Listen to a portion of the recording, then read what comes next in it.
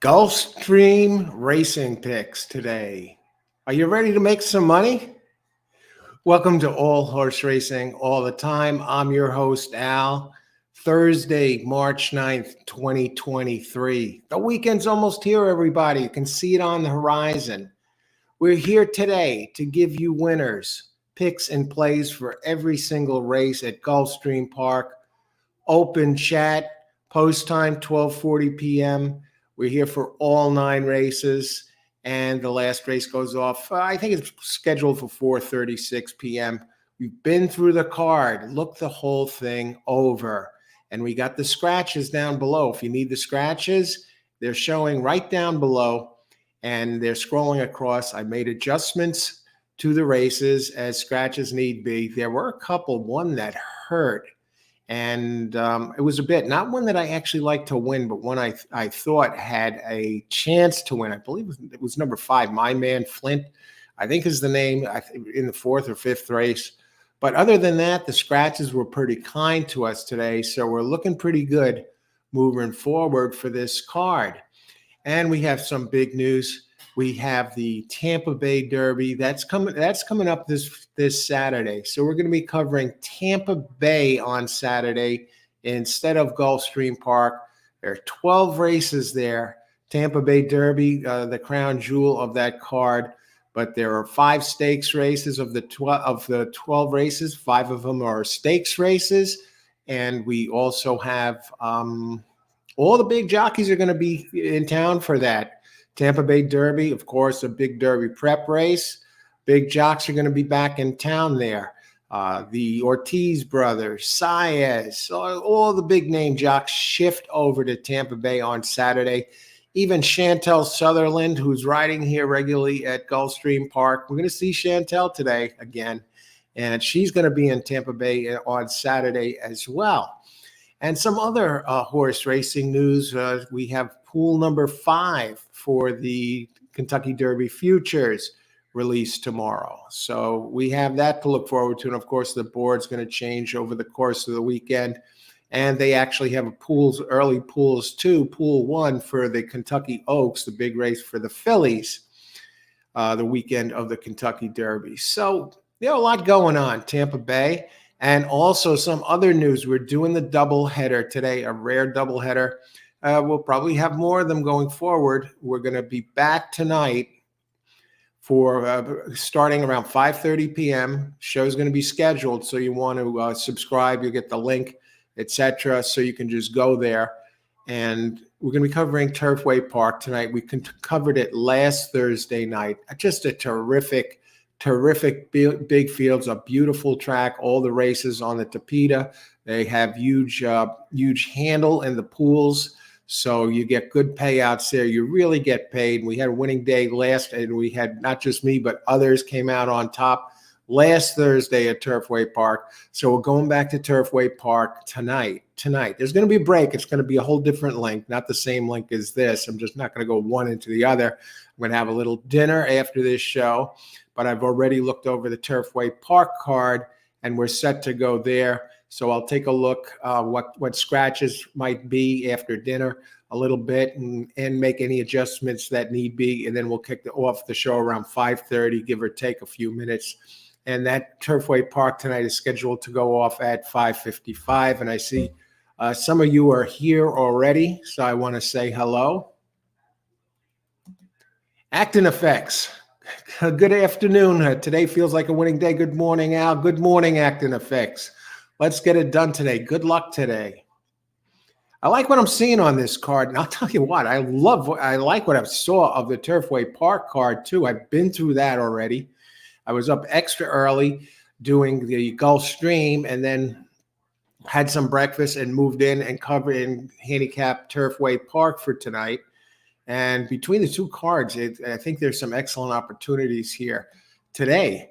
Austin, how's it going? Austin, good morning, everyone. I like a few plays today, starting 8 in race 1.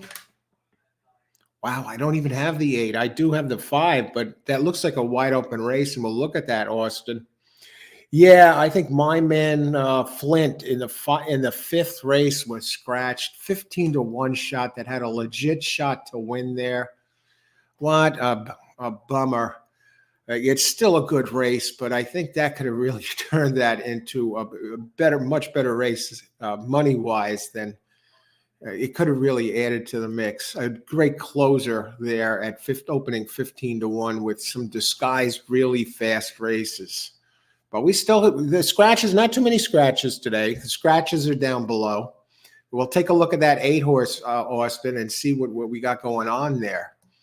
But looks great. It looks really exciting. Joe Esso, hello, Al. Let's have a good day today. Looking forward to the doubleheader. I'm glad you're here, Joe. Good luck today.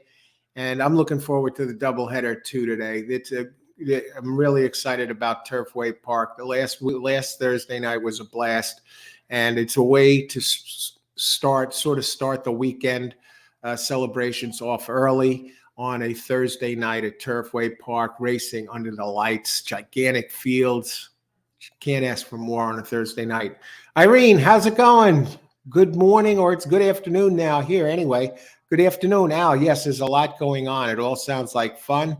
I listen pretty regularly to Jason Beam's podcast. He's the race caller at Tampa Bay Downs. Oh, all right. That should be interesting. And you, how's that show? It must be pretty good if you're listening to it. I'll have to check it out. Jason Beam. And something else to keep in mind about that Tampa Bay Downs card. When the last time I did a show for Tampa Bay Downs was that weekend, the Saturday for the other Derby prep race, the Sam Davis Stakes Day. And what happened there were a lot of the top jocks from Gulfstream, the Ortiz, Saez, all the names, Gaffleone. They went over there. They skipped the Gulfstream Park for that Saturday to take part in the stakes, all the stakes races. And the Tampa Bay locals, lesser talents as far as jockeys go, didn't let the big guys push them around. They dominated the racing, and I think it was Jose Ortiz was there that day, or I don't think it was it Irod or Jose? One of them. One of the Ortiz brothers went there. Yeah, it was Jose Ortiz, and he went 0 for 5 that day. And the jockeys, the Gulfstream big shots, came in there and went a combined 3 for 27 in victories on their mounts. And all the local talent pushed these big shots around, showed them who's boss. They're not going to come into they're not going to come into our castle and steal our gold. And so it'll be interesting to see if those guys can stand up to the second wave of attacks from the Gulfstream talent during this championship meet, if they can defend their court again this time, now that the stakes are bigger with the Tampa Bay Derby, the crown jewel really of this season for the Tampa Bay meet. Are they going to let the big shots come in and boss them around? They didn't last time. Let's see. It's going to be real interesting. And let's take a look here at this card. First coffee. See this cup? Make it happen. Let's get it done today. Excellent. Nice and hot. Wow. Good flavor. Four Sigmatic mushroom coffee. With lion's mane and chaga. Mushrooms. Doesn't taste like mushrooms. And it promotes cognitive function, mental clarity. So no excuses today for not getting it done. We got the mushroom coffee going. It doesn't taste like mushrooms, but it's in it. And the lion's mane, wow. I wonder, okay. So let's take a look here. We got the scratches. If anybody needs PPs for these races, down in the description area, I have a link for Brisnet PPs. So we'll take a look at those. And we got and number 7 is scratched in the first. Let me bring this up. 19 minutes to post. Is in the turn. 2 and 7 are on the Tapeta today. So we actually get a little bit of dirt racing in there. And they seem to be increasing the races on the dirt. And I believe Austin was on number 8 in the first, who opens at 9-2. I was looking at that 8. Yeah, with Saez. Interesting. It is interesting. It's one that I was on the fence whether to include or not in my main selections, and I chose not to, but we'll get to that. I landed on number 5 as my top choice, and I see that's really not taking money either. Open 5-1. Paco Lopez. Paco, as some of you who have been watching this show know or following Parks, he slipped out of Gulfstream, slipped out of Florida, and came back for a couple of days racing at Parks, where he had been dominating with a 29% winning percentage, and really didn't do much over there at Parks either. And I guess maybe he was trying. I guess he figured he'd go there and fatten up his wallet a little bit where he had been dominating. And these guys said, "Hey, now you're going to come back here again. Now you're coming back to us when things are going rough in Florida. Now you're coming back to us, right? Yeah." And they pretty much showed him who's boss. So now he slinks back to Gulfstream, and he's there on number 5 this race in this race on Chicka Boom. But I think he has a shot here in this race. This first race, we start off on turf. It's a claiming race, 16,000, purse 32,000 for fillies and mares, 4-year-olds and upwards, weight of 122 pounds, and non-winners of a race at a mile or over since December 9th get an extra couple of pounds. Nice. So only 7 is scratched. I just want to see if anybody's getting those 2 pounds. Actually, they all are except for the 6, who is carrying high weight, 122. All the rest are 120. So I landed on number 5. Now, before we go any further, at a mile here, this is a sample size of 79 races, just to give you an idea what post positions are winning. They're pretty much split. They're all between 10 and 12%. And as far as the running styles who are dominating, they're all between actually the least winning 18%. The closers are winning the least. There's only one true closer in here, number 1 Money Factor, who I didn't like anyway. Is there early speed? The early speed listed as an early speed type on Brisnet. Current situation, that one was scratched. So it's a very competitive field. And I landed on number 5, Chicka Boom, this race. I like it the distance. It's been in the money 6 out of 11 times. And you got Paco Lopez up now. We're going back. This includes his good days, Paco's good days at Gulfstream when all the other guys were out of town, like Ortiz's and the Saez's. Paco overall going back over 767 races here. He's at 15%. So he does fairly well at this track. And the trainer of this one is Ruben Gracida, who's 19%, 21% if you go back 2022, 2023. And he's 20% in claiming races. And this one drops, Chicka Boom does drop in class here for Ruben.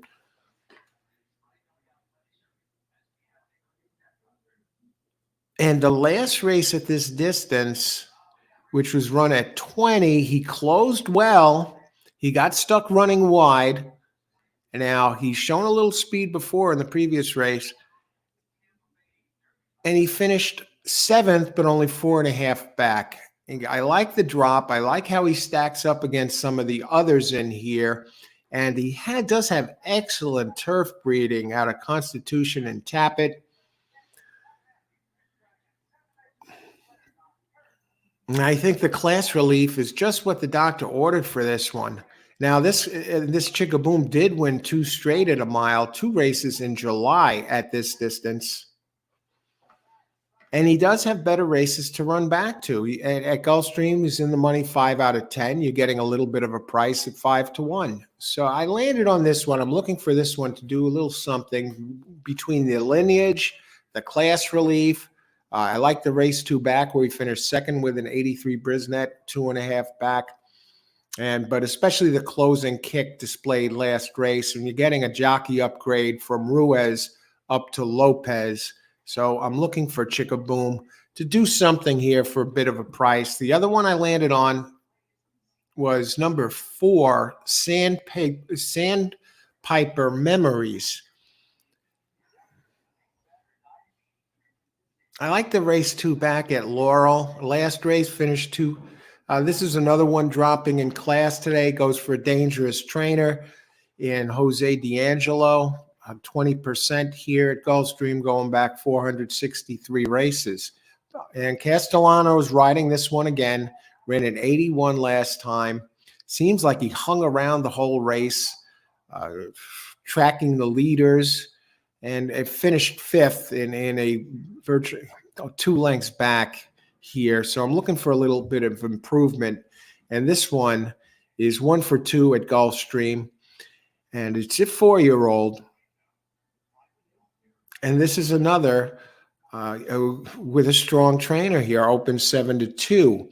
I do want to mention number 2. I'm a little concerned about 2. And that gets Irod Ortiz.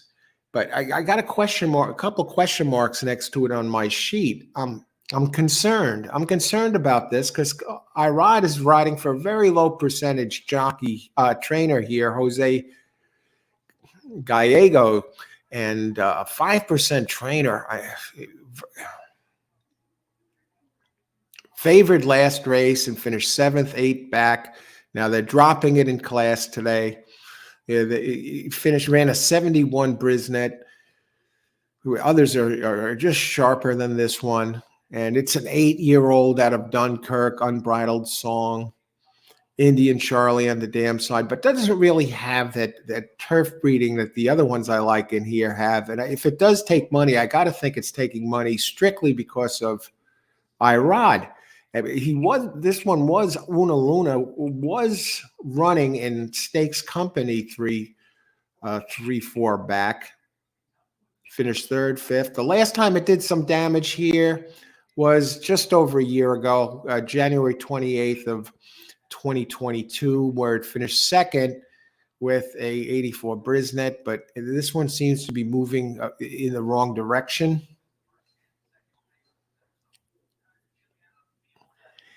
And it's a pressing type, so it really hasn't really shown early or late speed to write home about. So I'm not keen on that. And last but not least, number 6 here. And I'm going to touch on Austin's short circuit, number 8, in a second. I didn't know what to do with that one. Number 6 is another with very strong turf breeding. Same deal as the 5, out of Constitution and Tappet. Same sire. So they're related, the 5 and the 6. I guess they have the same sire. So they're sisters. 5 and 6, they're the sister horse, the sister team, Twisted Sister.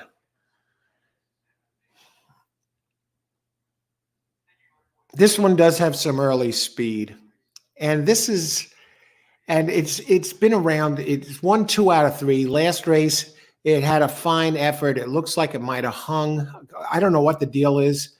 It went around the track, second through the first couple of calls, and 2nd place by a half. Did take a lead in the stretch by a half, and then came for home and finished 3rd by a half. It showed a little bit of hang in there. And it was defeated. She's the North was defeated by her sister, Chickaboom, that 5 who we were just speaking about, who beat her sister by a head. But this one has been running well. It's in good form right now. And it's actually you go back its running line where it's finished in the money. 3rd, 1st, 6th, but only 3.5 back. 3rd, 2nd, 1st. Always around. It's running in fine form now. It does have the turf breeding. And I'm almost tempted to say I'm torn between 5 or 6 winning. But I am going to take a quick peek back at number 8, Short Circuit. And this one did show some good speed on why I went off this one is it's running mostly on the Tapeta surface. It did do a almost a wire job, one with an 83 brisnet on the Tapeta last out with Sayers up, and Sayers keeps the mount from the new trainer, Jack Abrams. But Jack is only 6% 0 for 8 at the meet. First race after the claim, 0 for 2. So we do somewhat dubious trainer here. And the fact that this one has not run on turf in a long time. You got to go back to June of 22, June of last year, where we had a 79, respectable race. I think you got to keep a little bit of an eye on this. I like this one a little bit more for underneath, but 1, 2 out of 4, and it has some seconds that they're usually in the money. Tough call on this one. February 16th was its last workout. Turf breeding is strong, very strong. And on the turf record, in the money, 5 out of 11, but really stepped up. But now moving up in class for this, which is also a bit of a concern. I do prefer the others, but I will keep an eye on the 8 as far as the board goes. Let's open it up now. Let's see what we got. Let's take a quick peek at the board. And I see Ron Nicoletti is on the screen, and he's there with his sidekick, Jeff Nadeau. And both of them landed on number 4 this race. Well, they actually starting an early pick 5 ticket, singling number 4, Sandpiper Memories. We talked about that, but what do you think? Let's open it up.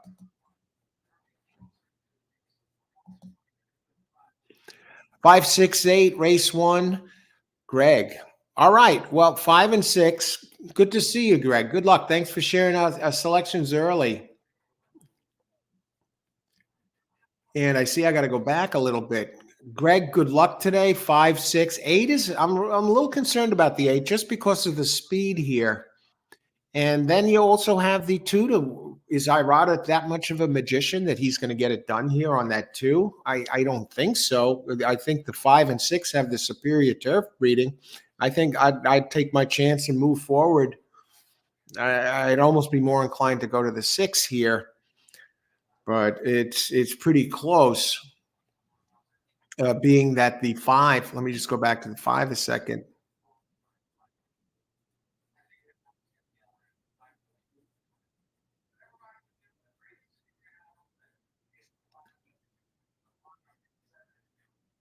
January 25th. They're both dropping really in class. A tough call, but I want to go back. I see some of you have weighed in with some selections first here. And Greg, and here's Greg. I was just addressing your selections. And I see you. Good morning, everyone. Good morning, Greg. Good luck today. Let's make it happen. Good to see you. Liking Acting Effects, liking the 8, 5, 6 in race 1. I'm not messing with an exact in a race like this, but I think I will start with a pick 3. That's where I'm leaning so far. 8, 5, 6, and 1. Good luck, Acting Effects. Trying to beat Irod on Una. That one's in bad form. If Irod wins on this one, hey, what are you gonna do? If most people would just toss this one if he wasn't on it. What are the odds on it? 7-2. Yeah, it's Irod.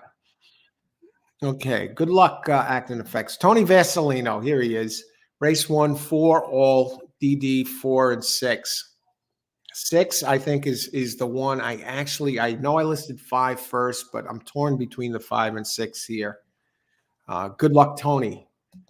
And Irene, Jason Beam doesn't really do much handicapping on his podcast. He just talks a little bit about his life, some of the track happenings, and some interviews. I noticed something that now you raise an interesting point here, Irene. I see a lot of these people that have online presence.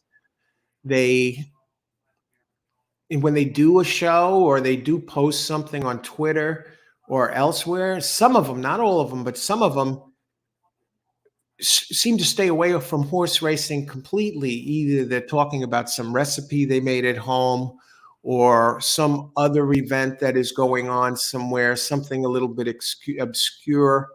It's almost like they seem to be trying to distance themselves from horse racing or to prove to others that they have something else going on besides horse racing. And they seem to be avoiding it. And that includes some horse players out there that I know of that attract presences, and they stay away from the horse racing. But I can't do that. Would I say I'm addicted to horse racing? I love it. I'm not even going to try to do that. So here, all horse racing all the time. Interesting. And general interviews. Okay. And who else? Boris. Boris is in the house. Kingman. Hello, coach. Good luck today and all betters. Thanks, Boris. Good luck today. Good to see you. Deepak. Mahoning. Deepak. We're doing Gulfstream. You always come in and say, what's the Mahoning? Play Gulfstream. I'm going to tell you right now. Mahoning has low pools, no payouts. Just kidding. But Deepak, good to see you. Good luck at Mahoning. No good morning, no whatever. Mahoning results like clockwork. Deepak, good to see you, Deepak. Good luck today. Thanks for joining us. Foodie Block. Passing on this one as I'm sticking to dirt, but I'd rather go with either 4 or 6. All right, Foodie Bloke. Good luck today. Yeah, good move. Passing if it's not there. Chris, hello, everyone. Let's cash some tickets. Good to see you, Chris Burton. Good luck today. In addition, all right, let me see. Let me get my picks out here because we got 2 minutes to post. And I'll tell you, you're getting a nice price on that 5. I can't believe the 5 is so much higher than the 6.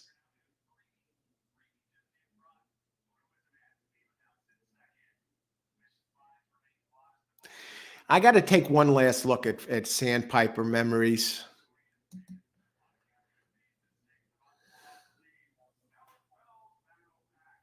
Previously trained, second start with Castellano up.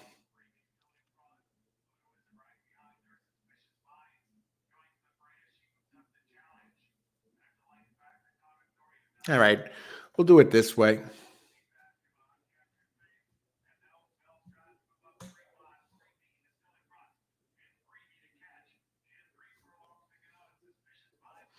I just want to check the second race. Second race, jeez, they give you this.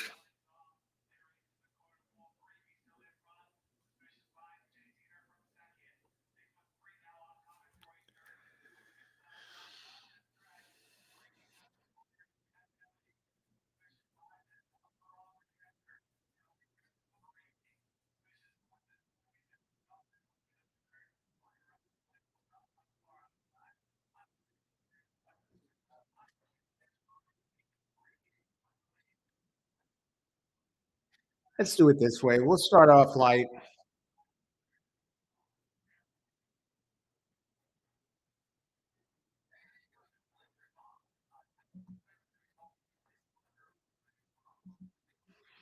Race 1.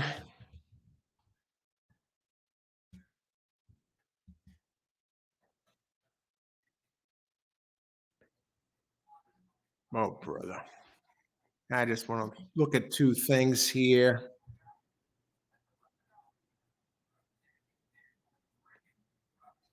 I don't like this sequence for multi-race plays, but I think we have a little something here.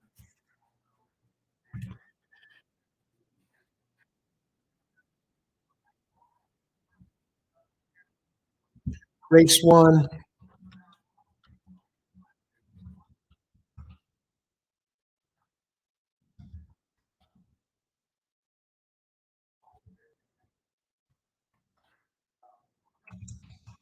Okay, we'll go light. We're going to stay with the turf lineage and this mystery 8 horse. Back to box 568.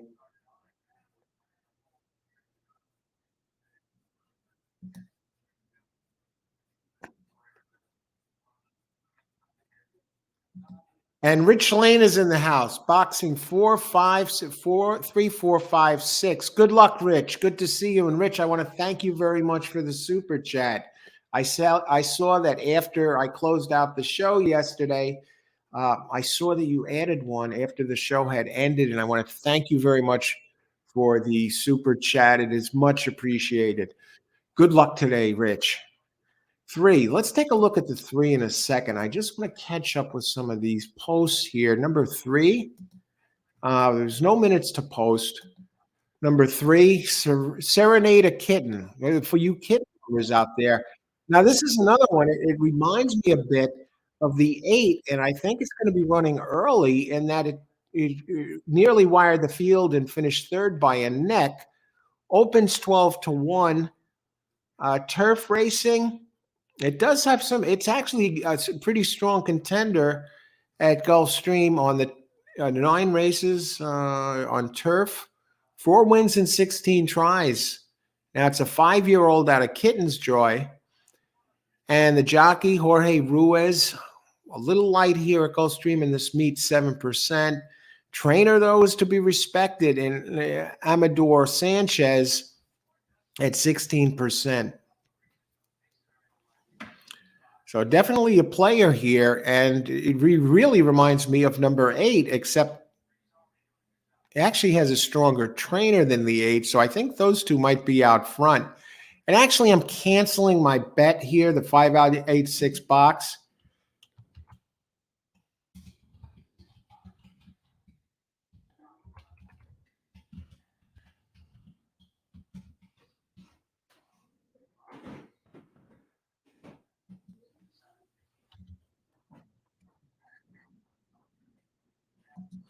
Let me put that out there. I actually didn't even get to enter it yet, so I'm just letting you know I'm not doing it. What I am going to do is race 1, number 5 to win. Race 1, exacta, 5, 6 over 5, 6 exacta box. We're going to go light. I'm not going to try and do anything fancy with this.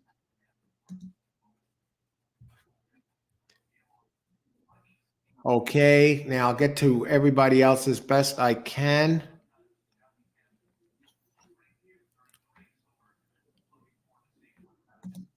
Joe Esso, exacta box 2 all, 20 and win to 2. Good luck, Joe.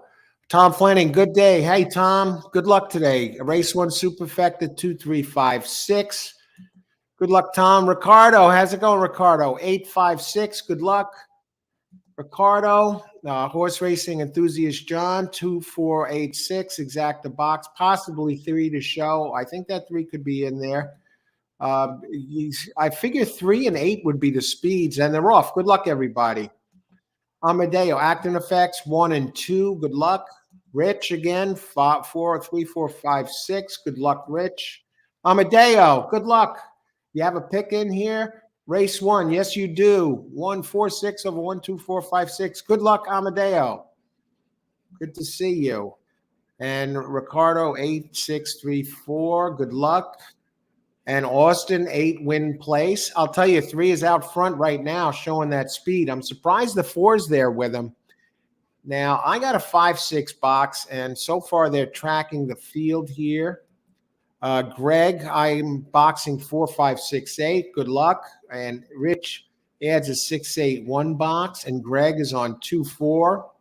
Kevin is here. 5 win place show. 5 is the one I like best, actually, coming into this. And now 8 is joining the mix, and 8 is been bet down to 9 to 2. And I'm rooting my 5 and 6 home here. I did an exacta this way, Irene, 1, 5, 6, 1, 3, 5, 6, 8.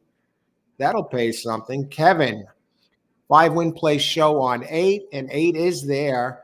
And 4 is showing the way, folks. And where's 5? Is Irad Ortiz going to take this? He is just a pure magician on a white horse. Thank heavens I didn't go crazy on this race. 2, 4.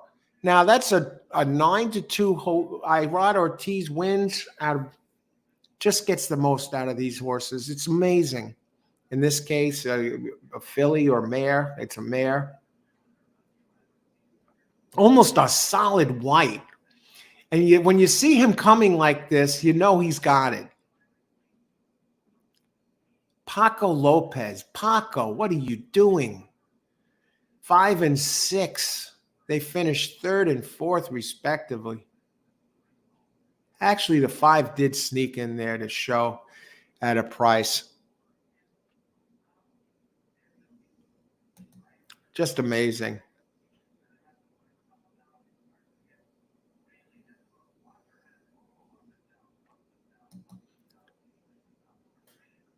And Greg delivers. Extra box 2-4. That extra was the charm of Greg. Now I'm going to tell you the price. I'll give it to you in advance. You probably see it on your wagering platform, but just in case, that 2-4 exact is 42.80, 42.80, and you get 9-2. Irad Ortiz wins on one that really looked like it had no chance, and I tend to think that one had no chance with anyone other than Irad on board. Ricardo, that 8 is walking out with jockey body language telling me, whatever. Oh, no. Red flag. And there was my play, 5-6. The 2 sisters there finished 4th and 5th.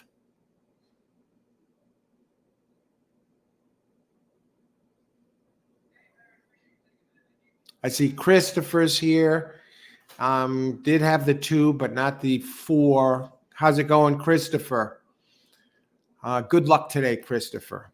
He did have the exactor and try boxes with 1-2 and 1-2-8. And geez, would have got something there, Christopher. That 8 was there. He looked like he had a chance.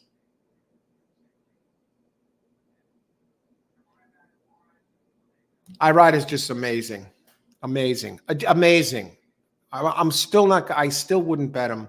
I'm not going to bet him blindly. That's not the way we roll around here. But I do respect what he just did there.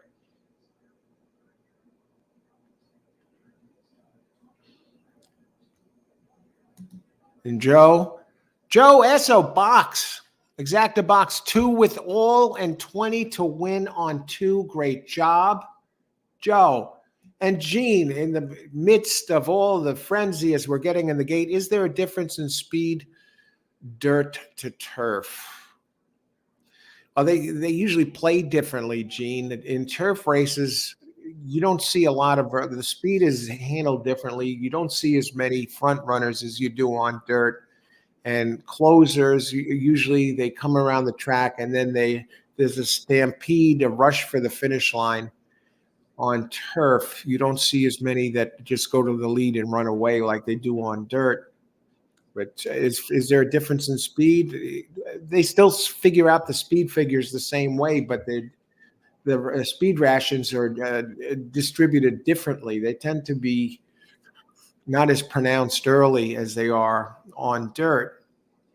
And of course, dirt horses do better on dirt, and turf horses do better on their surfaces. Sometimes that's why it's important to see if a horse is switching turf surfaces.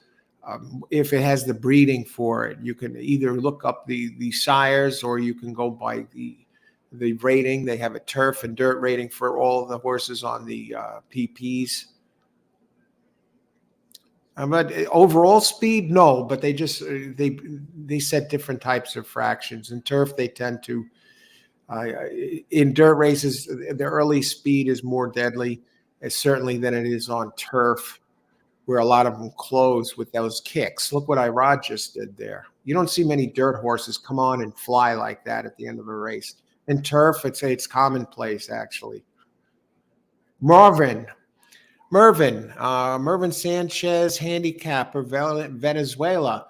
Hello, Mervin. Good to see you. We're here in New York, America. Thank you for joining us. Who else here with our winners? We're still going back looking for the winners in this race. See, not a lot of people use the 2 there.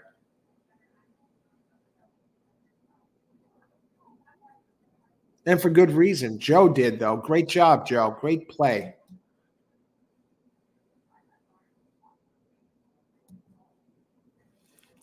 2486. Exacta box. Okay, John, you did get that done. Nice hit. That did turn something there. Excellent. Horse racing enthusiast, John. That does turn a profit. Excellent job, John. AC is in the house. AC 125. Let's start the day with a bang. Good luck, all Tyler and Sayas, to be on board. Quinella wagering. Excellent. I'm just amazed by that last play.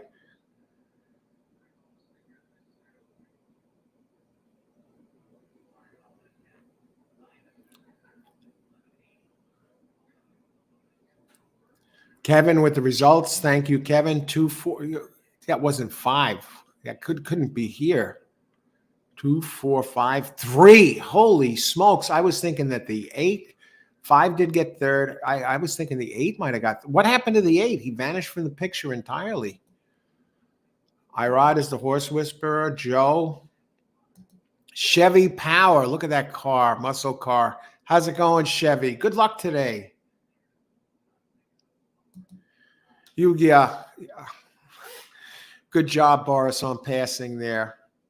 I just did a small box 5-6, and I'm glad I didn't do anything with a pick. I was tempted to do a pick 3, or I was tempted to do a 5-6 over 5-6 and 2 others. And I said, you know what? Let me just go with the 2 I like best. And they came in 4th, 5th. No, they didn't even come in 5th. The 6 didn't even show up. Good job, Boris. Let's get it done. Ricardo. Hello. Looks like Irod is back, and the rest of Gulfstream will be normal as we know it. Yeah, we'll see. We'll see. I'm thinking more on the lines of jockeys and horses been in Gulfstream Bond for a while. Let's see what we got here. Good luck, Ricardo. Good to see you. We got 16 minutes to post. We're ready. We got the first race in the books.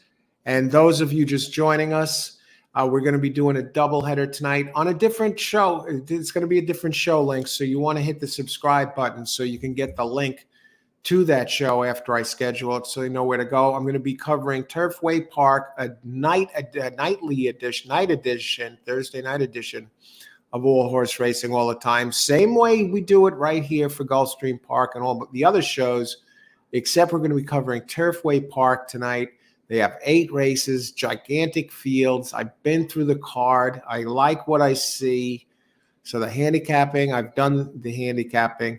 I will have to probably make, they had some early scratches, but I'm going to have to check for late scratches and make whatever adjustments. They usually don't have too many scratches, but Thursday night racing tonight, Turfway Park special edition. And we did that last Thursday night, and it was we had a great show and great turnout, and we had a bunch of winning players, including myself. I give out picks and plays for every race, along with the analysis, but a bunch of winning players that night. So we're looking forward to getting back there again. What a beautiful track. Turfway has the giant, big handle, big pools, big payouts, big fields. Everything's big there. They have the Tapeta. All the races are on the Tapeta. The track shimmers like gold, pitch black backdrop with the haunting trees in the background. Just a lot of fun. Race 2. So we got business to do here. Speaking of Tapeta, we're on the Tapeta this race. Race 2, it's 1 1/16 mile, all weather, claiming 35,000. And the purse is 36,000, includes 5,000. Okay, forget it. That's just semantics. For 4-year-olds and upwards, which have never won 2 races. Weight, 122 pounds. And if you want a 5-pound weight break, claiming price 35,000, optional claim. For each 5,000 to 25,000, subtract 1 pound. So if you want a 2-pound weight break, you have to drop your claiming price down to $25,000. You have to take $10,000 off the price of your horse to get 2 pounds, 1 pound for every $5,000. Does anyone go for that gimmick? I know weight makes a difference, but no one's going for that. Hey, want to sell you a bridge somewhere. 1 1/16 mile. We have no scratches this race. I landed on number 3, Outperform. Why not, right? Todd Pletch opens 2-1. Opens with, listen to these connections. Todd Pletcher, 26% at Gulfstream Park. Irad Ortiz riding, looking for his second straight. He's averaging 27% winners. Rapoli Stable, Mike Rapoli, the vitamin water billionaire. Kid who cut out of school to go to Aqueduct and bet the races as a kid. Turns around, makes big, billionaire. Now he has the owner of a Kentucky Derby last year. And, well, Forte this year in his stable. And now he has Outperform running today on a lesser scale in the claiming ranks. And you go back the last race, now on Tapeta, it hasn't run as good. It does have a race on Tapeta that it won 2 back, but it only ran a 76 Brisnet number. And then it ran a nice 85 on turf last race at the allowance level. And now he's in for a claim. Finished 8th, 7 back. Are they trying to steal this purse? What is the purse of this? Now the sire is Gunrunner here.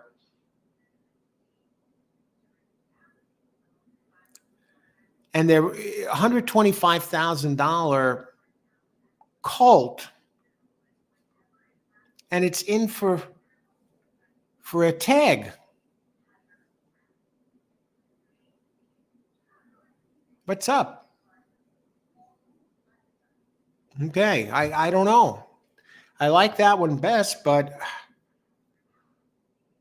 I don't like its Tapeta race, really. 2 back, even though it won. It showed it had showed a good closing kick, but it had no early speed on the Tapeta. It has shown some speed on turf early, and I don't know why they're not keeping this one on turf, except for the fact that maybe they're overestimating it, and it's running at allowance levels and really not getting it done, except for a second place finish at 1 3/8. But I do like some others in here.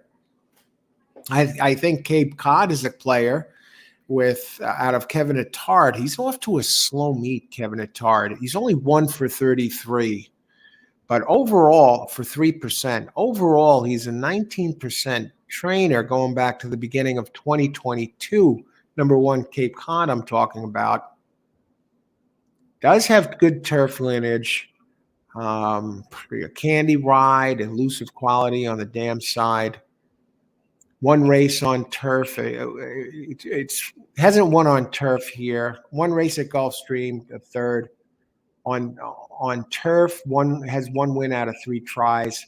And I believe this one is in pretty good form, a consistent runner, at least in the 80s, the last 5. So I got to think this one's a player here.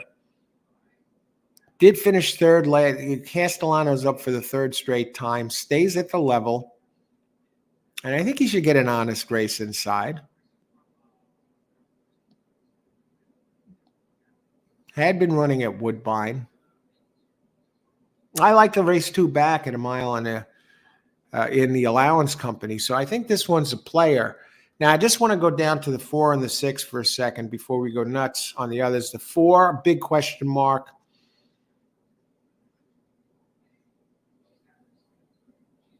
You know, I don't like its turf race, and they say turf plays to Tapeta. But its dirt races, this one has a lot of early speed. So I'm going to check. Maybe I'll throw it in there for second. Now, who's been winning this type of race? Now, there's not many horses to choose from in here. All of them are winning. The running styles are all winning in the 20-something% range. The rail actually has the lowest winning percentage, 9%. and post positions 4 to 7, 14%. So we're not really talking about a big any post position bias here. This covers 182 races going back to December 3rd.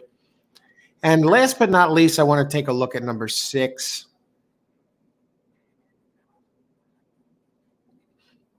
I think this is the one I want to look back at and use here just because of its Tapeta races. It's first, second, 6 out of 10. Doesn't win often. That's my complaint. Seems like a second place machine. 1, 2, 3, 4, 5 second place finishes out of the last 7.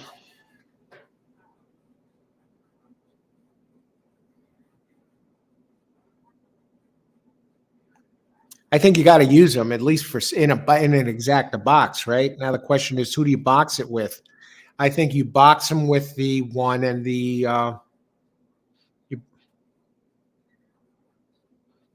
I think 2. 6 is the box.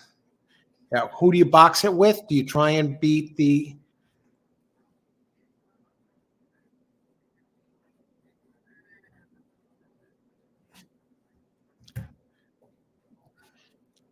Six over, is this the day he gets it done? Look at that 91 Brisnet.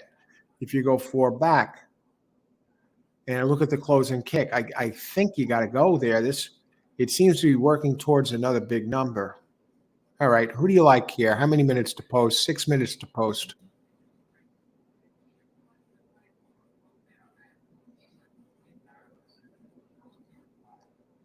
Clement is dangerous here. Race 2, Carlos. Hey, Carlos, how's it going? Good to see you. Good afternoon, everybody. Wish you the best. You too. Thank you, Carlos. Same to you. Best of luck today, man. We're going to win big, Al. Are we kidding?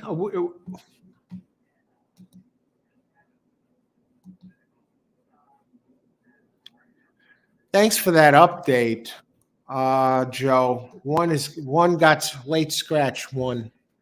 Damn. Okay, it makes it a little easier, but it also makes this race very cheap.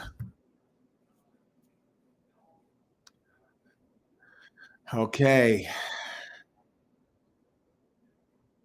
Ricardo is waving to us. We got this. Thanks for that update, Joe. Tom, Cape Cod is out of race 2. Yeah, I got that, Tom. Thank you also. And Joe, thank you for the update there. Carlos, 6312. This is no moneymaker, folks.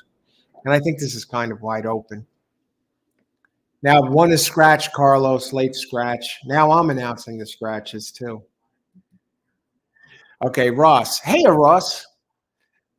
20 to win on 5, sweeping giant, because E-Pony's picked on top as the highest class rating, 145.4 over spotty field. Now let's take a look at, thanks, Ross. Let's take a look at sweeping giant for a second. Ross is bringing them up. And you got none other than Paco Lopez aboard.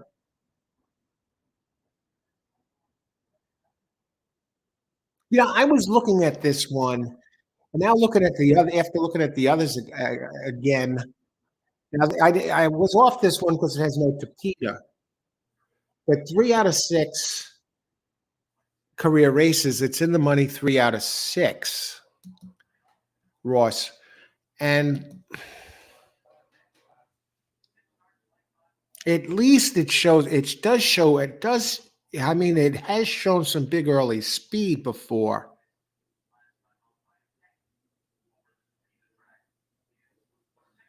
And it's dropping from allowance company for Kelly Breen.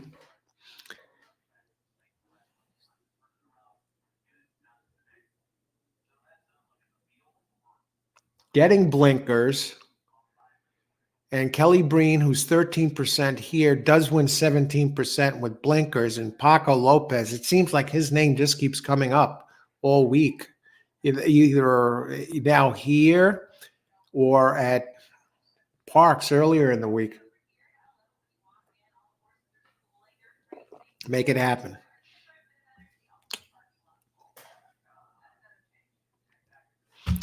It's a wide open race. Wide open race. I can make a case for all of them. Let me see this for a second now. Now, how many are in this field? Okay, we got 5 entries. And the board's wide open. And even the 4, you could make some sort of weird case for.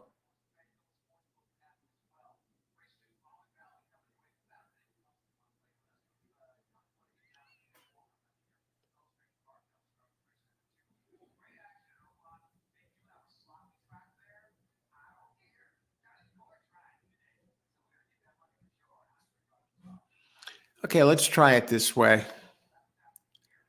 Just look at the next race. 4 was scratched last race. I'm just looking at multi-races, what we're looking at here.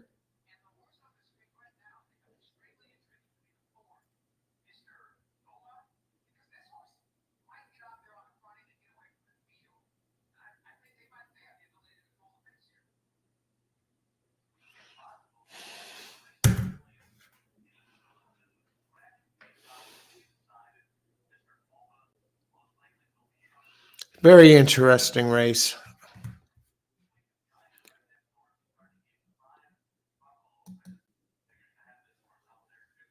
I'm not even sold on that 3, folks. Thinking about it, not much happening here. Ricardo, 362 box. All right. I could see that. I don't have 2. Let's take a look at 2 for a second. Talus. I tell you what, the more I see now I see Talus. I'm telling you, this race is wide open. Talus does have turf races that fit this. What, and 1-2 back with an 82. Muddy track, it had an 85 at Saratoga. It could run early. It could close. It's actually more the early type than closing. It tracked. It's more oppressor, and then it went to the front.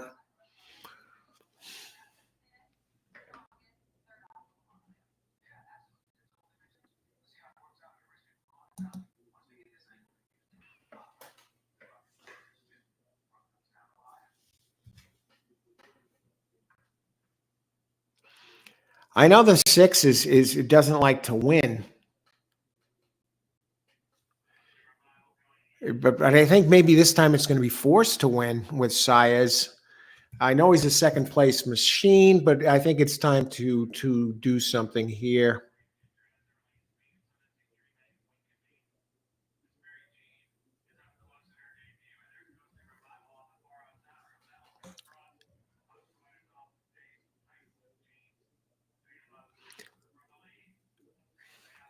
We'll look for a little bit of a payout here.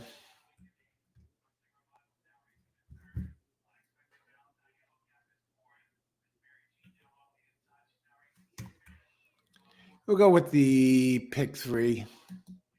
Something got to be wrong with that 3 horse.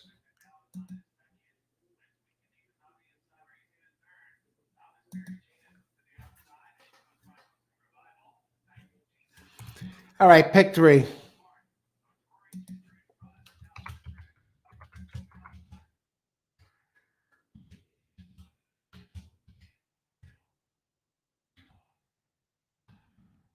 Two, 5, 6 with 1, 2, 6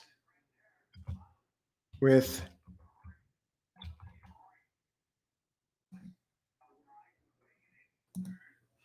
all right. I'm kind of moving on Talus just because I'm having a hard time making a case for the others. I know 4 is the wild card. The one that scares me the most is not Irod Ortiz on the 3 with that suspicious drop. I mean, it's listed as a cult, so you still have the gun runner breeding in there. Yet they're willing to give this one up for a fraction of its purchase price. I'm perplexed. It's a very suspicious class drop for number 3 from an outfit like this.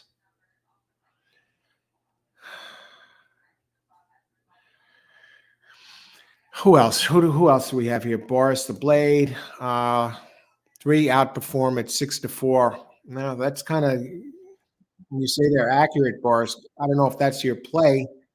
20 to win, okay, on 3. Good luck, Boris. AC just backing 6 each way. Okay, that's a safe play. Good luck, AC. At least it always seems to finish second. Tony Vasilino, 136. Good luck, Tony. 1 is out of it, Tony. Scratch. Greg, 6. All. I think this could be the race at 6 wins. Pass race. Yeah, Chevy. I'm trying to catch a bit of a price and take advantage of Irod going in so cheap. Pass race, Chevy. Acting effects, 2. Going to try the 4, win place. Acting, 2, 3, 5. Good luck. Going to try the 4. Hey, it's a wire threat. That's the one that scares me the most that I left out. Good luck, Austin. No money here, race 2. Okay, Ross. 20 to win on 5, Sweeping Giant. I did use Sweeping Giant in the pick 3. Good luck, Ross. I kind of like what I saw. You kind of talked me into it a little bit, or that second look. And after looking really close at the others, I see the consistency there. The only question is, can he take to the Tapeta? I hope so, because he's a bit of a price. Carlos, 6312, okay. And Tom, number 2, Cape Cod. Okay, good luck, everybody. Enjoy the race. Foodie Bloke, 6 to win. Go get him, Foodie Bloke. Greg, 6 with all. Good luck, everybody. Enjoy the race. And 6 and 2, 3 and 6 are co-favorites at 8 to 5. Now we've got the Tapeta. There's 4 on the speed as expected. And if this one runs like he does on dirt on Tapeta, player at a big price. And I'm on 2, 5, or 6 to get it. 6 did get a bit of a slow start there, so I'm somewhat concerned about that. 4 is getting loose. Now, 6 is making a big run for his usual second place finish here. And 5 is starting to come a little bit. Now we're going to watch Irod Ortiz, the riding genius, working his way around the track. Fletcher and owner Mike Rapoli. 4 is 4 feeling the heat or not? They're just, and 2 is drafting. 2 is getting a little bit of drafting there, but is nobody moving a muscle to move past this 4, or is he just too much faster? And Paco Lopez is starting to make the first attempt at the leader, and the 4th pulls a little bit further, inches away again. Now here comes Irod. Look, Irod's coming like a train, folks. We've seen this again and again and again, and from the looks of this, Irod has already won this race. He's made his move. He's coming around, and he's gone. You can't bet against Irod Ortiz at this track. This 2 can get by unless they pay like a freaking chandelier. Unbelievable. Unbelievable. You can't bet against Irod at this place. You just simply can't. Now he's won the first 2. Is this the day that he wins 9 in a row?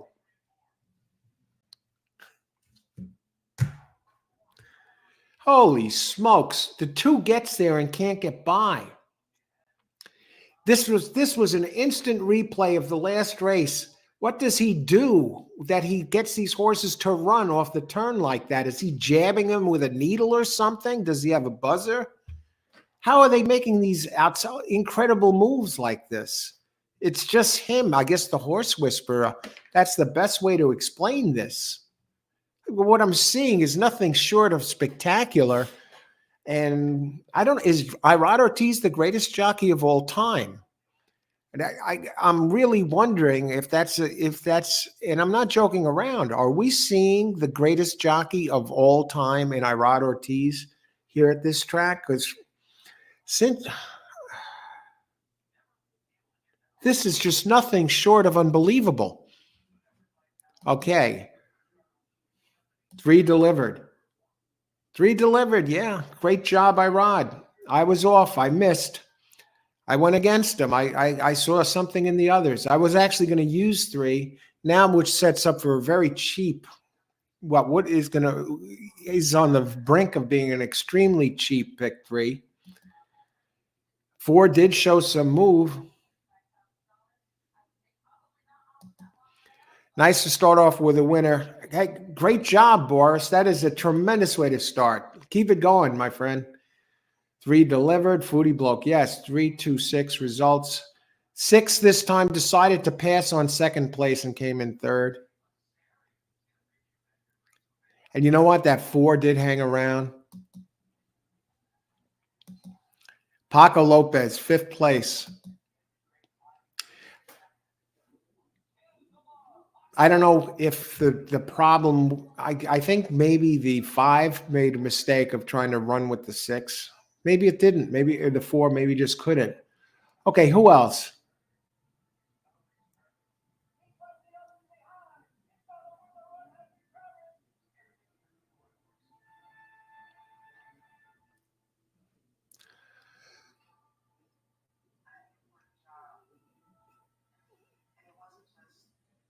Okay, Ricardo. 236 box. And 3-2 did get done there. And let me tell you what that payout is.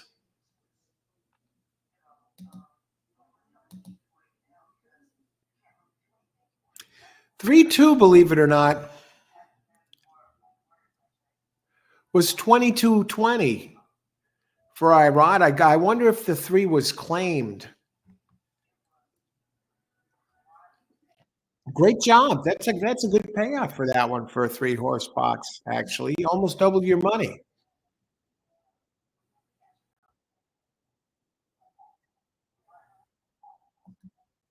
All right, Carlos, you got that exact, you got the try in there. Great job. 362. Yeah, they're all in there. All right.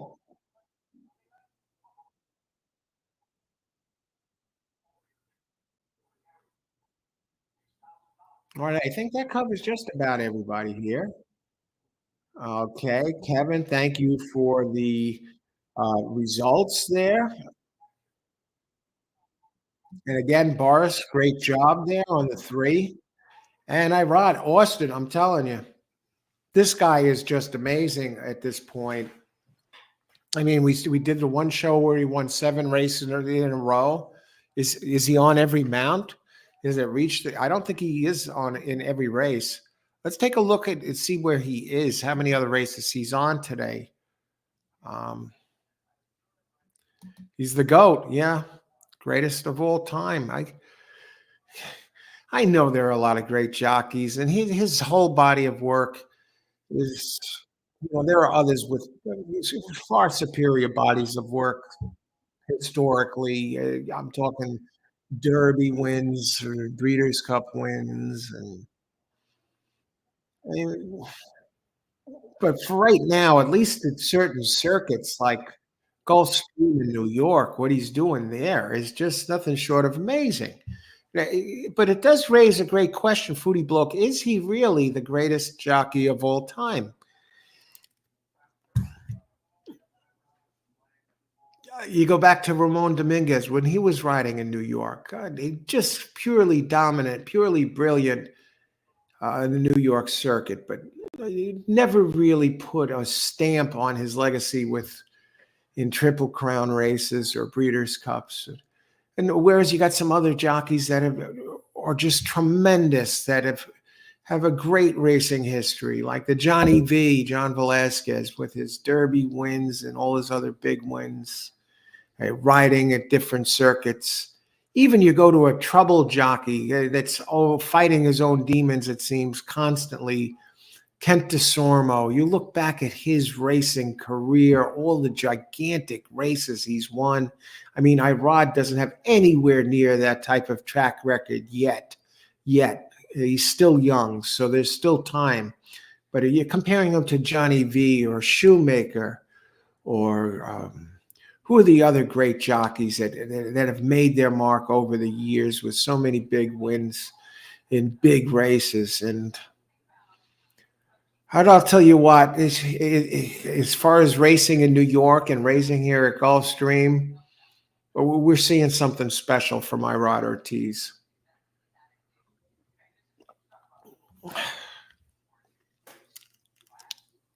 I would like to see him win some more big stakes races. Carlos, I think Johnny V is the best. He probably is. I think you got a really strong argument there, Carlos. I think you're. Would you say, yeah, right now, if both of them were retired today, who's the better jockey? It would be laughable. John Velasquez, of course, is much better all time than Irod Ortiz. Irod Ortiz still has time, though, he's going to have to start winning some more big races. Let's put it that way. If he ever wants to come close to being compared to John Velasquez. Who else? Excellent point there, Carlos. Okay, Irod, like Dominguez, bet against your own risk. Yeah, it seems like it. And now I left him out twice, and he won the first two races. And both times I saw he seemed to be on entries that had a flaw there, and he got it done. Chevy Acton, oh, not bad payout. Not a bad payout at all. Ross, I trust my ePony service, 40 a month. I'm due for a winner today. Good luck, Ross. I don't think there's any such thing as being due. And I mean, a losing streak can go on a very, very, very long time. And just like winning streaks, if you're on a big winning streak, or that doesn't mean you're due for a loss. Now we got to go back to the Andy Beyer book again. He went up and he wrote a book about his summer at Saratoga one year, my $50,000 year at the racetrack in the 70s. And he was losing money, thousands and thousands of dollars for the first 3 weeks of the meet. And this was a great, tremendous handicapper. And that's before his Beyer figures were made public in the Daily Racing Form. So he was pretty much onto this stuff himself. And he suffered weeks of losing thousands of dollars. Well, most players probably would have hung up thrown in the towel by then. But he just kept going. Was he due? Well, one might say, yeah, he's due for a win. But he didn't get it. He didn't start getting them for almost nearly a month. But then he went crazy and had a great, great meet where he actually wrote a book about it. He made so much money over the last couple of weeks. He's a cut above. Yeah, Chevy Power. Angel Cordero is the best I ever saw. Yeah, he's another one. Could definitely make a case there for Angel Cordero. And absolutely. I mean, for one summer in the late 70s, Steve Coffin, he looked virtually, who did he ride? Affirmed? Or he was unbeatable for 1 year as a jockey. Was it Angel Cordero that practically knocked him over the rail? Cordero was known as a dirty jockey, though, somewhat, right? I was a horse racing fan then. I followed Triple Crown races, but I certainly wasn't betting. I didn't start betting on horses until regularly until 2007. Before that, I was just a fan who paid attention during the Kentucky the Triple Crown races. I would go to the track once in a while if I was going on a date or something, not because I was a horse player. But Cordero, definitely one of the best. Who else? How many minutes before post? How are we looking here? 13 minutes. Let's catch up on this, and then we'll move. Irod gets it down in Saratoga. We got to see what happened. Irod is back-to-back tough. Yeah, Irod, he still needs to do some. He needs to do more. I need to see more out of Irod in big races. Hey, Al, I know it's early, but I'm calling it a day at golf today, down by 24. Newcastle is going well, so I'll head there. Cheers and good luck all. AC, great to see you. Thanks for coming by. Always a pleasure. Good luck at Newcastle. What is ePony? They're asking you what is ePony there, Gene, is. And I guess I'm not going to pretend I know. I don't know what it is. Let's see. By the way, Irod broke the record for stakes races last year. That big enough? He needs to do it a long time, Matt, and he needs to do it in the big races. I want to see some Preakness stakes. I want to see some Kentucky Derby victories. I want to see some Breeders' Cup victories. But he's, like I said, and like others have said, he's off to a damn good start, and he's still young and he still has time. No one is knocking his stakes record. You know, there are a lot of stakes races, and a lot of them are smaller stakes races. I want to see him win more prestigious races. Good luck today, Matt. Great observation on the stakes races. 3-horse race at Gulfstream. 3-horse. This is a tough race. 1, 2. I landed on 6. I also like 1 and 2 here. We got better races coming up. Like yesterday and like other days at the track, the early races tend to be the weird ones, or the ones that don't offer the best opportunities, or sometimes they throw a lot of. I'm glad we're not at that point of the year. I can't stand the time of year when the 2-year-olds start running and they start us off and they include a race with a bunch of unraced 2-year-olds in the Rainbow Six or the Pick Six, or they start off the first race in the card with all first-time starters. I can't stand that. I'm glad that it's not that time of year right now. Rod comes at you all areas of the race. How about I, Rod, this race? What are we looking at here? He's not in this race. And he's not in. And get this, Emma Jane Wilson is on a big favorite. I think that 6 next race is vulnerable in race 4 with Emma Jane Wilson. A dangerous, yes. A lock, no. I'd try and beat it with the 4 or the 7. But I certainly wouldn't try and beat it leave it off in attack though. But Rod does come back fine in the 9th in the 5th race, and you know what? He's probably going to win that race too, especially with the scratchers. All right, he's on 9 in the 5th race. So for you pick 3 players, you know, my Rod shows up there. Let's see, Arturo, EJ Zayas, future jockey. Zayas, I think it's past the point that you could. I think he specializes here at this track. He's one of those. I don't think you're going to see him mentioned with the all-time greats anytime soon. But he is a Gulfstream specialist, and he really puts up big numbers. His numbers are a little down since the start of this meet, the championship meet that began here the day after Christmas and runs through the Florida Derby. But usually he's close to 20%. Very strong. Instead of horse for the course, jockey for the course. Like when Deshaun Parker used to race at Mountaineer. I don't think I ever saw a jockey any more dominant on a circuit than Deshaun Parker when he was racing at Mountaineer, pushing 35, 40%. That's what Zayas is, but for Gulfstream at a smaller scale. Boris, AC, there's a lot of dough to be down. I wish you luck recovering some of Newcastle. Yeah. That was a good read. Yeah, Foodie Block. He's a great, not only for racing, helping you with your racing game, how to address the game, Foodie Block, but also as a storyteller and writer. Andy Byers is just second to none for writing about horse racing. Stephen Christ is right up there too, the king of the Pick Six.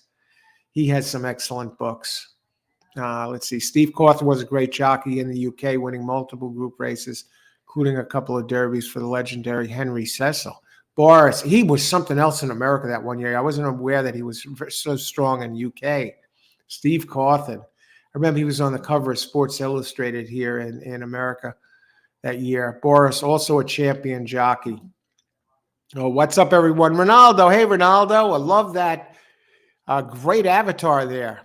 What's up, everyone? Good luck today. Thanks for joining us, Ronaldo. We're here at Gulfstream Park today, but Ronaldo, we're going to be doing a show tonight covering Turfway Park, all the races, just like this show, a Thursday night edition of All Horse Racing all the time. If you're enjoying this show, there's a thumbs up button down below. Click on the thumbs up and click subscribe. The feedback is much appreciated. Thank you for joining us today. We still have 7 races to go here, folks. AC, wish you luck too. Thanks. Gracious crowd. Gracious crowd. Hello, Coach Leloy. How's it going, Leloy? Good to see you today. Let's make some money. I would consider Lafayette Piquet as the greatest ever, leading money winner 7 times the Derby, 3 Belmont, 7 Breeders' Cup. Wow, that's some resume there. I'm telling you, this is a great argument.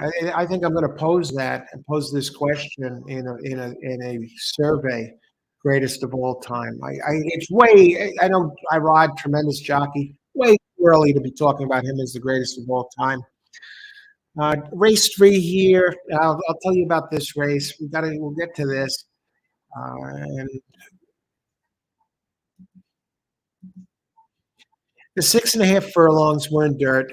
Maiden race, maiden special weight, 53K for state-bred maidens, 3-year-olds, weighed 118 pounds. And 4 is scratched unless there's any others. No, thank heavens. We don't want another race ruined. So we got that 6.5 furlong distance. Sounds like a park special, folks. Early speed and early pressing types have been dominating here. And we lose our early speed, vanishing interest.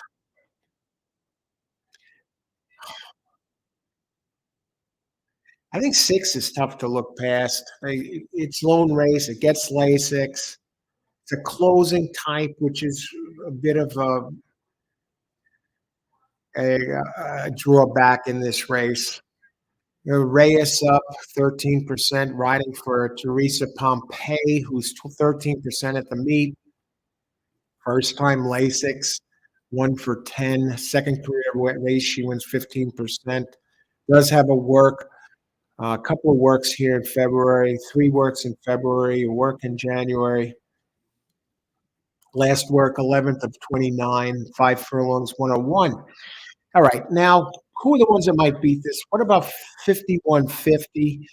All right, this one really, you got Paco Lopez up. It's second time Lasix, and now when this one gets Lasix a second time, this trainer, I don't know if he puts an extra boost of something in there, Luis Ramirez, but Luis wins 56% of the time. 9 out of 16 second time Lasix. It's the second time seems to be a charm. And it didn't really show its usual speed, but I'm looking back to its Gulfstream race at 1 mile and a 16th, which this one never really. It was a stakes race in October 1st where it showed really huge opening fractions and never ran those fractions again. It used to run quick fractions early, first, second stages of the races, and it seems to have been going back a bit. But if this one can dig deep and go, I don't know. It's hard for me to back it. I just don't know what happened here in that last race. It trailed. It ran at this 7 furlongs, and it never did anything. It went off as a big favorite and finished 5th, 24 back. Jose Ortiz was riding it, it looks like. But I do have it listed, and I also like the 2 who has a little bit of early speed. It has a nice last race. It closed okay.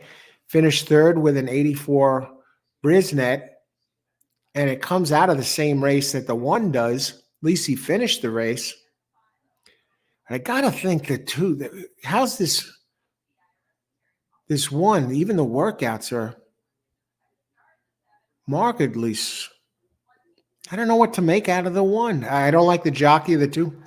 I guess I got to give the 1 another chance. And we move down to the 3. 3's another one. Steadied, really didn't do anything, but it has a race 2 back that fits. 4 would have been Chantel Sutherland. 5's a first-time starter. We don't know what to expect from that. I think you just take the 6 to win and get the hell out of town here and move forward. Let me just see who's What are the odds on the 6 to 5? I'll take the 6 to 5. I'm going to go this way. I'll go 6 with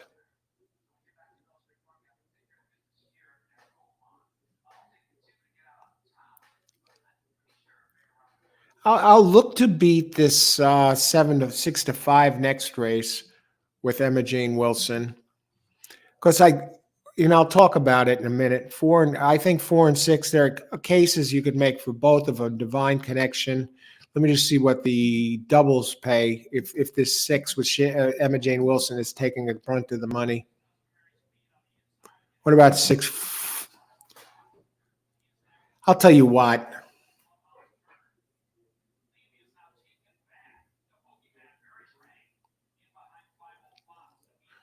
I'm going to wonder if this guy does something on the 1, Paco.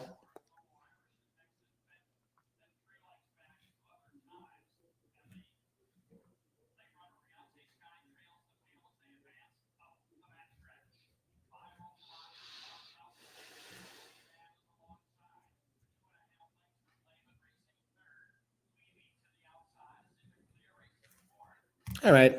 I'll put in my pick 3 play now, and let's make it happen here. Race 3. I'm giving this Paco's horse another chance, and hopefully it gets it done. And hopefully we beat Emma Jane Wilson on her 6 next race.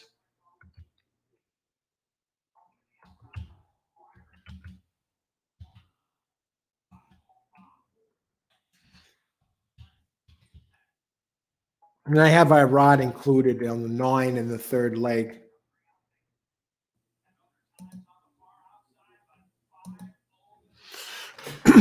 Okay. So let's catch up with this here.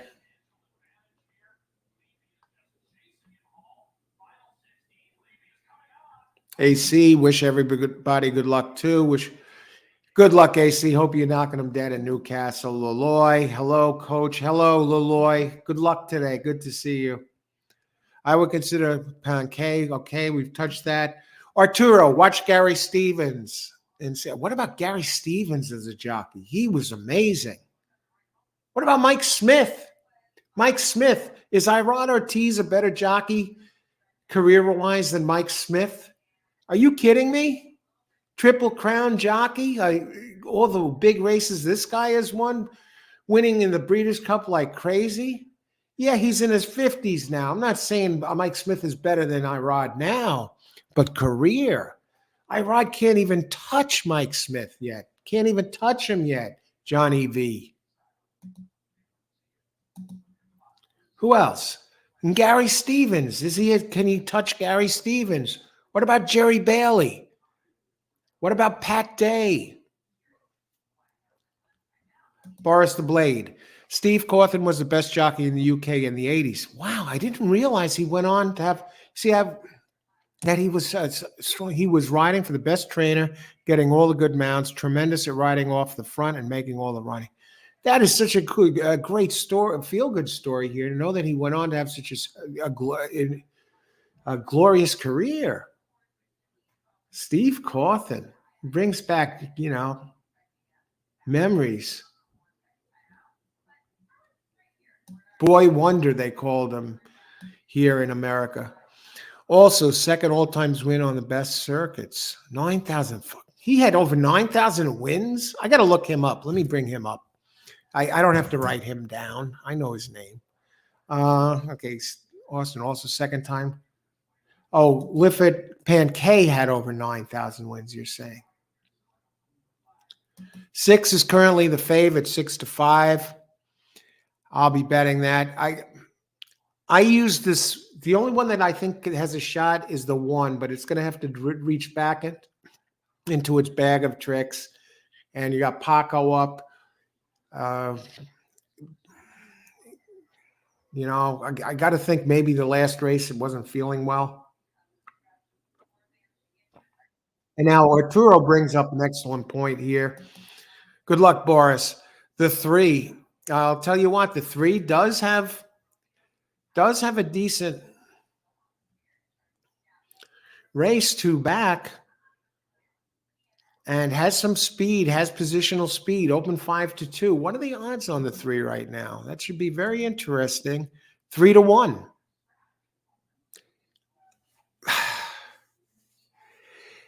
I would like to see 6 is 4-5. I would like to see a little more on that. It's okay because I think we can get some. All right. I got it in a pick 3 and okay, good luck. I think 4-5 is too low on the 6, but it is getting Lasix and it has one decent start. I think the faster ones early have a shot to beat it. Laloy, 3, 5, 6, 2, 10 cents. Good luck, Laloy. And Christopher, 23 on 5 to win. Good luck, Christopher, and 5-3 box. Good luck, Christopher, on that. Acton, 2376. Good luck, Acton Effects. 20 to win on 6. E-Ponies. All right, E-Ponies. Good luck, Ross. 10 lengths. 1-6. So I got 1-6-4-7, and it's 1-6 to start the pick 3. Horace on the 6 also, and they're off. And 6 is out early. I thought maybe Paco's 1 is finished. He's not showing no speed. 1-2-6, Greg. All right. Very strange. I think maybe there must be something wrong with that horse. Who else? Chevy Power. Eddie Acaro, Magician. Greg. 1-2-6-4-7. Okay, good luck, Greg. So you got to pick 3 there. Amadeo, win place on 6. Looking good so far, Amadeo. Wait, number 3, win place 6 and exacta 6. 1, 2, 3. Okay. Who else? Number 2, Jose Alvarez. And they're heading for home. And 6 still does have the lead. Now I gotta wonder. He looks pretty good. He's on the rail. He's moving pretty easy. And he's opening up. He's starting to pull away. 3 lengths, 4 lengths, 5 lengths, 6 lengths, 7 lengths, 8 lengths. We are seeing one of the great ones, folks. All right. Maybe not one of the great ones, but as impressive a victory. Gets hammered down to 3-5. Geez, now I'm seeing 4 to. Okay, now 4-5. Holy smokes. Holy smokes. Was there ever a doubt? What an impressive victory. You know, you wondered when coming off the turn if the other ones were going to start to make the move on it, 2-3, and then he just turned on the jets and he was gone.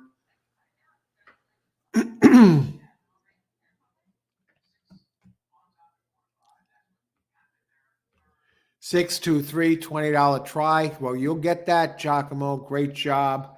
Who else?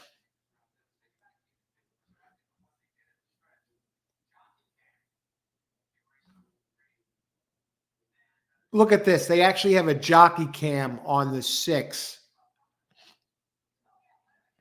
Look at this. They're showing, why did they have a jockey cam on this 6? Were they expecting in advance that this one was going to win the race? Why would they have a jockey cam on this? Are you watching this on FanDuel? It was like they knew. They usually do that when they put the jockey cam on a really, sometimes a great horse, like when Mike Smith was on some of them, they'd have the jockey cam. Why would they have it on it in a race of this magnitude? What was the magnitude of this race?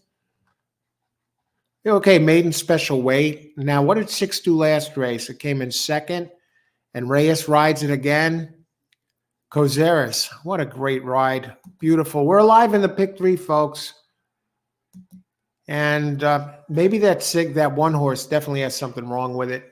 I think at one time when it ran so fast early in that stakes race, it's never been the same since. Never showed that kind of speed again early either. Okay, 6-2-3, 1. Okay, Giacomo, great job on that.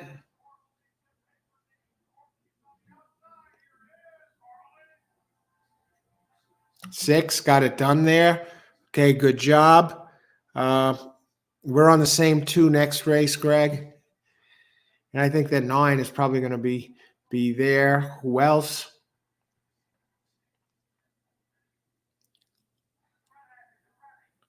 Great job, Greg.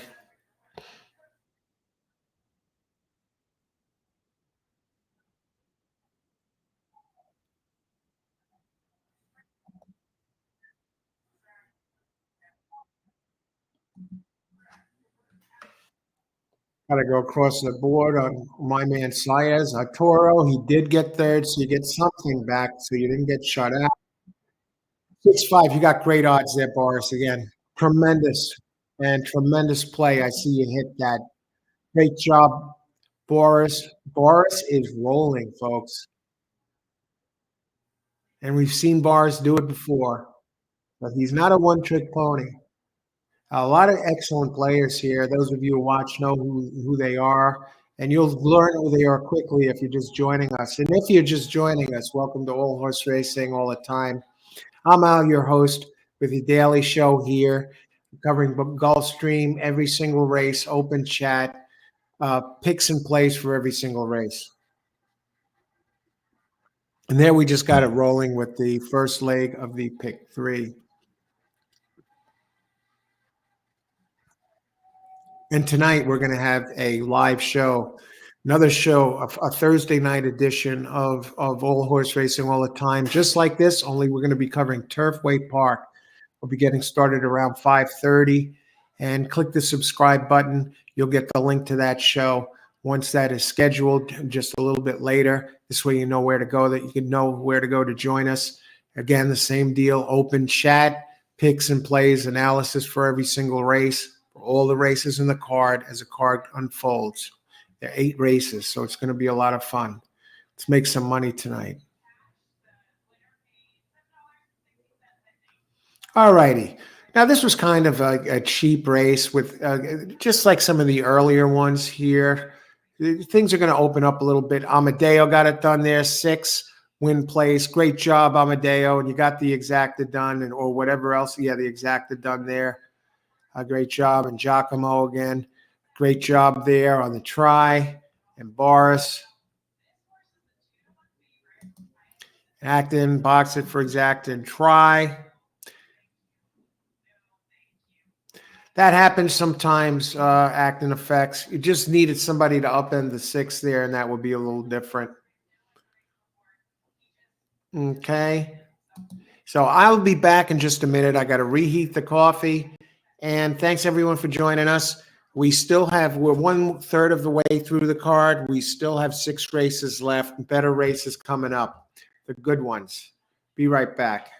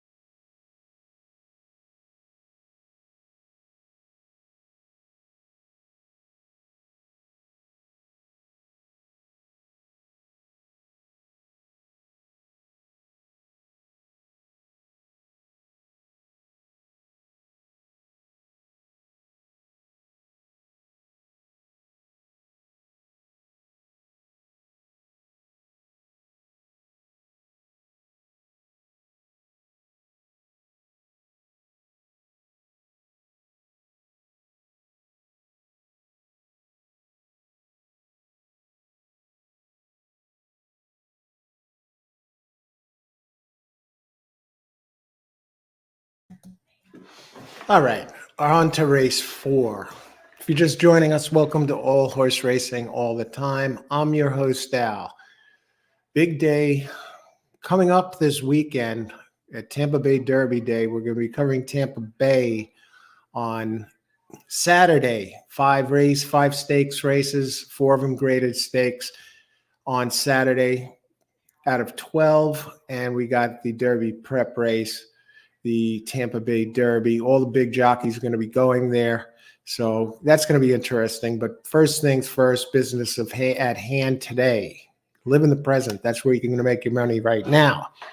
So we got Gulfstream, 6 races to go here. And tonight we're doing the double dip. We're doing a Thursday night edition of All Horse Racing all the time. Turfway Park, giant fields. I've been through the card. I like what I'm seeing there. And that'll start around 5:30 p.m. All right. So we move on now to the next race. Austin, laying low for the 2-horse race 6. I like the 2 and the 6. I like the 2 best in the 6th. And the 6-horse in race 7. I don't even have the 6 listed, so we'll have to take a look at that. Let's see, Boris. Yeah, nice to be an easy winner, never in doubt. Just ran away with it. 4th race, number 6 to win. All right, $10. You are on. Now, the 6 does have early speed, and it is fast enough to win, but I don't think it's quite a slam dunk. And the jockey, Emma Jane Wilson, is only 3% here, and the distance is a bit of a question. Let me bring that race up. And this next race, 6 furlongs, claiming race. Okay, these aren't world beaters here. Now, the better races are still ahead, and this is not one of them. All right, we do have a scratch here of number 3. This is a 6 furlong claiming race, 12,500, purse 24,000 for fillies and mares 3 and up, which have never won 2 races. Now, 3-year-olds are 120 pounds and older are 126 pounds. Okay, claiming price for 12. Now you get spotted 2 pounds if you put the horse in for 10,000. And I see the one Miss Area is in for that. Putting it in for a little bit cheaper, 10,000 instead of 12.5, and getting those 2 pounds. And number 3 is also coming in for that extra 2 pounds. It's moving up in class from a 8K claimer. It's a synthetic horse, filly. It's one race on dirt, really wasn't good. What happened to it? Did come out of the gate a little quick, 1:70 in the mud. But yeah, this one, 3 Challenge Princess, is also in for the 10,000 instead of 12.5. And now this 6 opens at 7 to 5. Okay, the distance, that's not. It shouldn't be that. There shouldn't be a problem. I was thinking 6.5. No, the distance shouldn't be a problem. I think the jockey is the problem. You got Emma Jane Wilson, who's only won 3 races out of 89, but she did win on this one on February 12th. And they drop it in class here after they're dropping off the win. So get some class relief. This might be the day.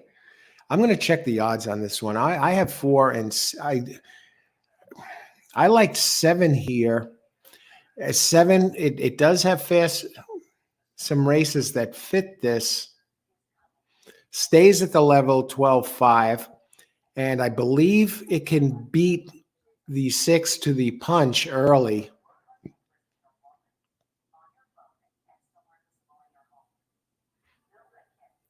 And you got Sayas and you got Jose Morales up. It is carrying a little bit more weight. The 6 is also carrying a little bit more weight. Has some races to go back to.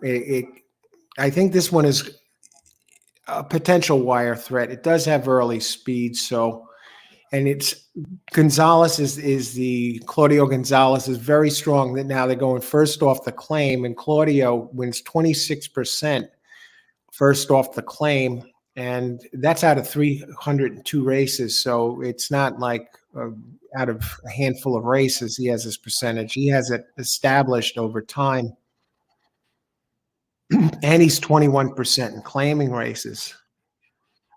Okay, and again, the 6 does have the weak jock. But the last race, it stalked the pace and came up and won fairly easily by 2.5 with Emma Jane Wilson at a higher level. So I'm a little curious about why they're dropping the 6 in class. It's the 6's last workout came in January. Hasn't worked out since it won.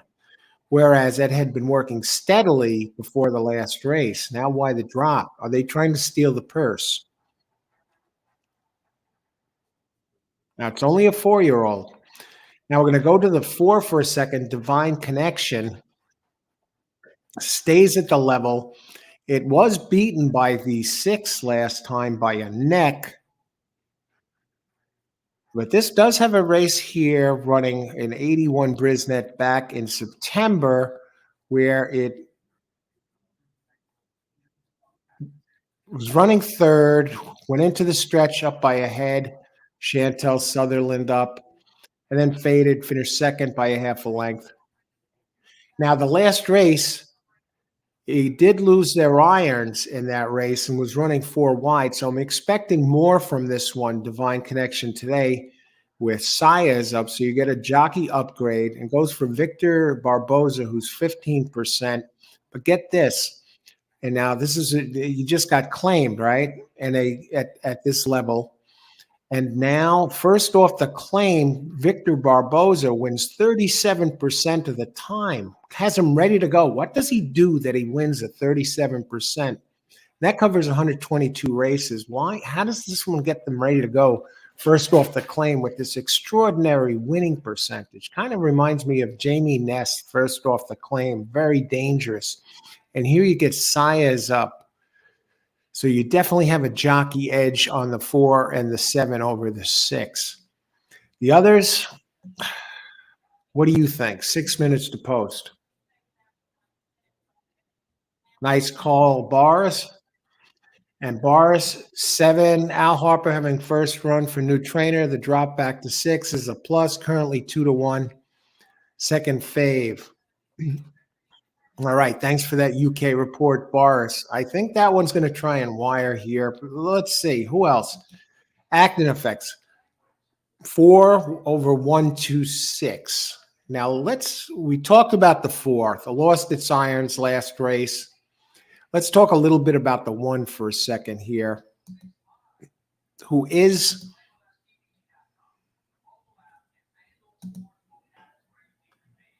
number 1, Miss Area. This is another one. Now they're going to try and run this one. It does have early speed. So the last race was on Tapeta, but now it got the speed and the rail. Edgar Perez up 13%. Jock racing aboard for De La Cerda, the trainer, 14% in training races and 15% winners going Tapeta to dirt. 11% in sprints. The best I can say, the numbers look a little light, but who knows? Maybe this one takes off and tries to. It does drop in class today from 16,000, and he's getting the extra 2 pounds. So coming in light at 118. Has the fractions. I think we have the making of a speed duel with 1 and 7. And if they don't win, maybe one of these hang on. At number 2, that it just looks a little weak by the numbers. 5, 0 for 12 trainer. I can't go there. Closing type. And who's been winning this type of races? It's the speed. Early speed is winning 43%, followed by early pressing types.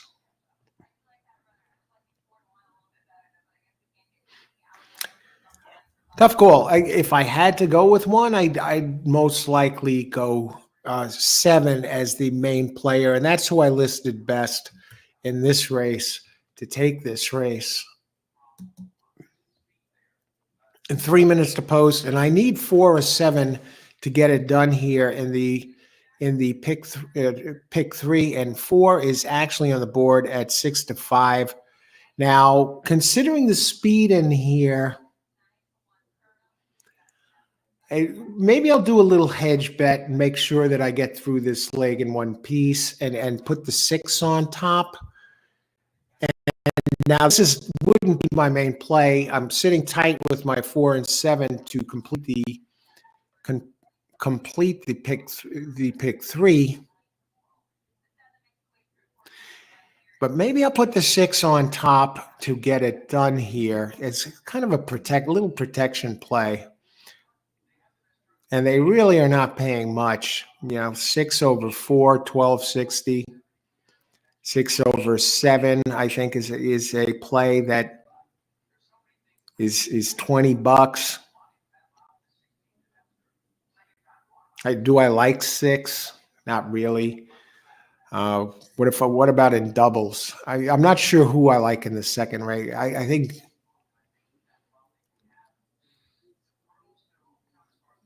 I'm better off if I'm going to use the 6. I might as well use it in a double, and that's what I'll do.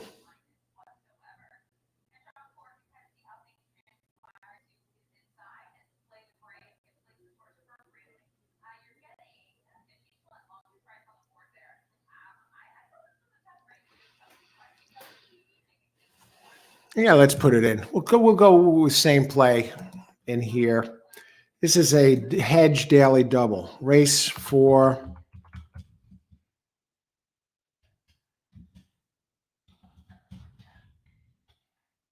I have 4, 7 in second leg of P3 here.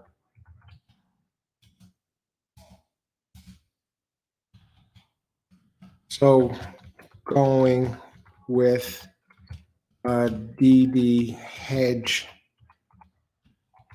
play of 6 with 3, 4, 9, 11.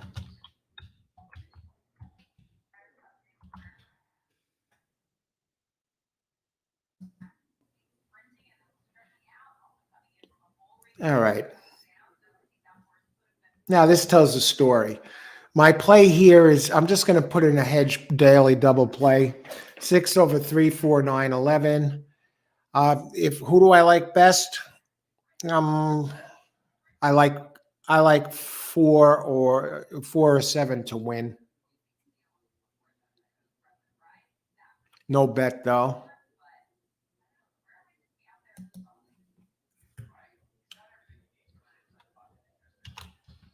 Race 4.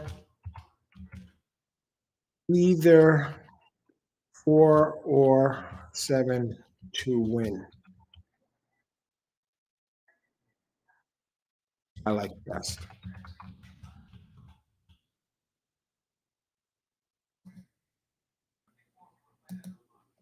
All right.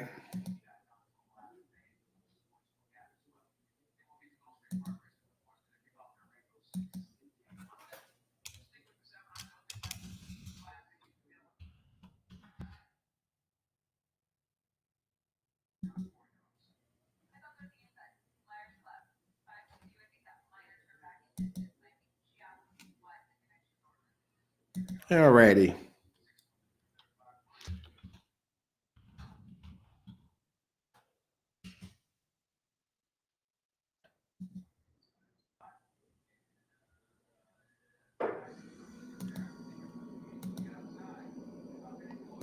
Okay, let's see who we got.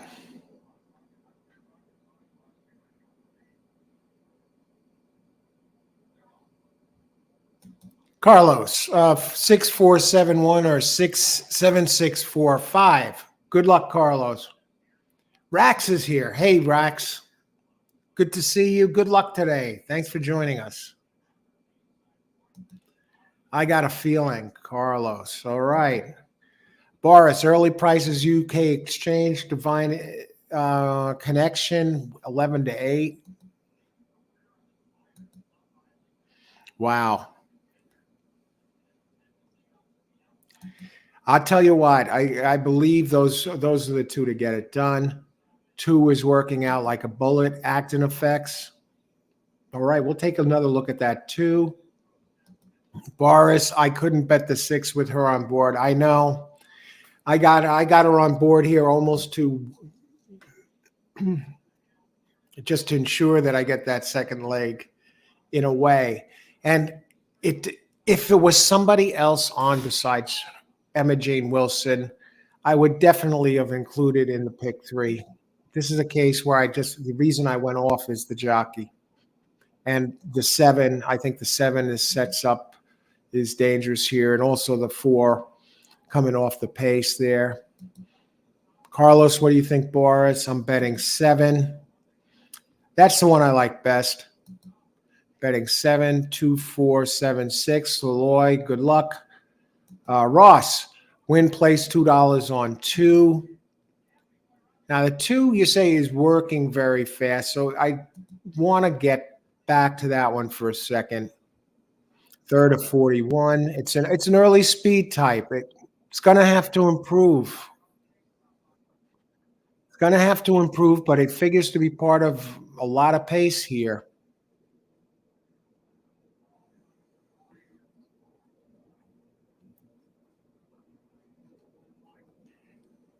Now I'm going back to 4 again. 4 does have some pace. You got that trainer that's winning like crazy.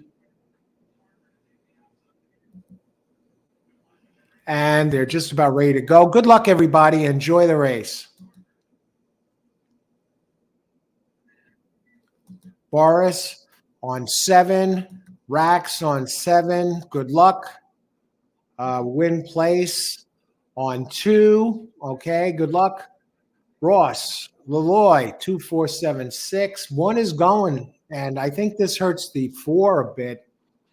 And I'm surprised that 4 is running so quick early. I think that bodes well for the 6 in this case. And I'm surprised 7 got beaten to the punch. But there he goes. And 6, Emma Jane Wilson. Here comes 7. Okay, we got 4, 7. Who else? And 5 is making a big bid here. And I got to think 4 is gone. And I think Emma Jane Wilson may be gone from this place. Can 7 catch up to 4? That's the question at this point. He has enough speed. Did he save something? He didn't save anything. All right, we're going to get the second leg of the pick 3. Emma Jane Wilson, is she going to even – now she's coming. Now she's going to get 3rd. All right. So now I got to get the pick 3 done to turn this into – probably go ahead for the day. Lost on the small hedge double. I did say that I didn't bet anything else here. Either 4 or 7 to win I like best, and they finished 1, 2. Who else?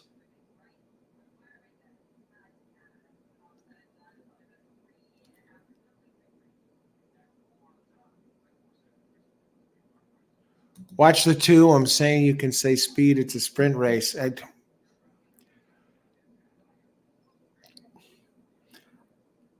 Did have the works. I mean, these weren't world beaters. Who knows, right? The better races are ahead now.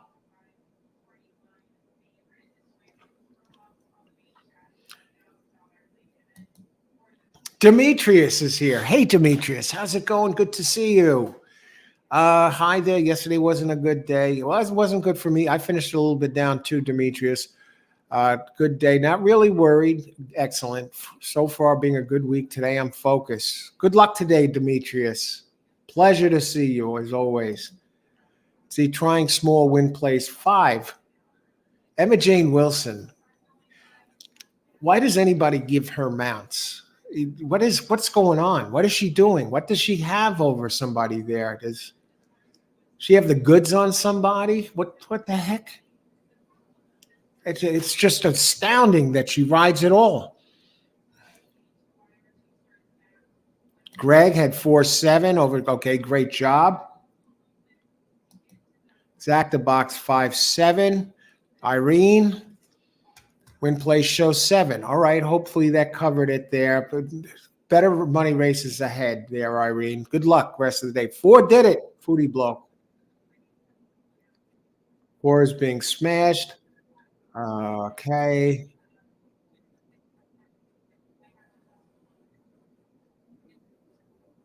Going back here.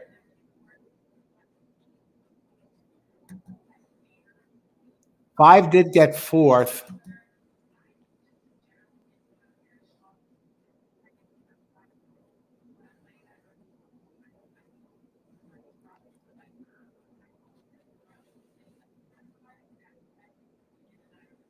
All right, I think we got everybody covered here. That was not a home run race. And there I said I did a small hedge with the 6, almost to will my 4-7 to get home. It worked, but I did drop a few bucks in the hedge play. I didn't need it. Emma Jane Wilson, she did all the work. She did all the heavy lifting for me by racing like she usually does, doing nothing on one that I think if anybody else was on there, that one would have actually had a chance.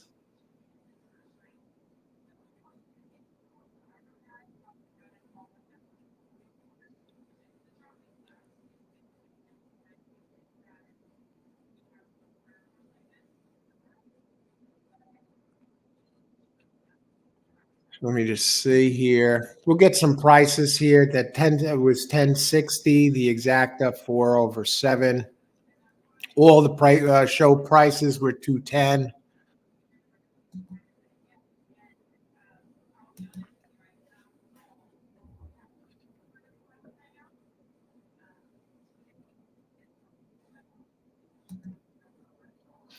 And we're at the exact center point of today's card.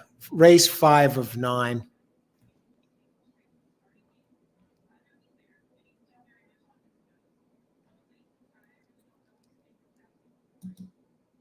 Okay, let's see what we got here. Showing the replay. Wow, 6 was really not involved at all. Okay, who else?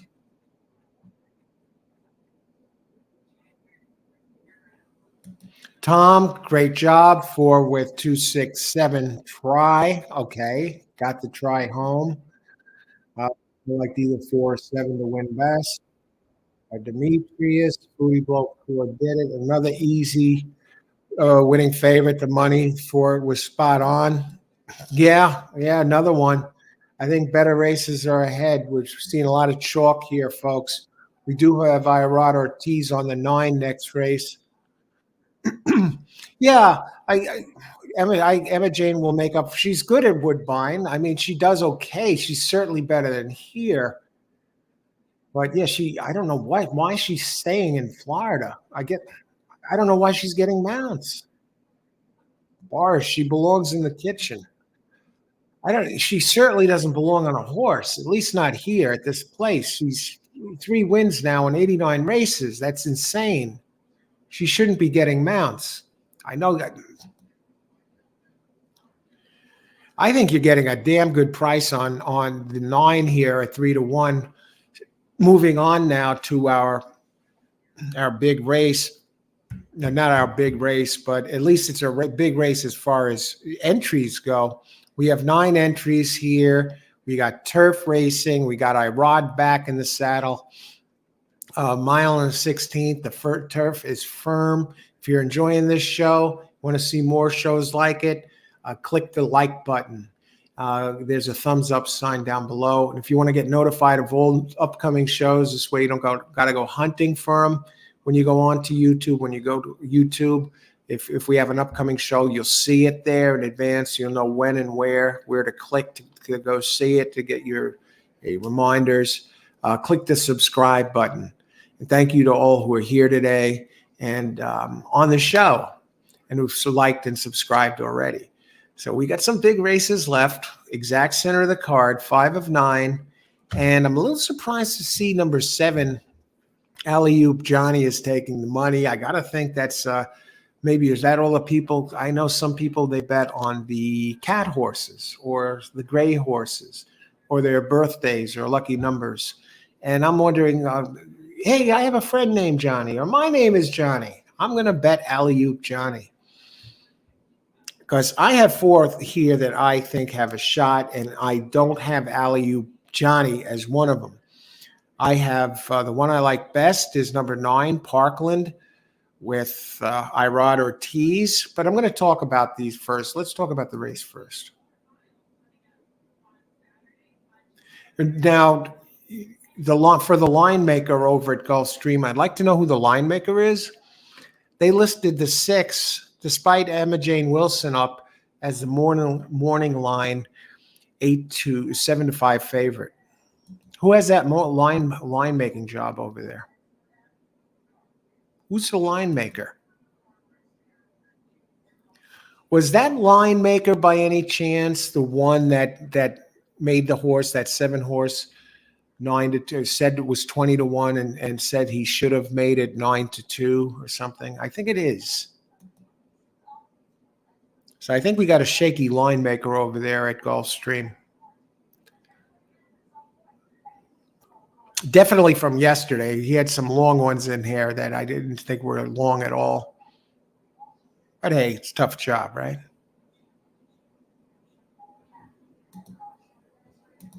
Okay, race 5, mile and 16th on turf, optional claimer. Purse $35,000 for 4-year-olds and up, which have started for a claiming price of $20,000 or less since March 9th, 2021. They're going back 2 years to come up with these conditions. Come on, let's just go look at the weights and see who we like best. 1 and 16th mile on turf for 4-year-olds and up. Now, we have 58 races that fit this criteria at 8.5 furlongs. All of the running styles have been winning between 21 and 29%, so it's a mixed bag. The rail is a little bit, 16% winners from the rail, and between 9 and 12% all the other positions. So nothing spectacular here to talk about. And the rail horse, it looks like a real dud at 20-1. I couldn't touch that one with a 100-foot pole. Four Sigmatic Mushroom Coffee. Let's get it done here. Let's get it done. 5 races left. Four Sigmatic Mushroom Coffee. There it is. You can get it at Amazon.com. It's a little on the pricier side, but not nothing that's going to break the bank. It says think on there. They say it promotes mental clarity. And you don't taste the mushrooms. It also has lion's mane and chaga and mushrooms. Good coffee. Medium strength. Can't go wrong. Mental clarity. That's what you want when you're playing the races. Okay, I landed on number 9 here. Parkland. I brought Ortiz up. Came in first last race in an optional claiming event. I kind of stalked the pace, ran a nice pace early into the stretch, took the lead by a head and won by a length and a quarter. Irod Ortiz, he's riding for the leading trainer here, Safi Joseph Jr., who's 23% winners out of 822 races at Gulfstream Park. He's 24% in one winner of last race. He wins again. Irod has won both his mounts today. I think if you're going to box anybody in an exacta first, second, this one has won 2 straight since he's joined Safi's barn. I expect his odds to go lower. And he did beat 2 that are in here this race. Sasha and Extract. Did beat the 8 last race by 1.5 lengths. And that has Zaya's up, and I didn't include the 8 here. And also beat the 4, who I like at odds. Now, this one was leading, has a lot of early speed. It was leading all the way into the stretch, then fell behind by a head and came in third, 1.5 back. And hey, maybe Squirt's free. A terrible trainer as far as winning percentages go. Only has Javier Negretti, 2% trainer, two wins out of 2% winner going back to the beginning of 2022, and at Gulfstream, 2 wins out of 84, and only on the board 11 times out of 84 races. That's brutal. But he has Miguel Vasquez up, who's 16% here, and he is the early speed type, so I expect him to be running. How is the 4? Is the 4 taking any money this race? Open 15-1. Now 19-1. I guess they figured this one shot its load last race. It doesn't matter to the public that he's lost, that he was so close to the winner last race. And I guess they think the extra 16th of a mile, because that last race was a mile, is going to hurt this one. None of the Gulfstream experts have this one on its list at all.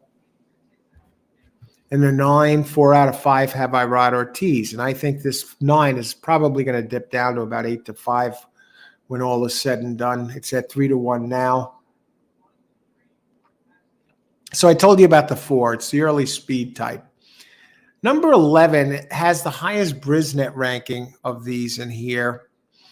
And that's more or less a Tapeta entry who hasn't run. He is 1-for-1 at Gulfstream.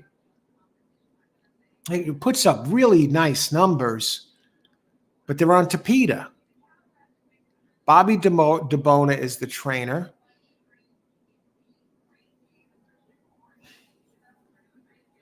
He's 0-for-10 when he goes from Tapeta to turf.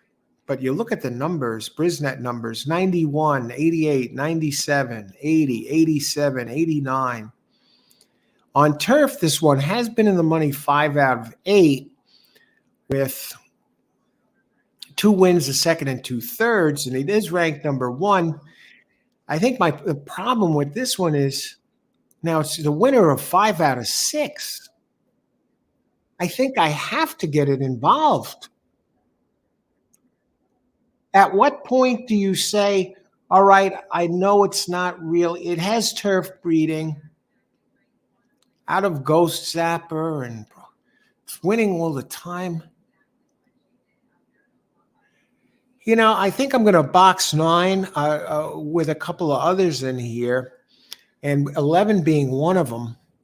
I just can't overlook those numbers and the fact that it's a win machine, 4 wins out of 5, 10 wins out of 23, 1-for-1 at Gulfstream, and you got Bobby DeMona, 20% trainer here, and you got Luis Saez up, and Saez rode this one to 2 of its last 3 victories. Where's Jose Ortiz? I don't see Jose today. Is he here? And the 4 we talked about is the early speed, but the one I want to go down to for a second is number 3 with Tyler Gaffleone going for Brendan Walsh. Now this one, Walsh is 13%. The name of this one is Jay Solitude and has Gaffleone up, Gaffleone riding again. Now, it comes off a very impressive victory closing into it and on January 25th. And it has races in the 90s at Keeneland and Kentucky Downs and Saratoga. Geez, it has so many races that are over 90. I got to think it's working back to this. Why is this getting any respect on the board, number 3? 4-1. Okay, good. All right, 10 minutes to post. So I'm figuring what to do with these. Is I ride automatic? Do we throw the 11 out? Now that's 7, Alley-oop Johnny. I just want to mention Alley-oop Johnny for a second, who is taking money, and then we're going to open it up.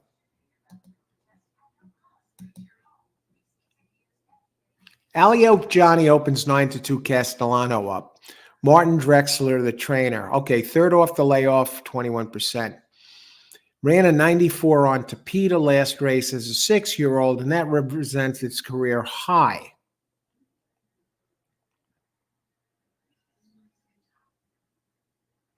At the distance, 0 for 10 with 2 victories.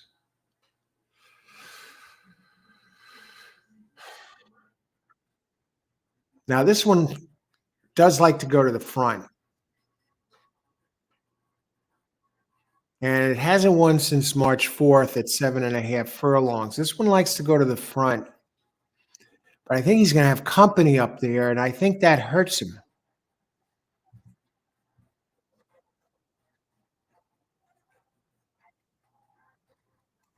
I think this race goes through 3 or 9 or 11, really. I gotta think 3 is going to be doing something. I just want to check the runnings. 7 does have the big last race, but it was on Tapeta.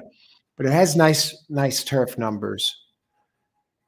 You get Castellano for Drexler. Castellano is 14%. Ran versus Tougher last race. Not really. It's the same level. Allowance optional claim.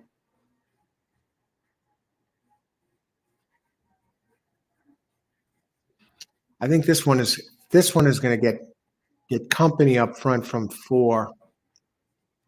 So I think that hurts. That hurts the 7. Okay. What do you think? Let's open it up. 7 minutes to post. Gulfstream. 2-5. Arturo, 2-5, 2-5, 7-8. Okay, I got to look at this at 5 and 7 here for just to see what you're talking here. Now the 2 did get beat by 3 of them in here from the last race. 4, 8, and 9. I don't think it's too back. It had a good race. It's a 6-year-old and does have good turf breeding. Junior Alvarado for Mark Henning. Henning is only 8%. I just prefer others in here. But it did do a good showing last couple of races and finished second before that. Has a pretty good closing kick. And you're getting a bit of a price. What are the odds on 2 right now? 8-1. Yeah, that's about right. I'd make it a little bit higher, but what about the 5? My man Flint. 5 is scratched. That's the one that I would have liked, but got scratched. Very disappointed, Arturo, on that scratch of the 5. 5's not in here. I think Peter was the line maker. Yes, he made the correction. Right, Irene. 12 has been working pretty quick on turf. Actin effects, 12. Paco Lopez does have a win, a couple back at 7.5. Was also in that race. I guess there was a dead heat for 4th or 5th place. He was around last race, and Paco and Anna Mia 1 for 25 trainer. I think it's way outside. My question here is, do you throw the 11 out? I think the 11 is a diligent horse here. But thanks for sharing that on the works. Yeah. Can't pick them all here. We can make a case for a bunch of these. The 7, the 4, the 3, even now we see the 2 was so close last race. Parkland jumped on early and taken 5-2 odds in from 3-1. I got to go 9 here. Actin effects. Okay. 9, 11, 12, 3 box. I think that 3, 9, 11 are the ones you have a real good shot with. But if that 12 comes in there, you're going to get paid. Good luck, Actin effects. Have a good broadcast. Thanks, Mert. Mert Durkin. What is your opinion about Swashbuckle this race? Here's what I see with Swashbuckle. If the 7 wasn't in there and maybe the 11, I would like his chances better because he has big early speed, but I think he's going to get challenged a bit by the 7 that Johnny entry, Alley Oop Johnny, and number 11, Fly the W. That pace might end up destroying all three of these who like to go for the lead or close to it. Otherwise, the numbers are there. Will one of those three hang on? Maybe, but I'm thinking that 9 looks very strong. I think the race sets up for 9 with Safi and I ride Ortiz on the. It has better races to run back to. It has a decent closing kick, and I think he's going to be stalking again.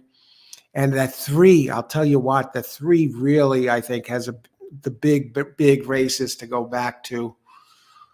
Number 3.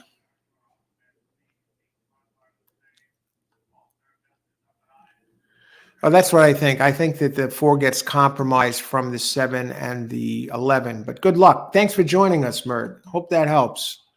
Thanks for asking the question. Kelvin. Hey, Kelvin, how's it going? Box 7, 9, 11. 11 is just a winner of 4 out of 5. And Irod, he's looking for his 3rd straight win today. He's won on all his mounts. Good luck today, Kelvin. 7, early speed. I think the 7 and 11 and 4 are going to duke it out. Austin 7-9 with 2. I like 2 best next race, 2. King of the pick 4. Austin is here. We've seen it do it so many times. Good luck, Austin. And thanks for sharing your pick 4 selection with us. Okay, I'm playing Demetrius, 75 euros, number 7 to win. Wow. And 7 to place, market, top 3 odds. Good luck, Demetrius. Who else? Hakana. Good luck, Demetrius. We've seen Demetrius deliver on the show before with a lot of big winners. Hakana Matata. Hey, Hakana. You speak Spanish? Okay, if anybody has any translation, okay. Good luck, Hakana. Thanks for joining us. Hakuna. Hello, Coach Frank. Box 2478. Wow. You have 4. You got 2 speeds in there, and 2 and 8 were around with the others. I think you have a shot here. This is a tough race. It's not as easy as I thought. 11. Good luck, Frank. The Lloyd 11 Fly the Wind place. That's one that has to be respected. It also has the highest Brisnet rating. That's computer generated number. That's a computer generated number, and it's not race representative, but I'm just letting you know it's won 4 out of 5, and it looks like a very determined entry here. Win or lose, my only play today. Manchester soccer game, very big play. I like Manchester United to win. What time are they playing, Demetrius? Manchester to win. All right. Good luck, Demetrius. Ronaldo 3-win place. 3 is really scaring me. I think this is looking like the one that could beat 9. And now 3 is bet down to 2 to 1. Wow, the odds really changed. 3, 9, 11 box. Good luck, Ronaldo. Demet AC, United win for good. Love the lineup. All right, good luck. AC. Hi, everyone, Coach. Antisocial Ska. All the best. Thanks, Antisocial Ska. Good luck. Same to you. Tom, 911 234 911 Superfecta Key. All right. Now let me get my play in and I'm going to catch up. They're playing in 20 minutes. Thanks, Al. All right, Demetrius. Good luck in that game. I'm not going to have any time to do with it. FanDuel sent me a $5 gift bonus or something out of nowhere. I haven't done not FanDuel, DraftKings. So I haven't used it. They sent it to me like a week. Haven't used it in over a year. So I was like, maybe I'll put something on a soccer game, but 20 minutes, I don't have time to log in there. I got business to do here. And I just want to see something here. A wide open race, folks.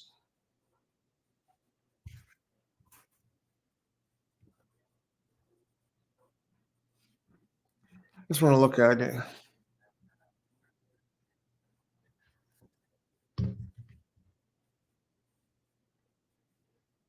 All right, let's do a pick three. Let's have a little fun here.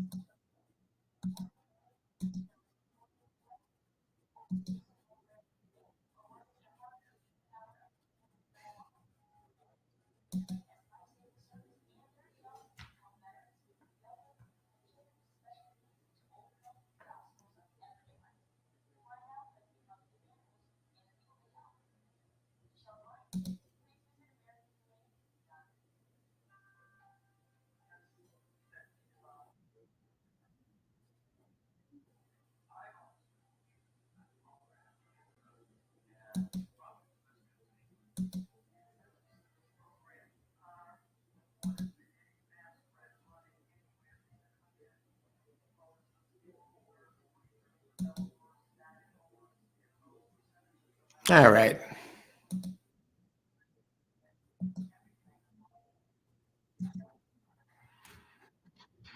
All right. Here's we play pick three, race five, pick three, 3-9, 2. I just put it in. That was the delay, folks. Uh,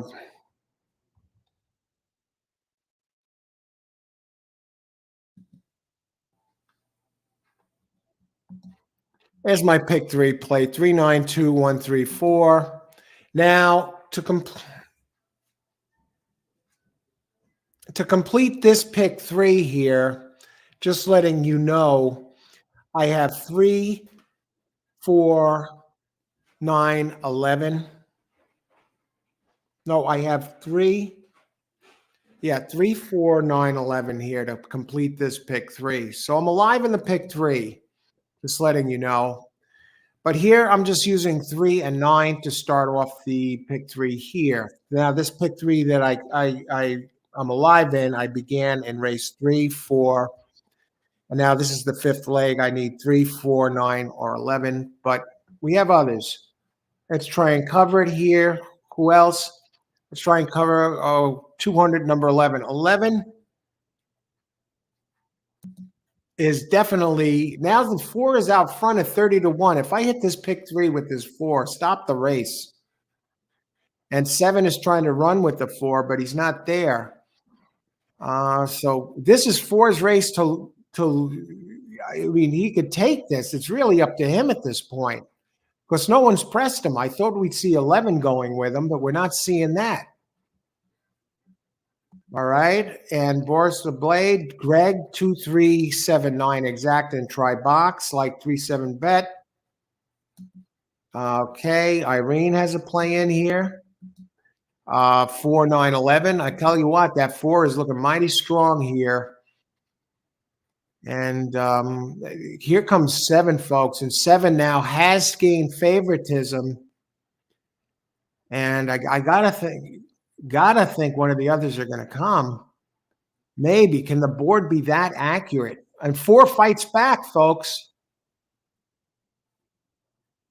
7's going to get there. No one's catching 7, folks. We get knocked out the hard way here. Hang on for second, 4.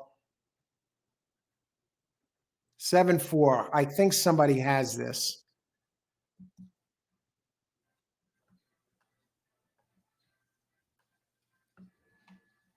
Demetrius delivers again. 7 to win in place. Great job, Demetrius.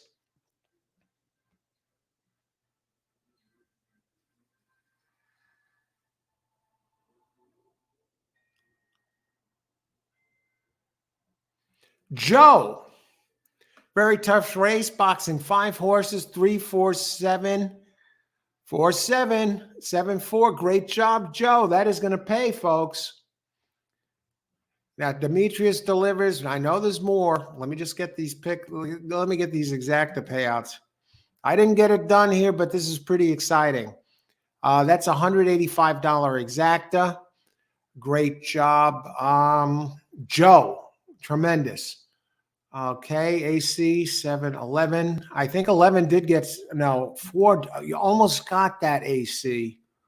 Who else? Yeah, Need I Ride and I Ride nowhere to be found that race. And number 3, what a dog. Who else?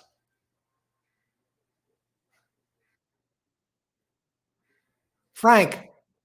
Frank gets it done. 2478. I'll tell you what, you might even have the 8 next. Oh, 11 did get third. All right. Great job on that 7-4, Frank. Excellent.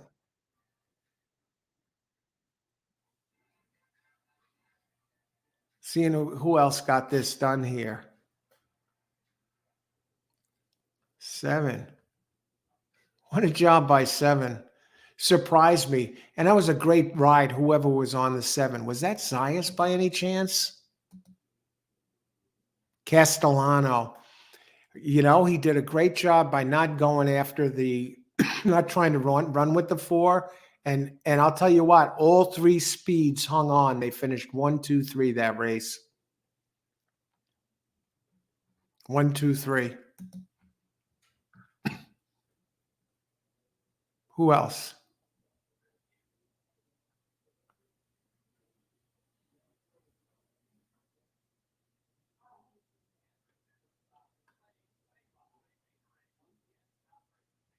I think we got everybody covered here. Great job.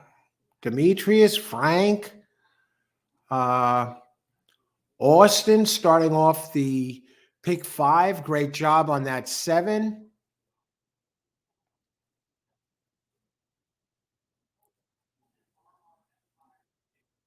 Excellent, Austin. Who else?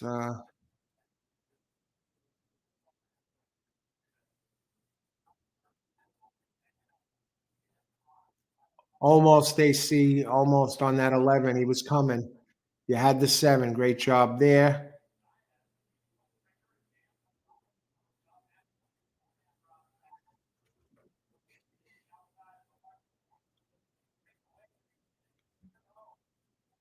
And there's Joe. Tremendous job. That's a good opportunity when you see long ones like that. Yeah, I don't do it often, but I will box the 4, or even in the exact of 4 or 5 horses when the odds are there. And great job on that 4 and 7. When they let the 4 get away like that, that was a brilliant move on the 7's part. But the 11 by nobody challenging the 4 early, that changed the whole complexion of the race. And it just, I can't say I'm surprised. There were a lot of good ones in there that it was more wide open than some might think. Who else? I did a small pick 3 there. 3-9 with 2 with 1-3-4.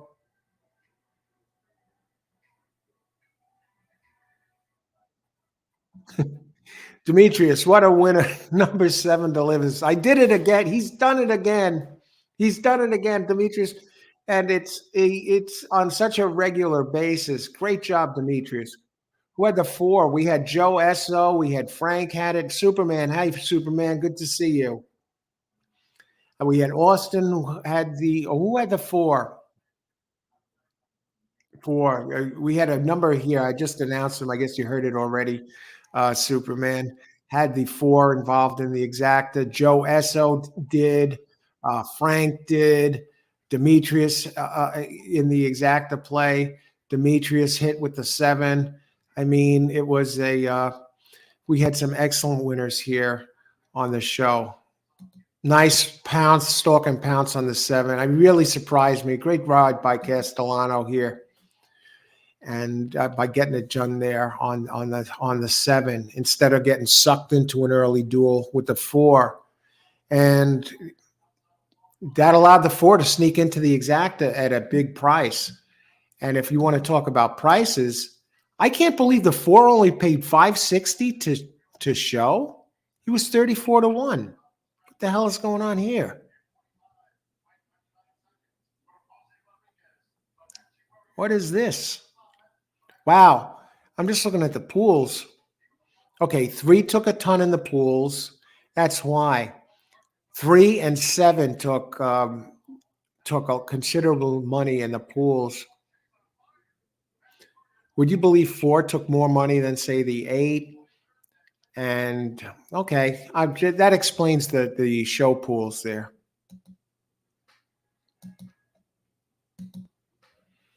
All right. Boris, yeah. Now when I need this guy, he's nowhere to be found. Nowhere to be found. No run around the far turn like a train, passing everybody up like this, standing still. Have a nice day, Al. Appreciate it. I'm going to watch the soccer game. Good luck in the soccer game. Enjoy it, Demetrius. Thanks for coming by and sharing a winner with us all. And no reason for any of us not to have had the 7. Demetrius gave it to us right here, well in advance. Great job, Demetrius. Enjoy the game. Good luck with it. Steve, ice water in the veins. Exactly. Yeah. And thanks for the reminder, Steve. You're not still thinking about that last race, are you? Did you lose that race by any chance? And you're still thinking about it? I sure hope not, because each race is a new opportunity that can in horse racing. All it takes is one. You don't be fretting about it because they'll take your concentration off where it should be, which should be the race at hand, this race. So, and even if you won, you're still not thinking about that last race, are you? Frank, are you sitting there jumping off the walls, bouncing around? Monopoly money? I don't think, I hope not. Probably not. Not just, Joe hit the big exacta or maybe more last race, at least the exacta. But whether you won, whether you lost or not, didn't play at all, you want to be emotionally on the same page, okay? You don't want to be able to tell the difference if you won a race, lost, or didn't play at all. Say you were watching the races and you were at the rail and you were in line to win a few grand if your horse came in and you were leading by 3 lengths in the stretch coming for home. And if you lost, you'd lose whatever, good chunk of change. But if you win thousands. Now your horse gets caught at the wire. So instead of winning thousands, you lose whatever you bet on that race. What you want is somebody to come up to you from the crowd, if you're watching the race at the rails, with a cell phone, put it in your face and take a picture. Now from that picture, you should not see a difference on your face, whether you just lost the race, got screwed over royally like you just did. Now you may be out some money, or whether you won the thousands if your horse had hung on, or if you didn't play at all. You want the same expression on your face on that picture. As a reminder, that picture, playing the races with ice water in your veins, cool, calm, and collected. Play the races that way. You'll come out ahead in the long run. Trust me on this. You won't be sorry. All right. Who else we got here? Joe Esso. Yeah. Wonder if the Manchester United will let it in 7 again. No. Okay. Let's see. Frank, back from the dentist. I hope it all went well at the dentist. Frank missed the first 4 races. I played returning home. Great job, Frank. Great job. Great job. Congrats on a great hit. Excellent. Emma Jane Wilson is up on the 4 this race. She just laid an egg in one of the other earlier races. She started on a horse that opened 7-5, Superman. Superman had a big hit on this show, one of his first times on the show. What was it, the number 2 horse in that race? A few weeks back. Good to see you, Superman. Emma Jane on the 4 this race. I actually have that as one of the contenders. Now I'm having my doubts since you just mentioned that. Let's take a look at this here. Race number 6, 14 minutes to post.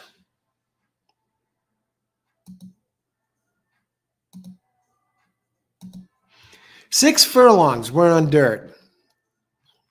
Claiming race 12.5K.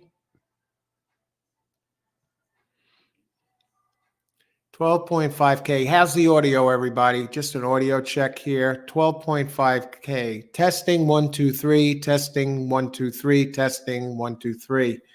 Okay, 12.5K. Now I'm not picking my nose. I got an itch under it. Okay, purse 24,000 for 3-year-olds and upwards, which have never won 2 races. 3-year-olds, 120 pounds, older, 126 pounds. Claiming price 12.5, but if you want the extra 2-pound weight break, you got to put your horse in for 10,000. Okay. Now the 2 pounds won't make as much of a difference at 6 furlongs as it will at a mile or more, but it still might half a length or so. Because it's gravity. You know, some people say weight doesn't make a difference. They wouldn't have to be charging for it to get the weight break if it didn't make a difference, and they wouldn't even address weights. They'd all be the same weight if it was meaningless. It's good, Boris. Thanks, Boris. Thanks, Leloy. Thanks, Boris. Thanks for the sound check. Much appreciated. I bumped the mic for a second there. I don't know how sensitive it is. Anyway, it's a new mic. I got it about a month ago, but I want to make sure all the settings. Just wanted to test it there. Okay. Emma Jane is on 4. It was a 5. It was a 5-1. I remember that race because I think it was the first time you came in on the show. You came out like Superman on the show, the first time, and gave out a winner first time here. At least first time that you joined the show like this.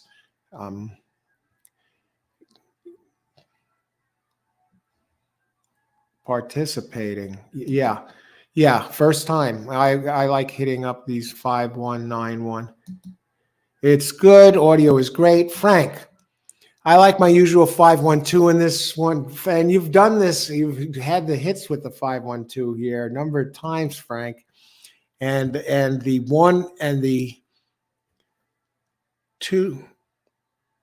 Actually, I'm on 2 here. 2 and 1 are contenders. You didn't look at the 5. We have no scratches. The chat first time. Yes. Okay. So we got 7 entries here. 2 is on the board at 3-2. So it's no real surprise there. I think that's the one to beat. And Irad Ortiz, if he better get it home this race. Emma Jane Wilson is on the 4. So let's look at this.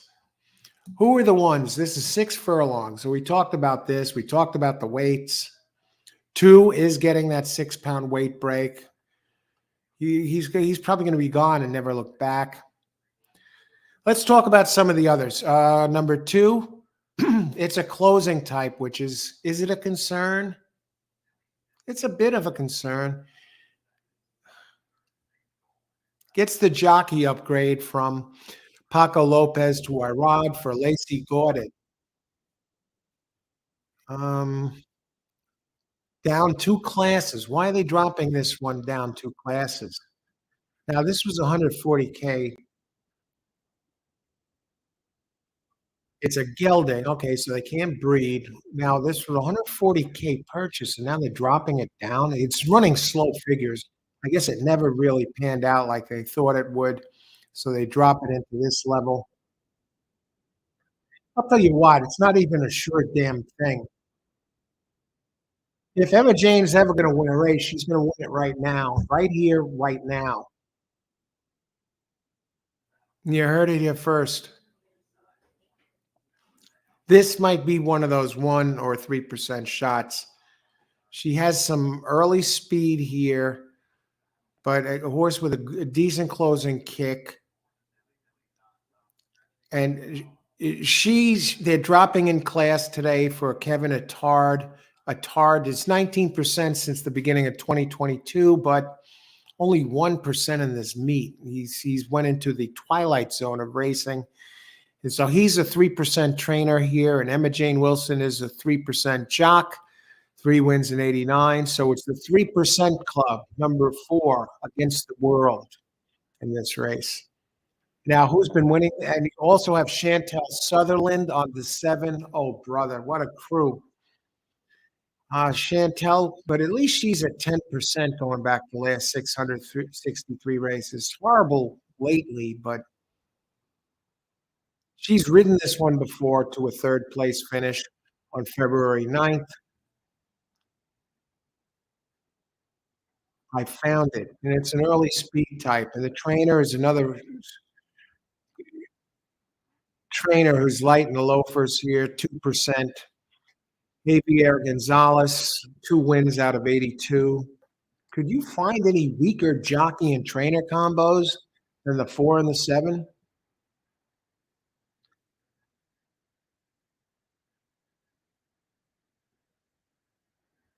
Early speed types have been winning. Early speed has been winning 43%, followed by the pressing types, early pressers, 36%. So that's 79%. That only leaves scraps. The other 21% to the pressers and closers, and the closers only 8%. So I think Irod might be up against it. I think I might go against the two in this crazy race. I don't think this two is any lock at all. Let's go to the 1. I didn't talk about the 1 yet. Talk about the 4, the 3, the 1, Stealth 34, Paco Lopez.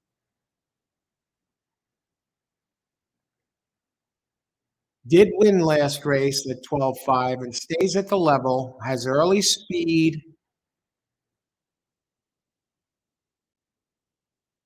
And I gotta think Paco's gonna send it, folks. Went off at 1.2 to 1. What are the odds on the 1 this race? 3 to 1?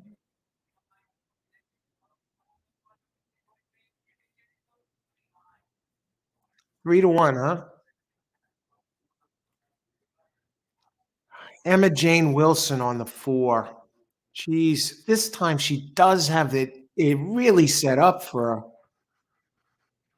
her.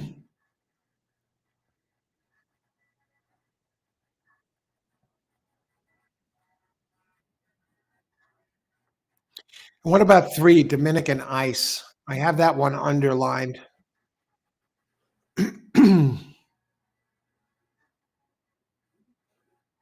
Gets back to sprinting, which is good. I think it could sneak in there on the board. Been on the board 8 out of 14 at Gulfstream. Trainer Jose Jimenez, 9%. Reyes up 13%. Dropping in class. Only 1 win, but I think it's a player underneath.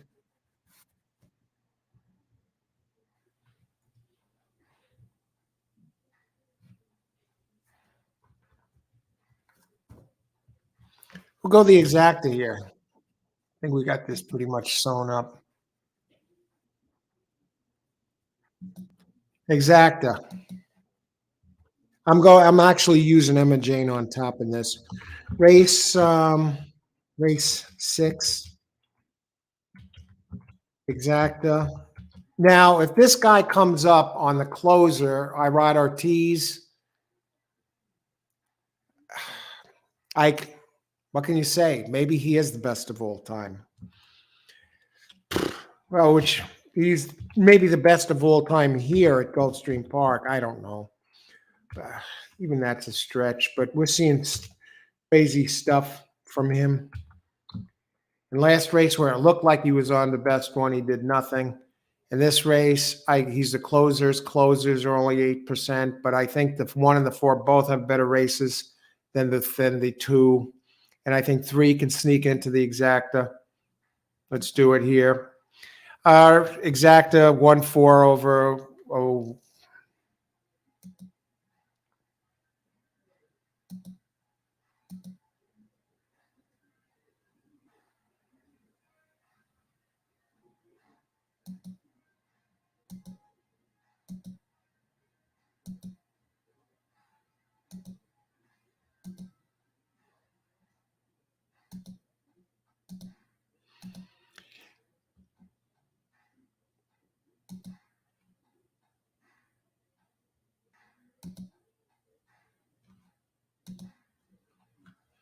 All righty. This is our play here. Let's get it done. Who do we got? Chevy. Hey, Al, how long is the Gulfstream meet? Well, this meet ends. They're going to keep racing at Gulfstream, but this meet ends Chevy Power after the weekend of the Florida Derby. That's the Gulfstream Championship meet. That's the big highlight of the meet. And then as far as this show goes, I'm going to start the next weekend covering the Keeneland meet, which begins. That'll be my primary day track. And those of you who are just joining us, welcome to All Horse Racing All the Time. I'm your host, Al. We're here giving open chat, picks and plays for every single race, like we always do on our daily show. Tonight we're doing the double dip. We will be covering Turfway Park, all the races just like this, like we're doing here during the day at Gulfstream Park today. And Turfway Park, they have 8 races. Post time is 5:55 p.m. So you want to definitely check that out. We have some great fields over there, big pools, big payouts, and all the racing is on the Tapeta, and it's just a beautiful track. And we got good talent over there. And that meet only runs through the end of the month. So we want to get in and enjoy Turfway Park as we can. So it's like an early start to the weekend, Thursday night racing, and we're going to go out there and cover all those races tonight. So you won't want to miss that. Click the subscribe button so you get notified where to go, the link, and the exact starting time. I'm going to put the schedule that after this show and check the scratches. I've already handicapped the card, so I got to check the scratches to see if I need to make any adjustments for tonight. And if you're enjoying this show, feedback is much appreciated by clicking the thumbs up button that's down below. Thank you for all of you who have.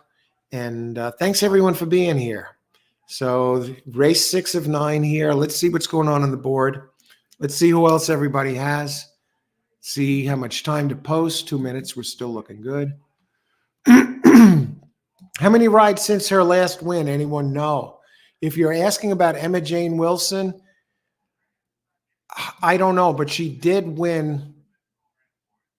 She did win on February something on the horse she lost on the other race, that 6 horse. If anyone knows, 524-6, 10 cents. Laloy, good luck. I think the 1's going to be a factor in here, but good luck, Laloy. Who knows with Paco on the 1? No Bafferts or Pletcher, Cox, etc. Big guns. Yeah.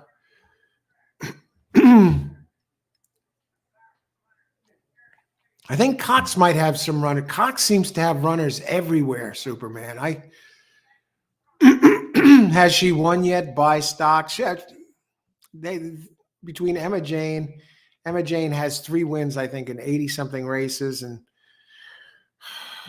Chantel Sutherland, she's been a really low winning percentage too lately.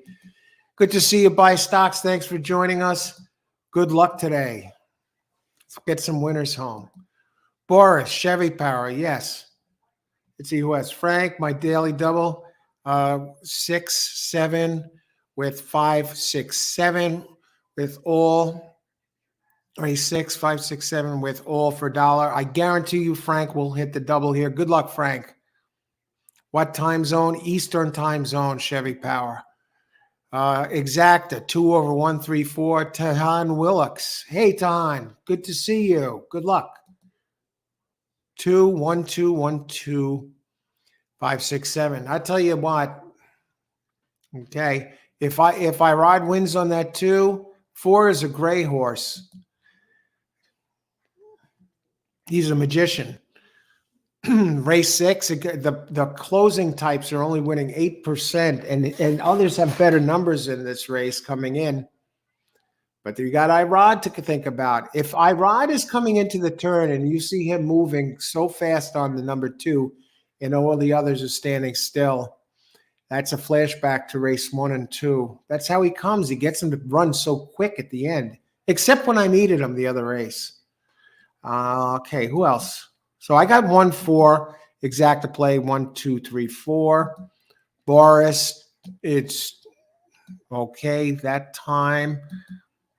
And 4 is at 7-2. Now 2 is the favorite at 2-1, co-favorite with 1.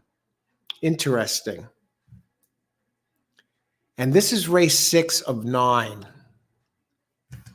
All righty.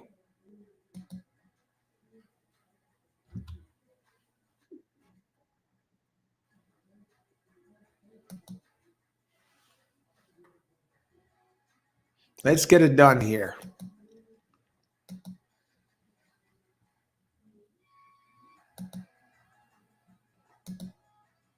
All right, they're walking around. We're starting to get to the starting gate, folks. Who else? Buy stocks. All right. 2 with 135, exacta try super. Good luck, buy stocks. Superman, 4, 1, 2, 1, 2. I thought 4 is live, Superman. Only the jockey can stop it. I'd see Tom Fleming, 3, 6, exacta box. 3, 6 with 2, 3, 6 trifecta. Ellamore. Hey, Ellamore, how's it going? 1, 3. I think that's doable, that 3. I think I like the 1 as a big win contender, but the 3 I think could definitely get second. Who else here? Another double header. Yee wee, yeah. Turfway Park tonight. Tawan Willix, 1, 2, 3, 4. Easy enough. Good luck. Boddick, 1970. 1, 2, 1, 2, 3, 4, 6. Hedge, 3. 3 is live. I'm curious to see how the 4 does with Emma Jane Wilson and the 7 does with Chantel Sutherland. Both of them have 3% trainers, and 4 is the 3-3 club, 3% trainer and 3% jock. So 4 and 7, girl power in race 6. Do they finish 1, 2 in the exacta? 1, 4, 7, Ellamore. All right, good luck. Ajaz, how's it going? Good to see you. And they're in the starting gate. Good luck, and they're off. I expected to see Paco Lopez go to the lead, and there he goes on the 1. Race over. It technically should be. If he loses this race, he has no one but himself to blame because he got the jump that he was looking for. He didn't get pressed early by any of the other speeds, and this one is clearly fast enough to win. But who the hell knows? You know, is he going to go? Did he go too quick early? I'm just looking at the clock here, and none other than Chantel Sutherland is closing in on him. And here comes the 3 at a price. Chantel of 19-1.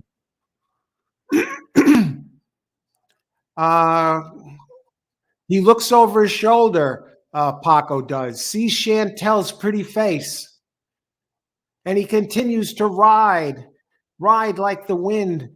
And here comes 3. 3 is coming. 3 is closing. And 3 is going to, is he going to hang? He's going to take this at a big price. 3-1. And I know, I'm happy for somebody who just got it here. Am I seeing right that 3 got bet down to 2-1? Holy smokes. Last I saw, the 3 was 7-1. When did this money come in? So I lose. Paco looks over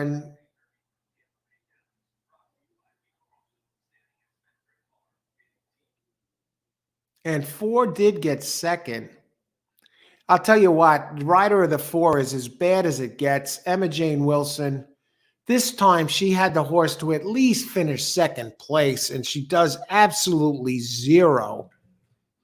Just unbelievably bad riding.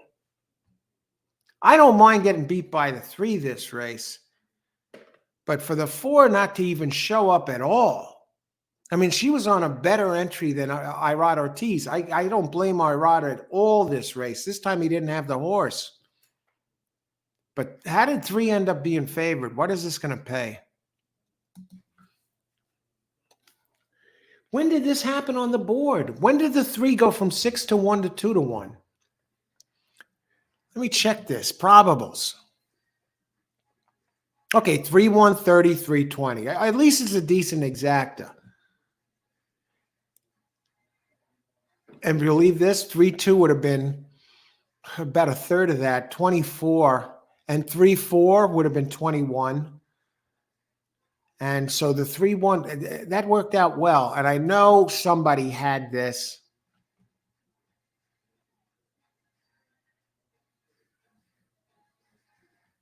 Boddick, I tell you, this Boddick 1970, she had plenty of horse to work with. Plenty of horse to work with.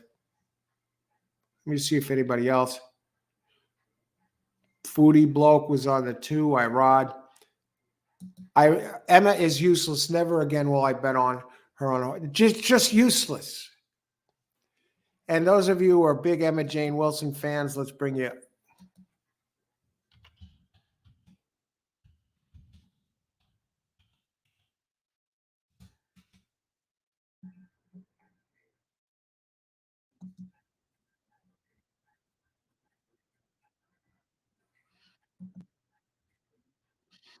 For those of you Emma Jane Wilson fans out there, I got a special treat. Maybe you're wondering, who is this Emma Jane Wilson, the woman behind the racing?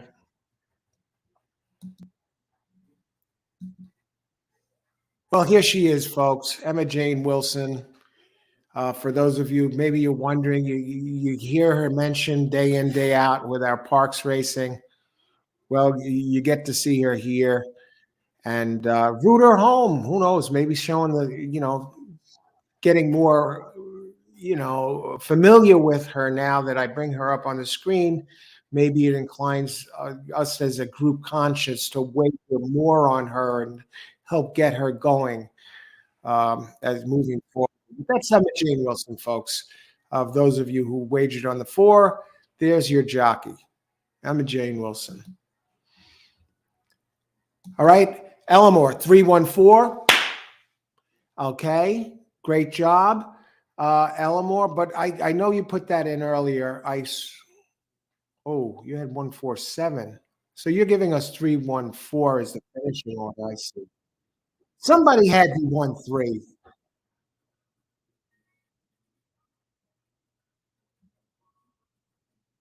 Greg, we missed that. Paco losing that race, I tell you what, he really didn't even get pressed until a second there. He did look over his shoulder for a second. I don't know if that affected him when Chantel came up alongside him there. Who else? Elmore is the one. Yes, I thought so. 1-3. Beautiful Elmore. Comes right in, gets it done. I thought I was in. I thought maybe I'll get that 1-3. And I was rooting for the 1-3. And that's fine. I didn't realize the 3 went down to 2-1. When did he take all this money? 6-7-1 the last time I checked it. Who else had this?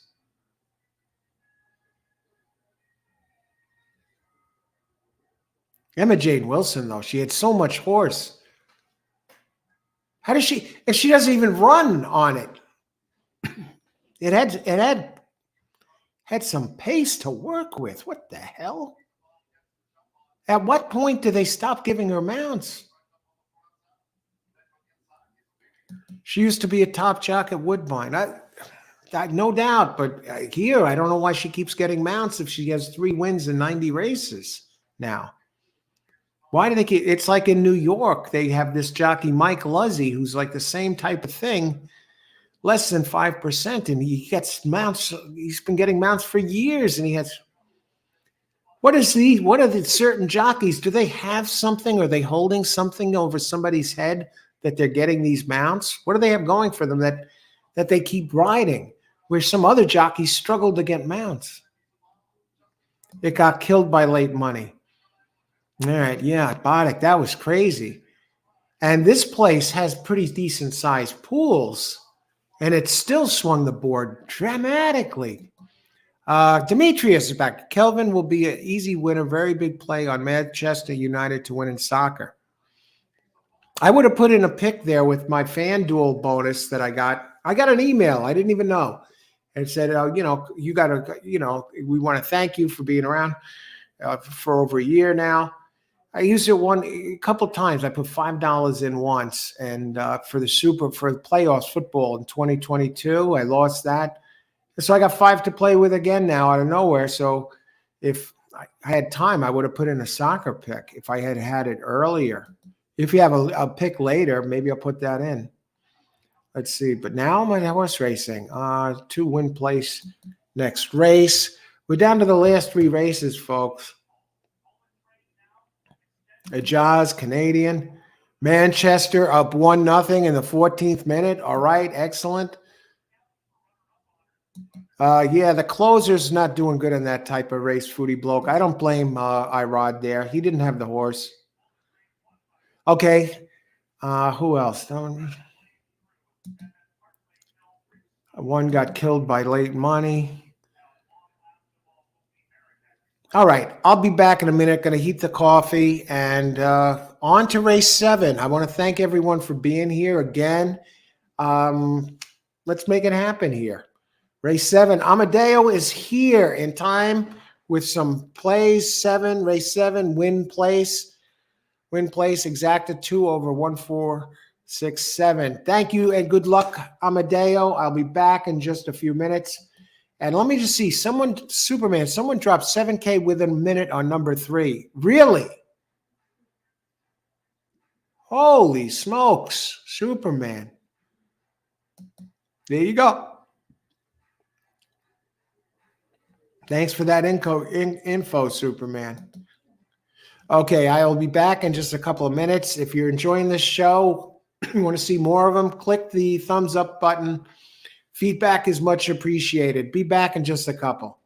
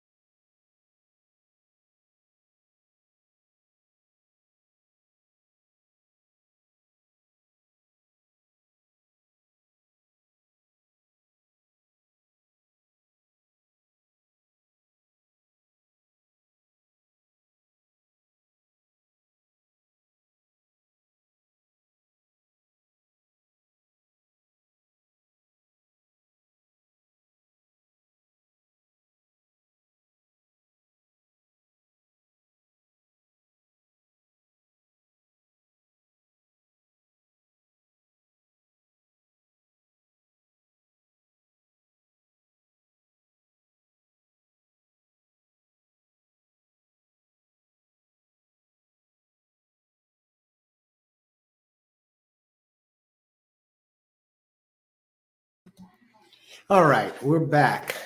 Welcome to All Horse Racing All the Time. If you're joining us, just joining us, I'm your host, Al. We cover the races here as they unfold, the entire card, open chat, picks, and plays for every single race. So good luck, everybody. Thank you so much, everybody, for joining us today and being on the show here in open convo in the chat. And or if you're watching, thank you very much for being here. We have some tomorrow. A big day. We move on here. We do have 10 minutes to post. But tomorrow's a big day. We got a couple things going on. We have the pools. The Kentucky Derby Futures Pool 5 opens up. Wagering for Pool 5 opens up tomorrow. So you got a chance to get the plays in. This might be one of the last times you have a chance to get some good picks in the pools if you can spot some of the longer ones, some good locked in odds. But I'd wait until Sunday evening after these prep races are over on Saturday, and we're going to be covering Tampa Bay on Saturday for the Tampa Bay Derby. And they have 12 races, 5 stakes on that card, 4 graded stakes. But the futures pools, and yeah, not only we're going to have futures pools 1 for the Kentucky Oaks if you want to wager, advanced wagering, lock some odds in on the fillies. So you want to wait until those races are over as well. And if you're going to put it in, good luck, everybody. For the future pools, went from 40K to 52K in the last minute. That's amazing. That number 3 of the winner of last race, they're talking about. Superman is talking about. Good luck, all. Thank you. Good luck to you too, Superman. I'm back to riding with Tyler this race. All right, we'll take a look who he's on there. And Superman flashing that Man of Steel $1 million smile as he gives us his winner for this next race, number 2. I don't even have 2 listed. I'm curious to see. We'll take a look at that. Chevy Power, Tapeta is tough. It's challenging, and it's not just tough for the players. It's tough for the jockeys, especially at a place like where Gulfstream for this meet, where a lot of them, they bring talent in from around the country, till the beginning of April, the Florida Derby. So a lot of these jockeys, they don't regularly ride on and the trainers as well, but some trainers have an edge. Cassie, for example, big in Woodbine, although he's gotten cold lately. Going to tell my girlfriend that I was mugged leaving the track today. Need witnesses. Greg, that is bad. Yeah, the late money. Boris, that is just unbelievable. So much money came in. What did they know? Who knew what to throw that kind of money on it late like that? I get it's the computer wagering. Some of these come in. They killed their own odds, but they got the winner. Who else? Foodie bloke. The whales. Yes, the whales. The whales are heavy wagering. People sometimes a group of players or high rollers who wait until the end to pound their money in, and lots of them are there. Those are the whales. A lot of it is through the computer. I could have scored that. Okay, okay. I guess that's the soccer. Pick 3, 6. Now I'm not on the 6. I'm not on the 2 either. Let's take a look at this. Rat. Hey, Ratty. Good luck today. Thanks for joining us. You see, online betting odds change fast. Yeah, a lot of these, they have it already in that if the odds hit a certain level, bet, and the computer automatically puts the bet in. And sometimes they destroy the odds, like this happened there. Are you playing the pick 4? I didn't play we're down to late pick 3. Steve. 2 ran 4 furlongs at 45.34. Holy smokes. 6 win place. 6 win place 4. We're getting Good luck, Austin. Good acting effects. Thanks for the heads up there. And Randy, are you the spell police? Patty. Okay, 6 win place. Austin. Good luck. Let's take a look at this race. Okay, we got 5 minutes to post. I'm going to bring it up real quick. In race 7, this is 5.5 on the all-weather Tapeta. We're going to play a pick 3. That's what we will play.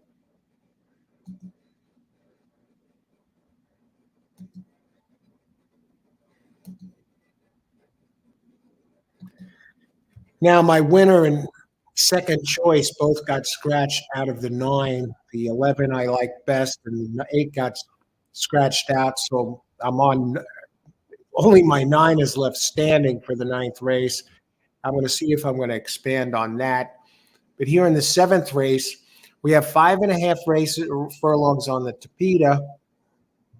Now, maiden optional claim 50K, purse 50,000 for maiden 3-year-olds, Florida bred, or maiden claiming price 50,000, weight 118 pounds. Tough race.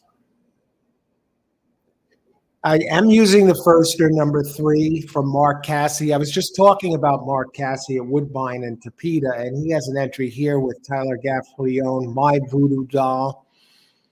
Okay, it has a decent. It's been working regularly. It has a decent speed one. 3 back on the 25th, 13th out of 27. Cassie 15% here at Gulfstream, going back 468 races, and Gaffleone up 19%. Now, 2 does have that work. Moon capture, early speed type, and I'm really, that catches my eye for Ramon Miguel. It's 10% with Jose Morales up. I mean, if it runs these fractions, it could be a player in here.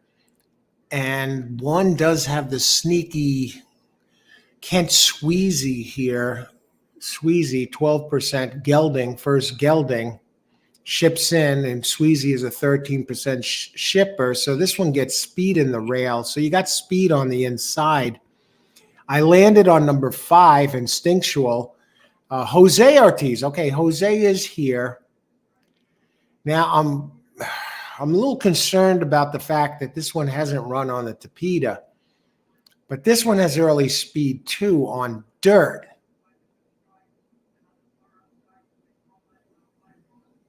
And I think I'm moving off of that one. I know Safi Joseph Jr., 23%, Jose Ortiz, 19%, the bad Ortiz or the weaker Ortiz. So I'm not as big on 5 as I once was. Whereas I have added the 2. Now we got the 3, the first time starter. Now, what about the 4? Castellano.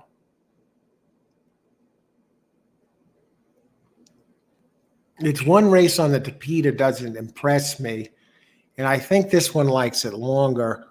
So I think this race goes through 1, 2, and 3. And I'm going to go down to number 7, Free Smoke, Luis Saez, another dirt entry. What happened? It broke in. It got bumped. For David Carlos, who is a dangerous trainer, second career race. He is 27%. This one would have to drastically improve. I can't go there. 6 is a first-time gelding, but the others look faster. So I'm on 1, 2, and 3 here to get it done. 1, 2, or 3. What kind of odds are we getting on this?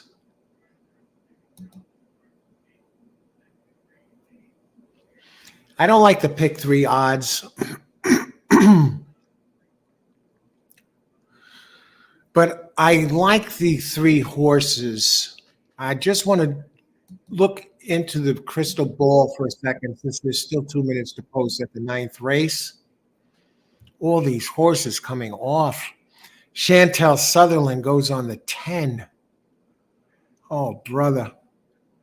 I think 9 is going to get bet down to nothing. And we're going to be looking at a dirt cheap pick 3. So we'll take our shot here while we have a chance.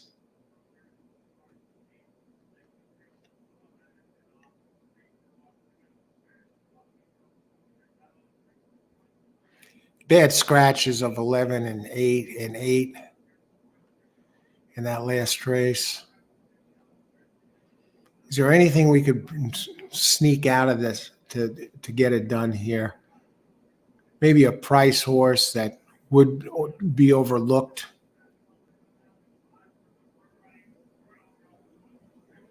Now, that last race is a turf sprint, by the way. We're going to take it a race at a time. I'm not going to try and get something done here with a pick 3.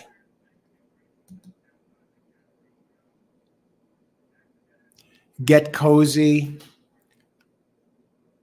Okay, so Jose Ortiz is not on the 4. It is Castellano. I'm going to box 1, 2, 3 here on the Tapeta.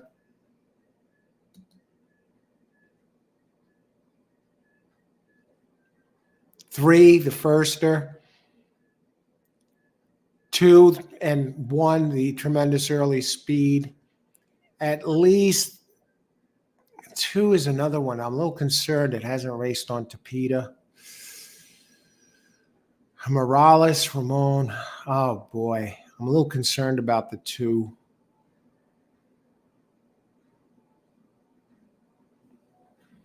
Do I shift somewhere else?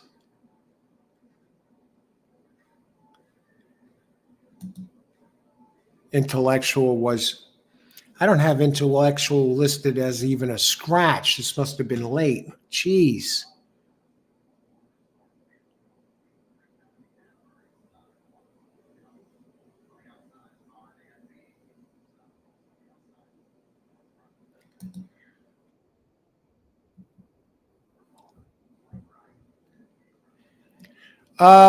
Irene, did you say both 1 and 6 are first-time geldings? I know the 1 is a first-time gelding, and the 6 is a first-time gelding. I am looking at the 6 here. Zaya's up for Edward Placer. Hasn't run a lick.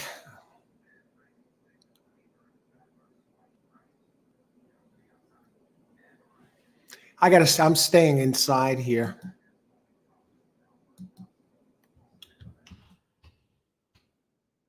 Race 7. One last thing to check as they're stepping onto the track. The type of horse is winning. Speed's been winning. I'm going to go 1, 2, 3 exacta bucks.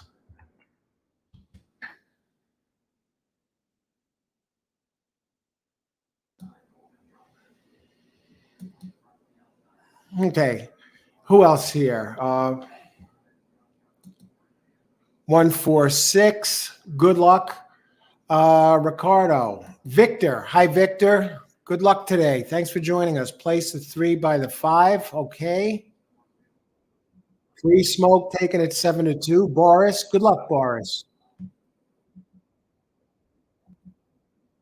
5 is scratched. Thanks, Dan. Yeah, I saw that. When did that come in? Good luck today, Dan. Thanks for joining us.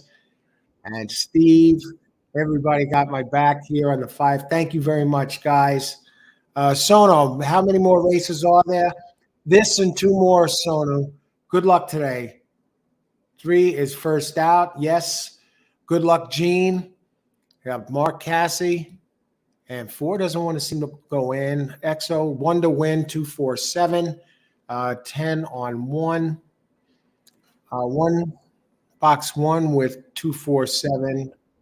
I think the 1 has a lot of speed there. Let's see. Boris, I misread. I spelled way too correct. What is okay? Good luck. Good luck, everybody. Enjoy the race. Gene, 4 over 2731. They're in the gate, everybody. James, 3, 4 over 567. Good luck, James. 3, 4 win place show, and they're off. And there goes 2. Is showing speed on the Tapeta. And 4 is running a little faster than it usually does early. And we got to see how that one holds up under the scrutiny. And here comes number 3, Mark Cassie's entry, Voodoo, my Voodoo doll now running and starting to pick up a little ground, as is number 7, Free Smoke at longer odds. Okay, both 3 and 7 are running well. 7 seems to be getting the edge there on the 3. So they head for home. And 2 looks like he's running well out front. 7 is trying to close. 3 on the rail. 3 is losing ground. 4 is coming back. And 2 wins, 9-5. Tremendous play there. Wow. Wow, this one was quick. 2-7-4. Okay. So great job on the 2. And 2-7. 7 did go off as a second choice, but no one was really pounded too heavily there. So we should get a fairly decent exacta payout. And this exacta payout will be $23.80. And this one won easy. And that for workout there. Superman, great job. Got it done.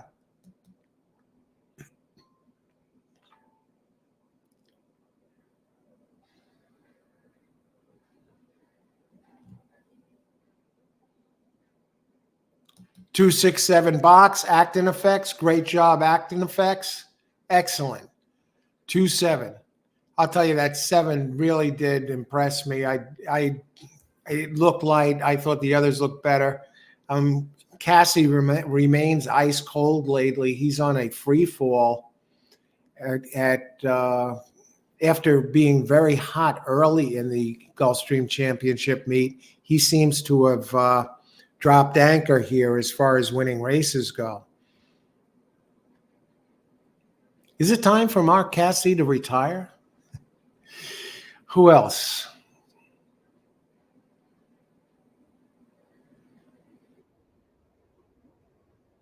Active effects, yes. Look great on the track. Their active effects. Thanks for pointing out that work. Who else?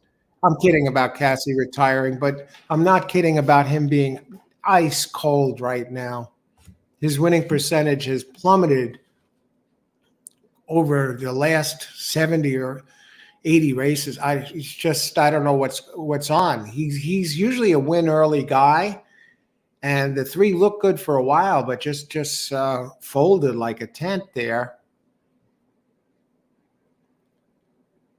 The 2 must be part of a jet plane plan with those works.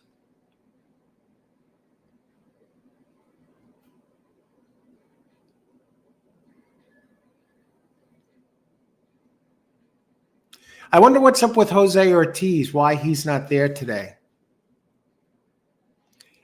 And where was the 1 as far as early speed goes last race? Okay, who else?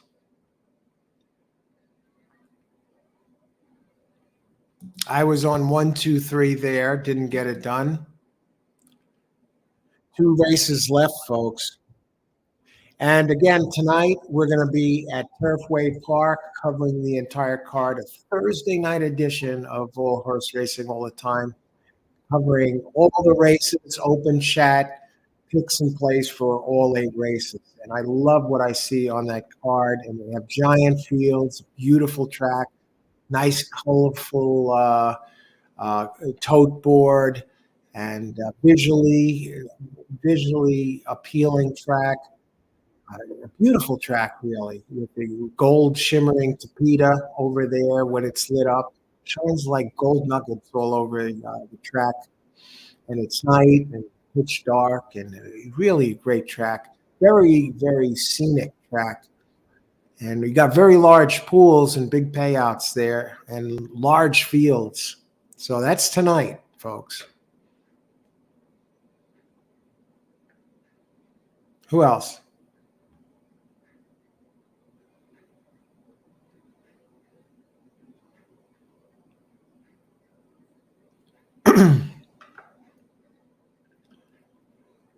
Two ran off the screen.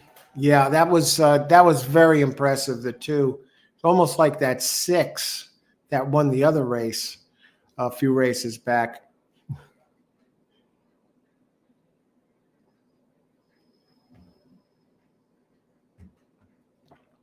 If you bit moon capture, you lit a cigar 3 furlongs out. Yeah, that was as impressive as it gets.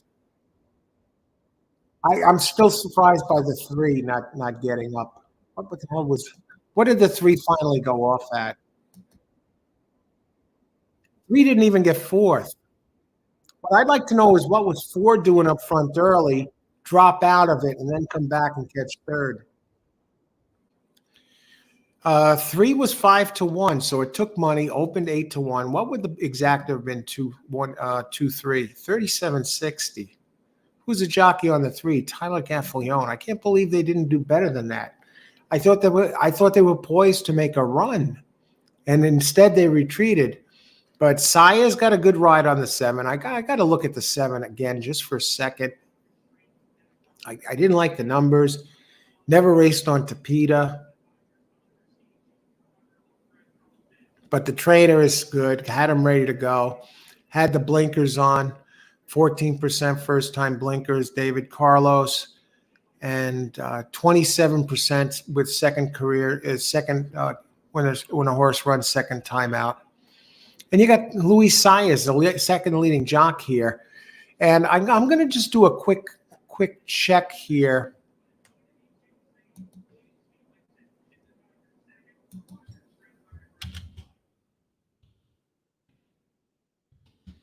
of where Jose. What's up with him? Why isn't he riding? He was scheduled to ride today.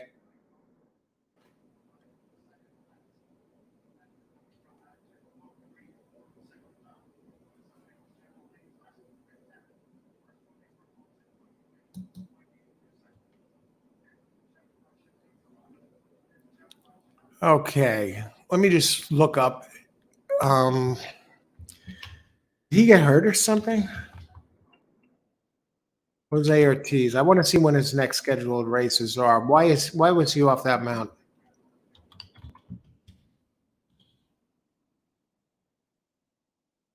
He's had some questionable rides lately. Okay.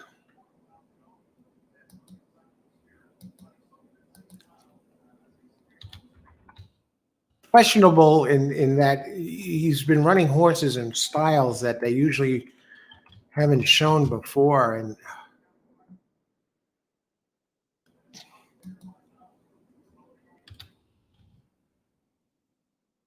that's the beauty of horse racing. There's always going to be speculation when you see, unusual things happening on the track.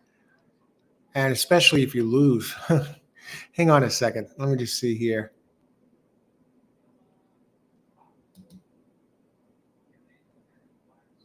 Entries.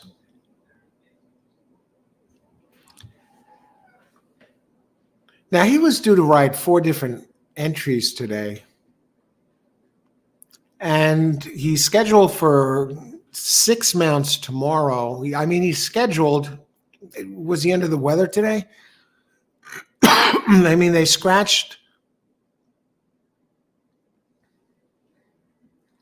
He was scheduled to ride in the eighth and ninth. Let me just look at these.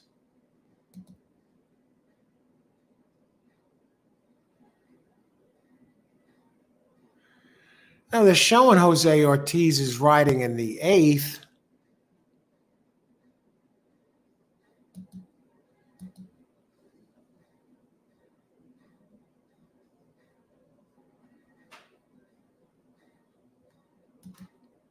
It's in the. They show him riding in the ninth.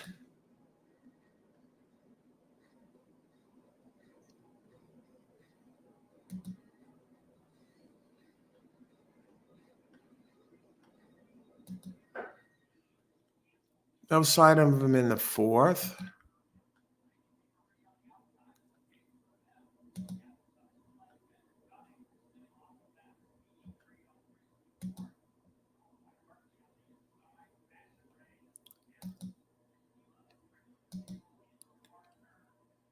All right. Look at this. All right. He is scheduled to ride later today. So did he scratch out completely? They show him for the 5th and the 7th. All right. Well, let's see what's up with that. Anyway, in this race, I landed on number 1, race 8. Let's talk about it. We got 14 minutes to post. 6.5 furlongs. We're on dirt here. Optional claim 25K. Purse 37,000 for fillies 3-year-olds which have never started for a claiming price of 25,000 or less, or which have never won a race other than a maiden claiming or state bred allowance or claiming price at 25,000. Weight 120 pounds. Non-winners of a race other than maiden or claiming allowed 2 pounds. Claiming price 25,000. Number 3 is in for a claim.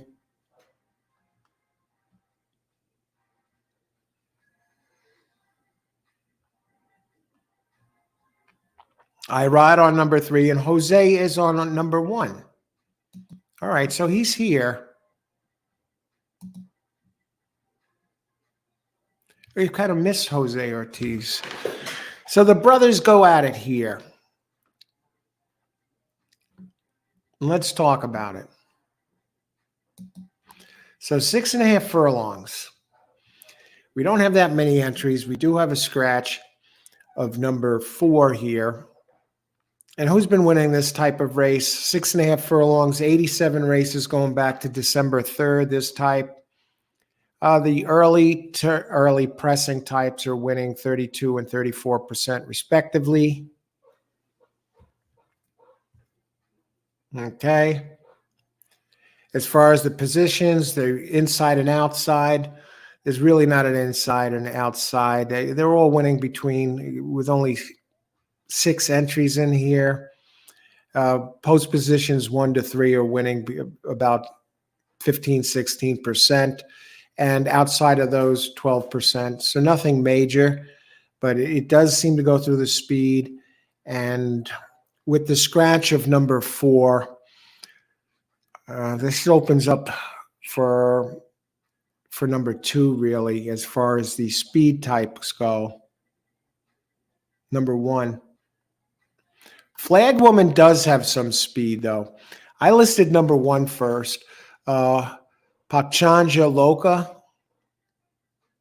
Because of the race, now 6.5 furlongs, because of the race 2 back, I think you got to consider it a player. We wired the field and ran an 87 Brisnet number. What happened last race? It led, saved ground, and tired in an optional claim 75K race. But that was at Tampa. I mean, this one seems to run a good race, and then it knocks all the wind out of it. What happened in the race 3 back when it ran a 42? Showed no speed at all. I got to think they're going to send this one. They tried to send it last race, and it fell apart. Was leading at the first call by 2 and wound up losing by 7 by 21. All right. The other one I'm on is the 3, which has Jose Ortiz. And the trainer of the one going back for a second is Fausto Gutierrez, who's 17% here. And of course, Jose Ortiz. And it turns back a half a length. Maybe that helps get this one back in gear.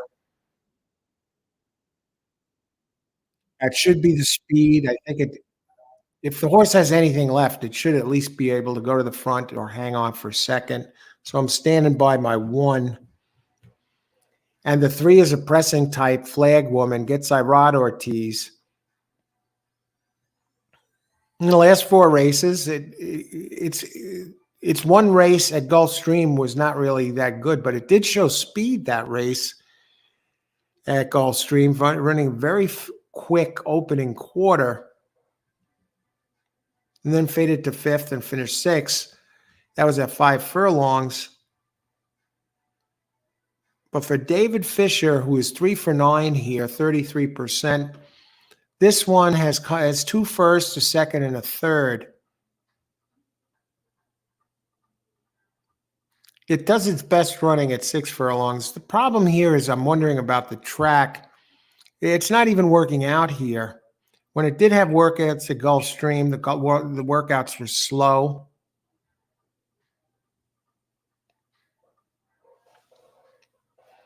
I'm not on 3. Let me go down to number 5. Bletchy Girl. What's wrong with the 5? The 5 at 6.5. Is this 5 not? Is it scratched? Is there a late scratch at 5 or something?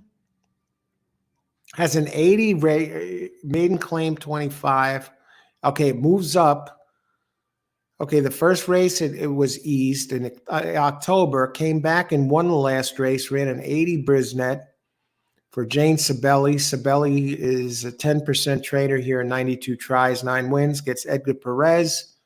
Second off the layoff. It was hanging around and then came on. I got to think this one's going to do a pretty nice job here. So I like 5. I like 1. I don't like 3. And let's see. Let's open it up. We got 8 minutes to post. 5 is on the board at 7-2. Who do we got?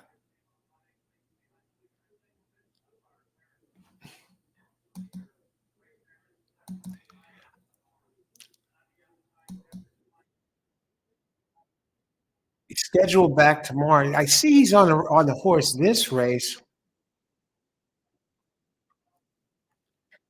Very interesting. I'm used to mentioning his name a lot more. I think I like that 1 has some speed. 5 concerns me just a little bit because of I'm really not concerned about the 5 at all. I see this as a very evenly matched race.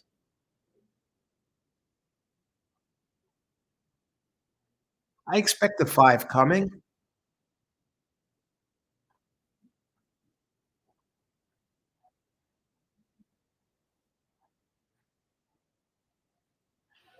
One 5. I just want to go down to the 6 here. Sturdy Girl. Now, this one won last time with a nice closing kick. I really not much to go by here.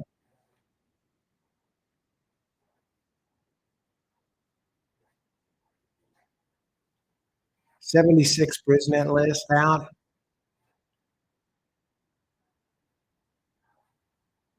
Bullet workout on February 23rd.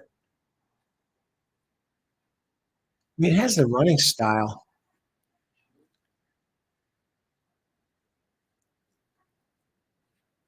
And it ran its best race. Been working out for this. Out of Handsome Mike and Scat Daddy.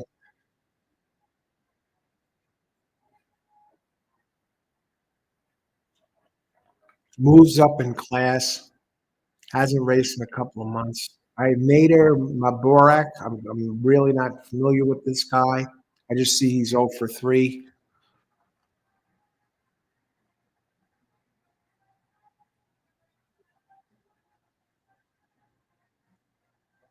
This is a mystery bunch, folks. But we're going to try and get it done here. Jose usually rides Shug McGahee. Fisher is running hot. Yes, he is. That's the thing to watch about the 3. And plus, you got Jose. I'm just a little concerned about the running style. What about the 1 with the big last race 2 back? Kind of reminds me of the 1 that laid an egg the other race. I'm surprised the five's not taking more money.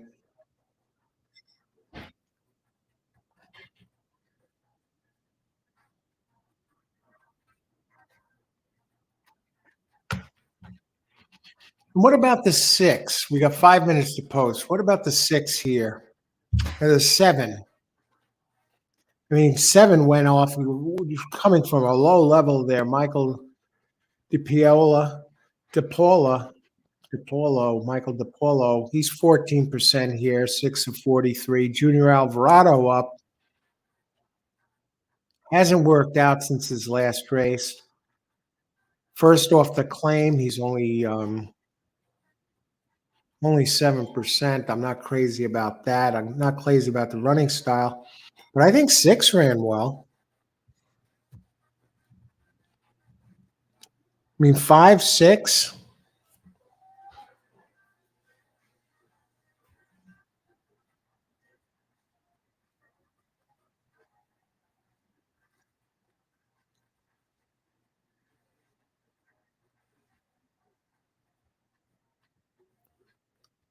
Five and six. Two. What do you make of the two? I'm not crazy about the trainer. Second time Lasix, 0 for 14.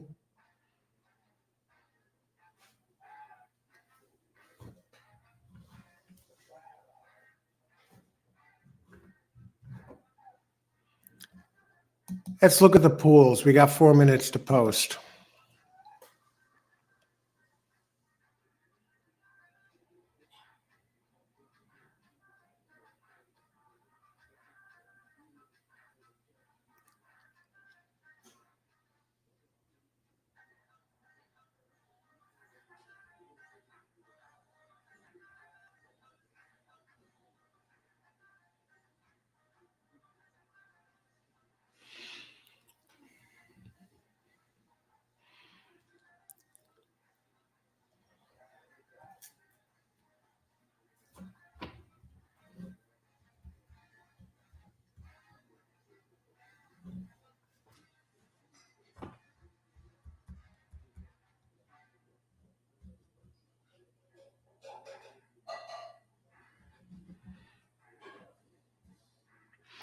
All righty.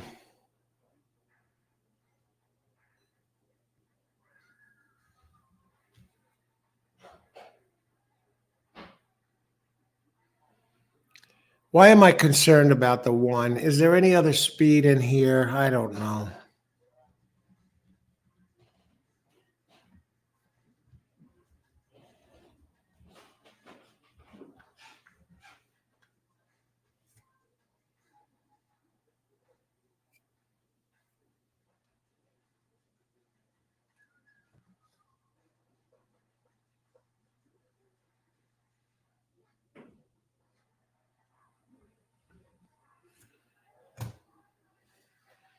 All right, let's do it this way.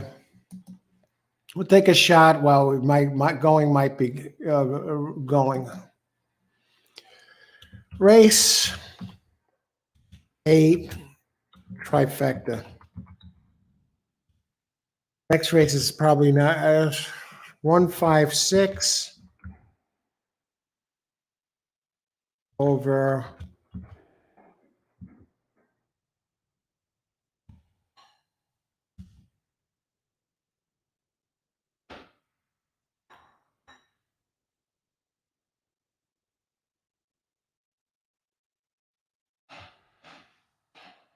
okay, one I gotta do I spread it to this?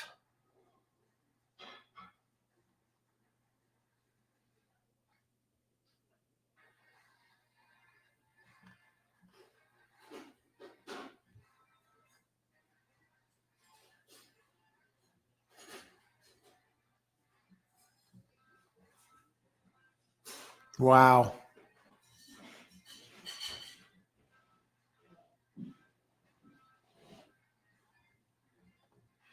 All right, I'm ready.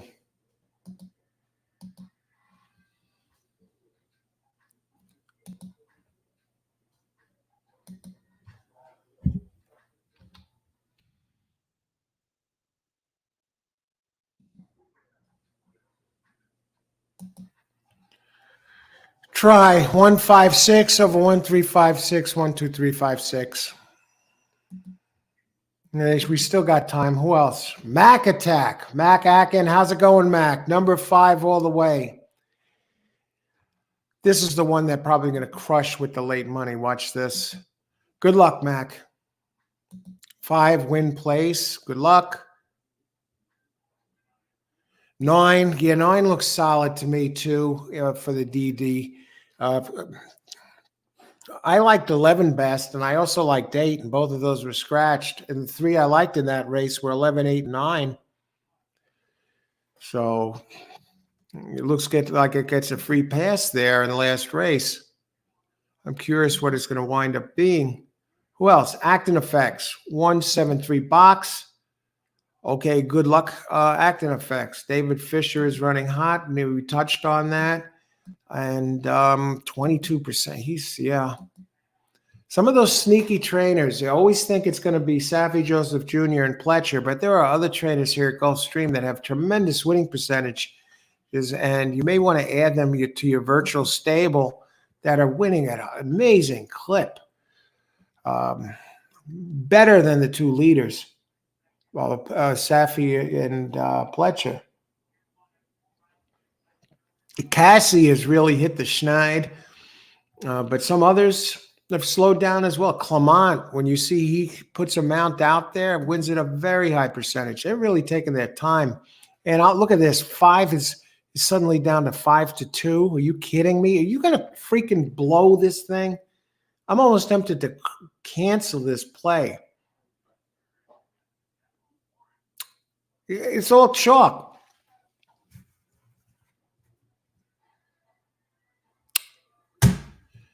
I'm canceling trifecta play. I'm looking at the board. I don't like it.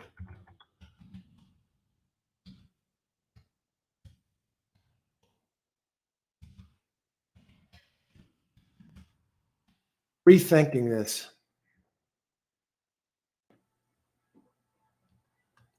It looked good a few minutes ago, but this is out, folks. I'm not doing this.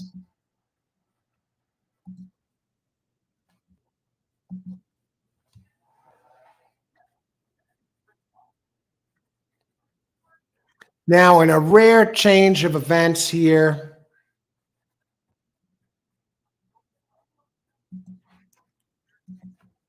trifecta of 3 over 156, 156, and 5 over 136, 136. That's it. I could have wrote that out easier. I could have just put 3-5 over 1-3-5-6, 1-3-5-6. And I'm also going to do one more. 1-3-6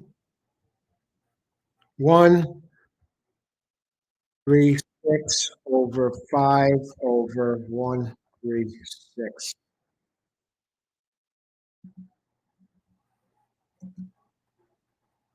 And I didn't get that in. I didn't get the second one in. All right, what do we got here? Here's 5. Good luck, everybody. Enjoy the race. Did 5 get lost? Did he scratch?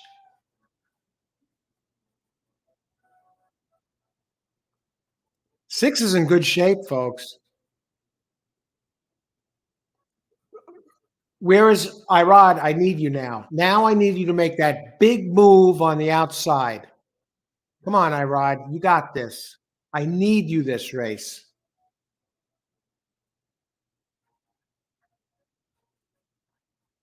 He's not even going to get second far. Oh, now here he comes now.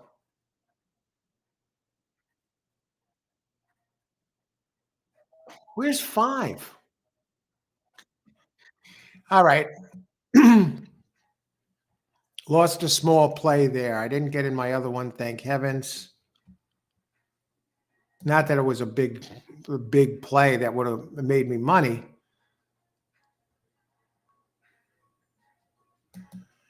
Irene, yes, odds were disappointing. This morning, Bletchy Girl was considered a long shot, but I did put a small win place on the horse. I never saw the horse.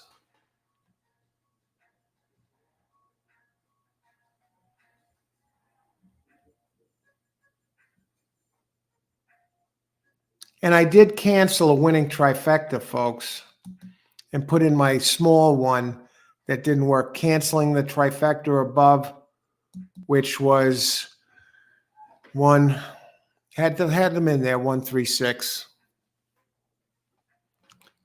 Probably not going to pay much of anything anyway, but we would have done better than my loss of a small one. All right. Getting to the Gene was in here on the 5. Kelvin on the 3. Leloy was on the 3. 136 result. Who else? 316 small box. Great job, Ricardo. Excellent job. And listen to this. Ricardo has a new trainer. I see you coming in third. Great. Ricardo, you're the man. Good job. You know what? I thought the 6 looked real good last race from what I saw of the data. Maybe not to win, but closed well and comes off a good race. Excellent. New trainer, etc. Yeah. And you got it done. Tremendous.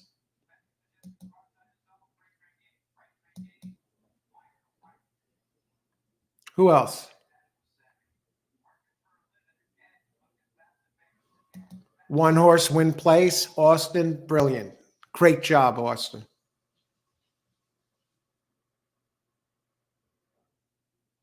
What track tonight? Gene, we're going to be at Turfway Park tonight covering all the races. A Thursday night edition of All Horse Racing All the Time. We're going to get started about 5:30. And it's a great card. I've been through the card. Hopefully they're not a bunch of scratches. Let me see. Do they have any scratches for Turfway yet? I had a couple earlier. Let's just check that.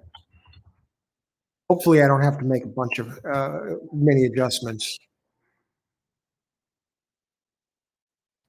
Might be able to, what? Wow, it's another hour and it changed to Turfway. 3 scratched in the first. I knew about that one.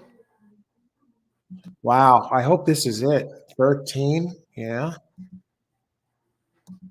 And if this holds up, I'm not seeing any. So far, we're looking real good as far as scratches goes. Acting Effects, 173 box. All right. Great job, Acting Effects. 1-3. Excellent.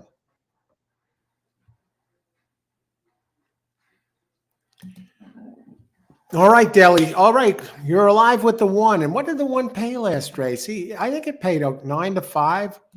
You get the right one home there. What is 1-9 going to pay?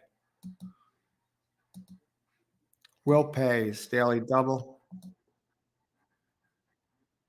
Well, you get the 9 home. You will make a profit there. A little bit of a profit, but needed one of the others there, Superman. And 1 took that late money. Jeez. What happened to the 5? What did the 5 end up taking? 5-2. A lot of money on that 5. Damn, I would have come out ahead with that. The 50-cent try, 44.35. And I canceled it. It's paid more than I thought it would have with the 6 in there. Bad cancel on my part, folks. Go with your gut instincts. There's my initial play, and I dodged it. I threw it out, and instead went with this.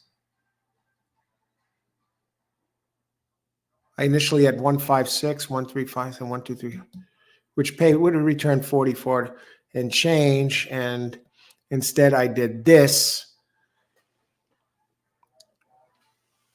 Oh, Jose Ortiz gets it done last race. Brilliant. Getting in the gate, big run from Tribute, I hope. Who's Tribute? Oh, 2. All right, Boris. 136 results. Superman, I had a bit on the 1 for winning show. All right, Superman. Good job. I'm still trying to figure out what happened to the 5. Yeah, what happened to that 5? I'm still trying to figure out what happened to the 5. They were showing some slow-mo replays of the beginning, but I don't see at that point she fell out of it. Amazing.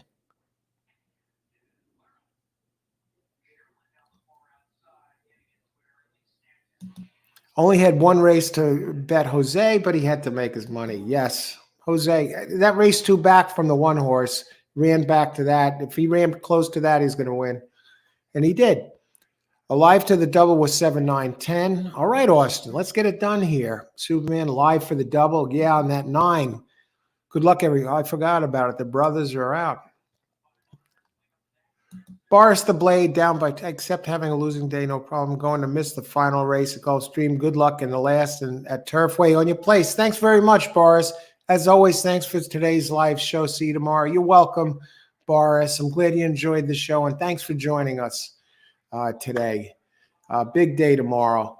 So, do you get Tampa on Saturday, Boris? Can you wager on Tampa? They have a big day there Saturday, and we're going to be playing there.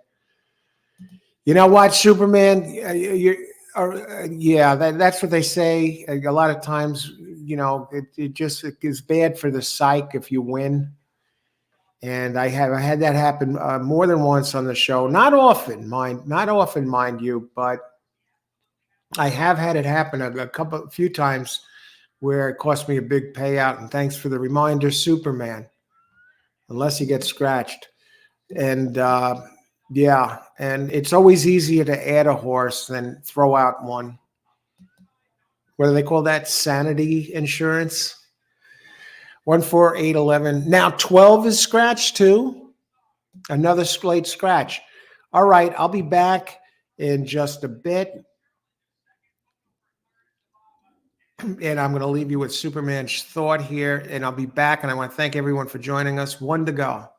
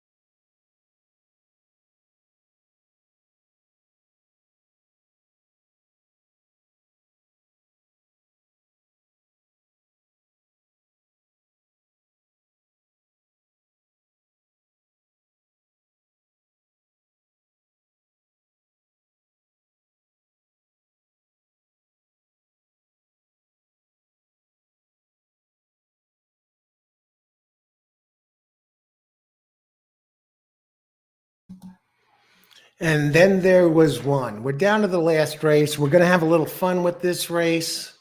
One race to go. I don't see this as a moneymaker in the traditional sense. Welcome to All Horse Racing All the Time. I'm your host, Al. Thanks for joining the show, everybody, today watching. The 9 gets bet down to, believe it or not, 4-5, which is expected.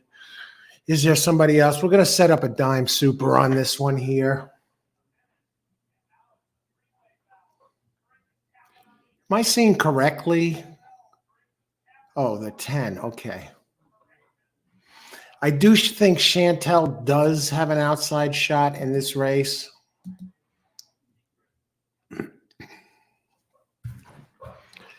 Number 10 is baby steps, has big early speed, and a 9 should get the front, I would imagine.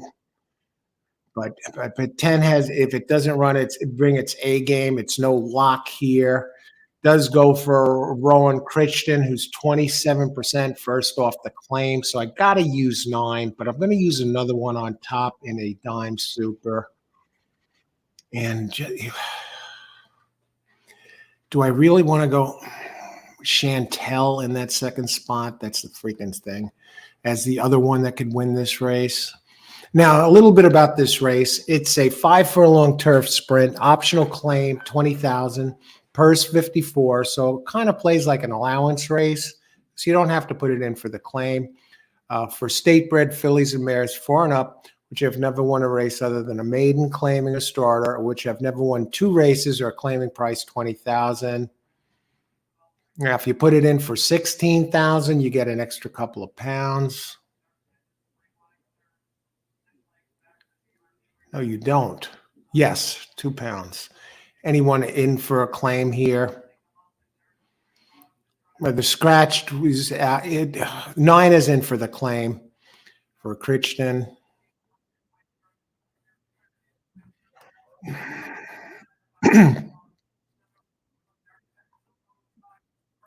Kathleen O'Connell has the 12 in there.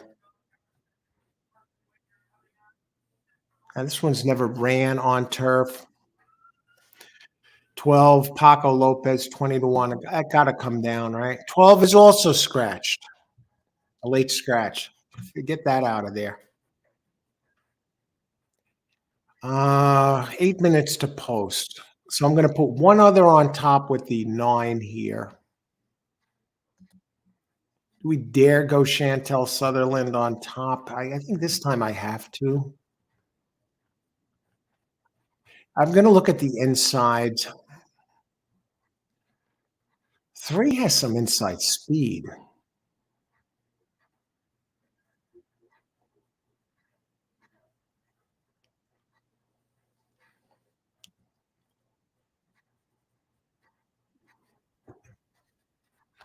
What are the odds on 3? 12-1.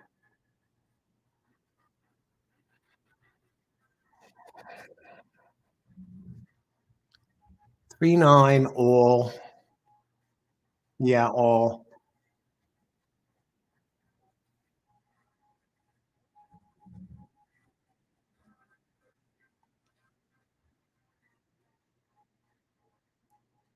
What about 10? If I leave her out and she comes through, that would be really bad. I just want to look at the trainer. This one does have a lot of early speed. 10. 10 can win technically.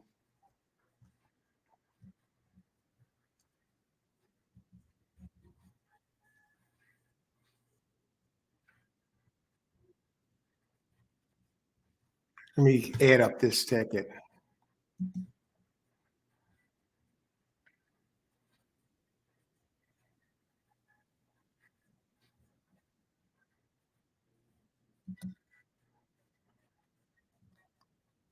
We could just go here to Gulfstream, and I'm going to open it up. We're going to have time here.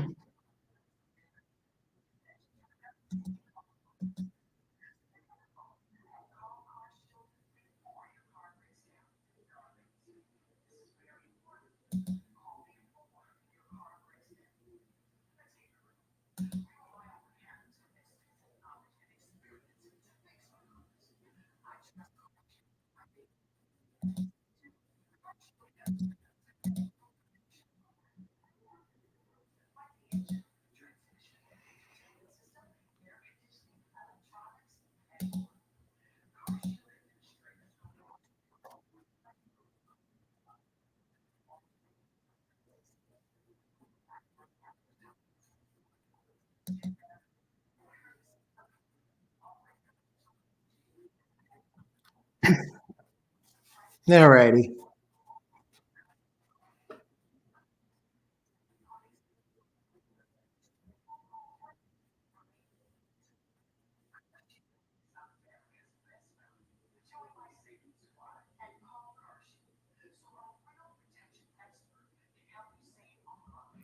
I just want to check the two for a second. Mm-mm.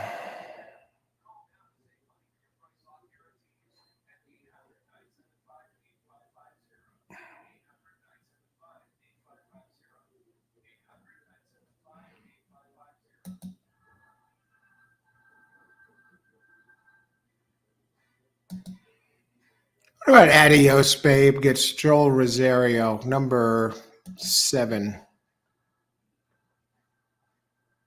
No.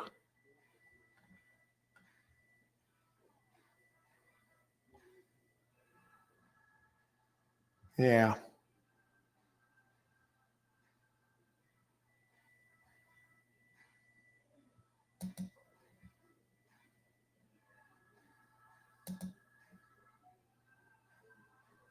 All right. 20 play here. Let's tee it up. Write this down and get this in.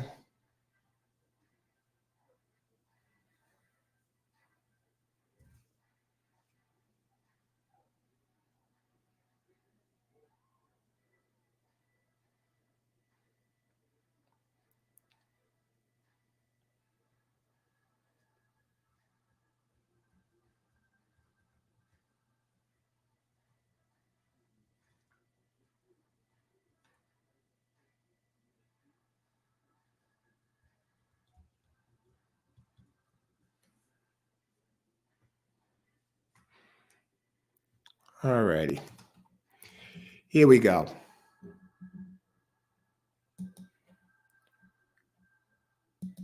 Race 8.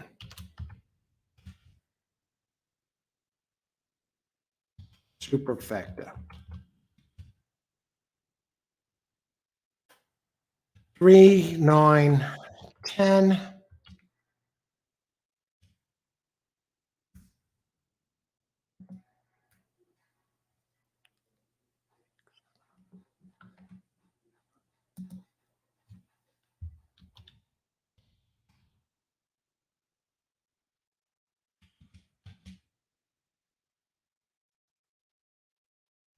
All right. Almost there.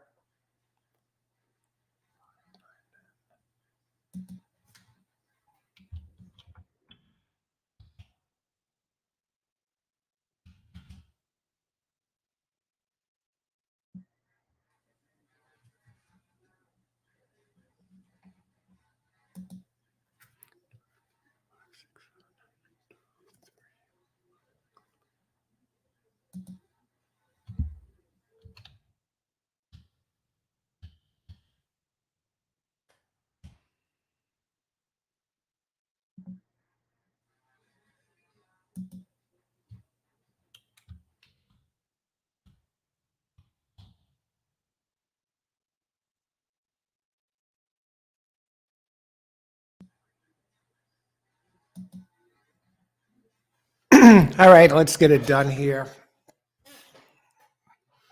Superfecta, folks. Let's get it done. 1 minute to post.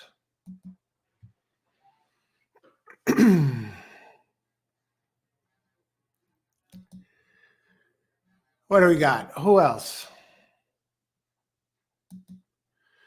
Number 3 bets going in a big direction all of a sudden. Oh, really? 9-1. Got big early speed and inside. 9 over 310 in reverse. Good luck, Tony. Superman 39, 39, 10. Good luck, Superman. Leroy 3, 9, 10. All right. And 3, 9, 10, 2. Good luck, Leroy.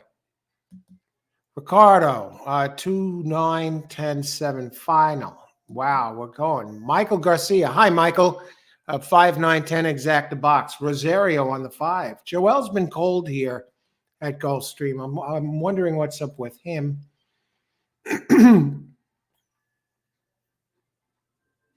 Use the 5, Michael. I do have the 5, second, third, and fourth, Michael. Good luck. Acting effects 9, 10, 10, 5. My backup bet is win show on 3. Superman, big early speed. He should be running early.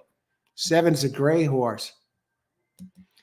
Demetrius, what did I say? A very big Manchester play. United 3-1. Easy big play. Soccer winner. Great job, Demetrius. Yes, you did. Congratulations on a great pick. All right. And Ricardo did give us the scratch. And now 12 was scratched. Backing up the daily double, I see. Taking a long shot, Superman. Yeah.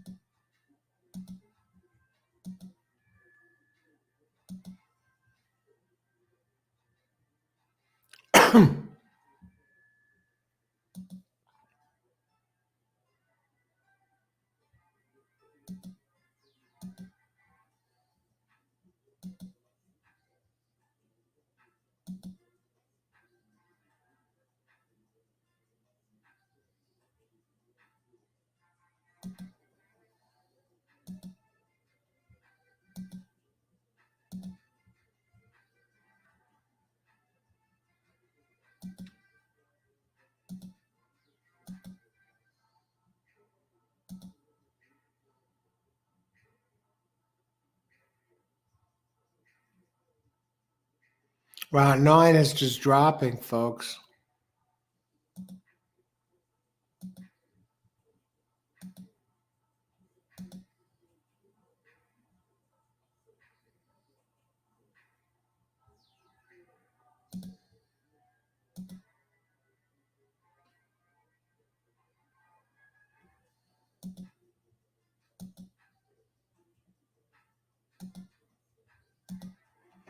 Who else? Okay, they're getting in. Let's get it done here. James White, 23679, exact the box. Good luck, James. I want to thank everyone for being here today. Let's make some money. It's been great. We're going to be at Turfway Park around 5:30. So you want to make sure you are there for that. Big races, all the races. Amadeo, 9-10. Good luck, Amadeo. 5 wants no part of the starting gate. 9-10 over 3, 5, 6, 9, 10. That 3 is live, folks. 7, 3, 10, 9. Good luck. Ricardo, Tony Vasilino, 9 over 310, 310. Superman, 3-9, 3-9, 10. Aloy, 3-9, 10-2. Good luck. Michael Garcia, 5-9, 10. Good luck. There's my play is super, 3-9, 10 on top, followed by almost by a bunch of them, and 3-5-9, 10. Let's get it done, folks. For third, and then spreading across in the fourth. Good luck, everybody. Enjoy the race. It'll be interesting to see Chantel Sutherland on the 10, taking some money here. The 3, big early speed. I think it's a win threat from the inside. We'll see. Good luck. Enjoy the race. They're just about all in. Ice water in the veins. I'm curious to see how the 10 breaks, and especially the 3 breaks from the inside. Now on the board, Mona's power at 12. 3 doesn't get out quick. There he goes. Now he's starting to come up, but is it too late? We got others out there too. And 3 does grab the front. All right. 10 running second. Stop the race. And now 10 is coming. 3 is running second. I rod. All I want is I rod in the first 3. Come on, 3.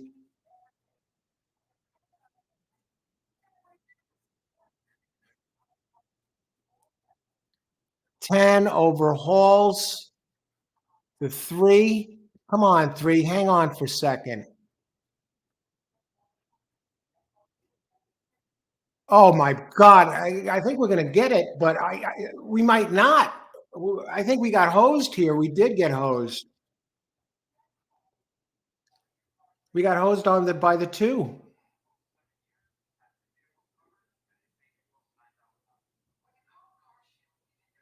Oh, brother.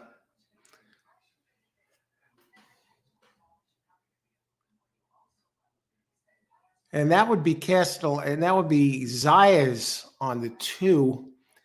Okay, you stop the race now. I have it. So I need 3, 9, or 10 to finish first, second.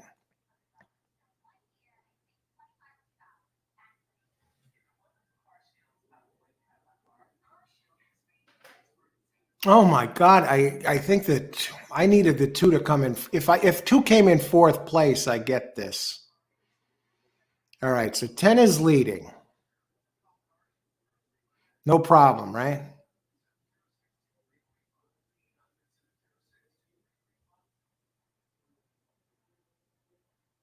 We might actually have this. I don't know, but if 2 came in fourth, we're good. I don't have 5 on top. Oh, all right. Well, well, that settles that. We did our best, folks. I thought we had this. I thought I had it, Leloy,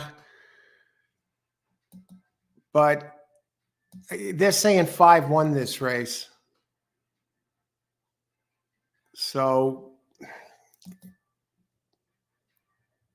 5 snapped the 10. Now, if the 10 had won, I would have had it, but we tried. We tried, Leloy.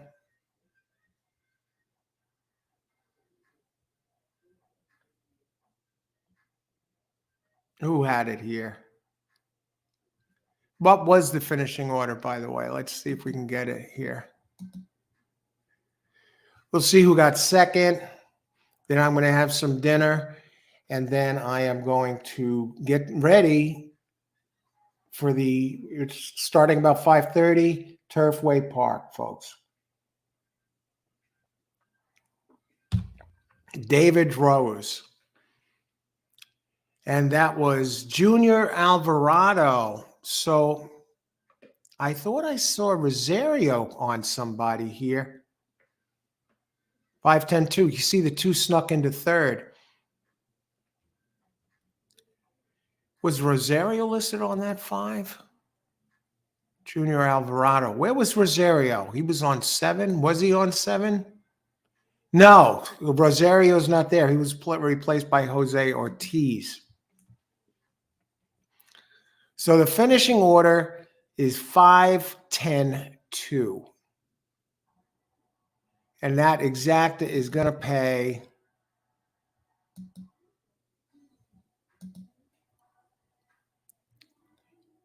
$510 is going to pay $125 for $2.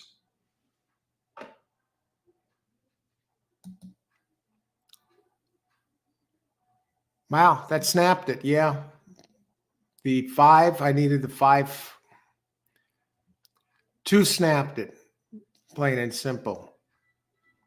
Michael, use the 5. Yes, tremendous call there, Michael. Who else? 5, 9, 10 exact the box. Michael, tremendous hit. Great job. Who else?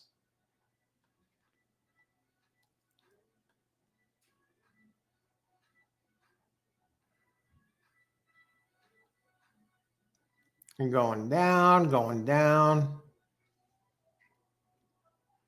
Irod Ortiz, not to be done.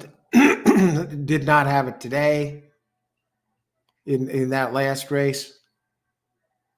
Just for the hell of it, Ron did take a try, did have the 5 in there, did have them the combinations in there, but just not the right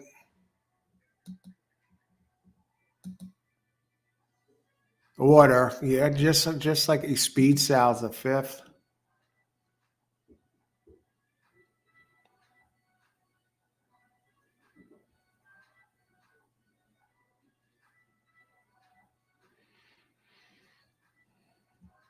Let's see it at Turfway. Big money over there.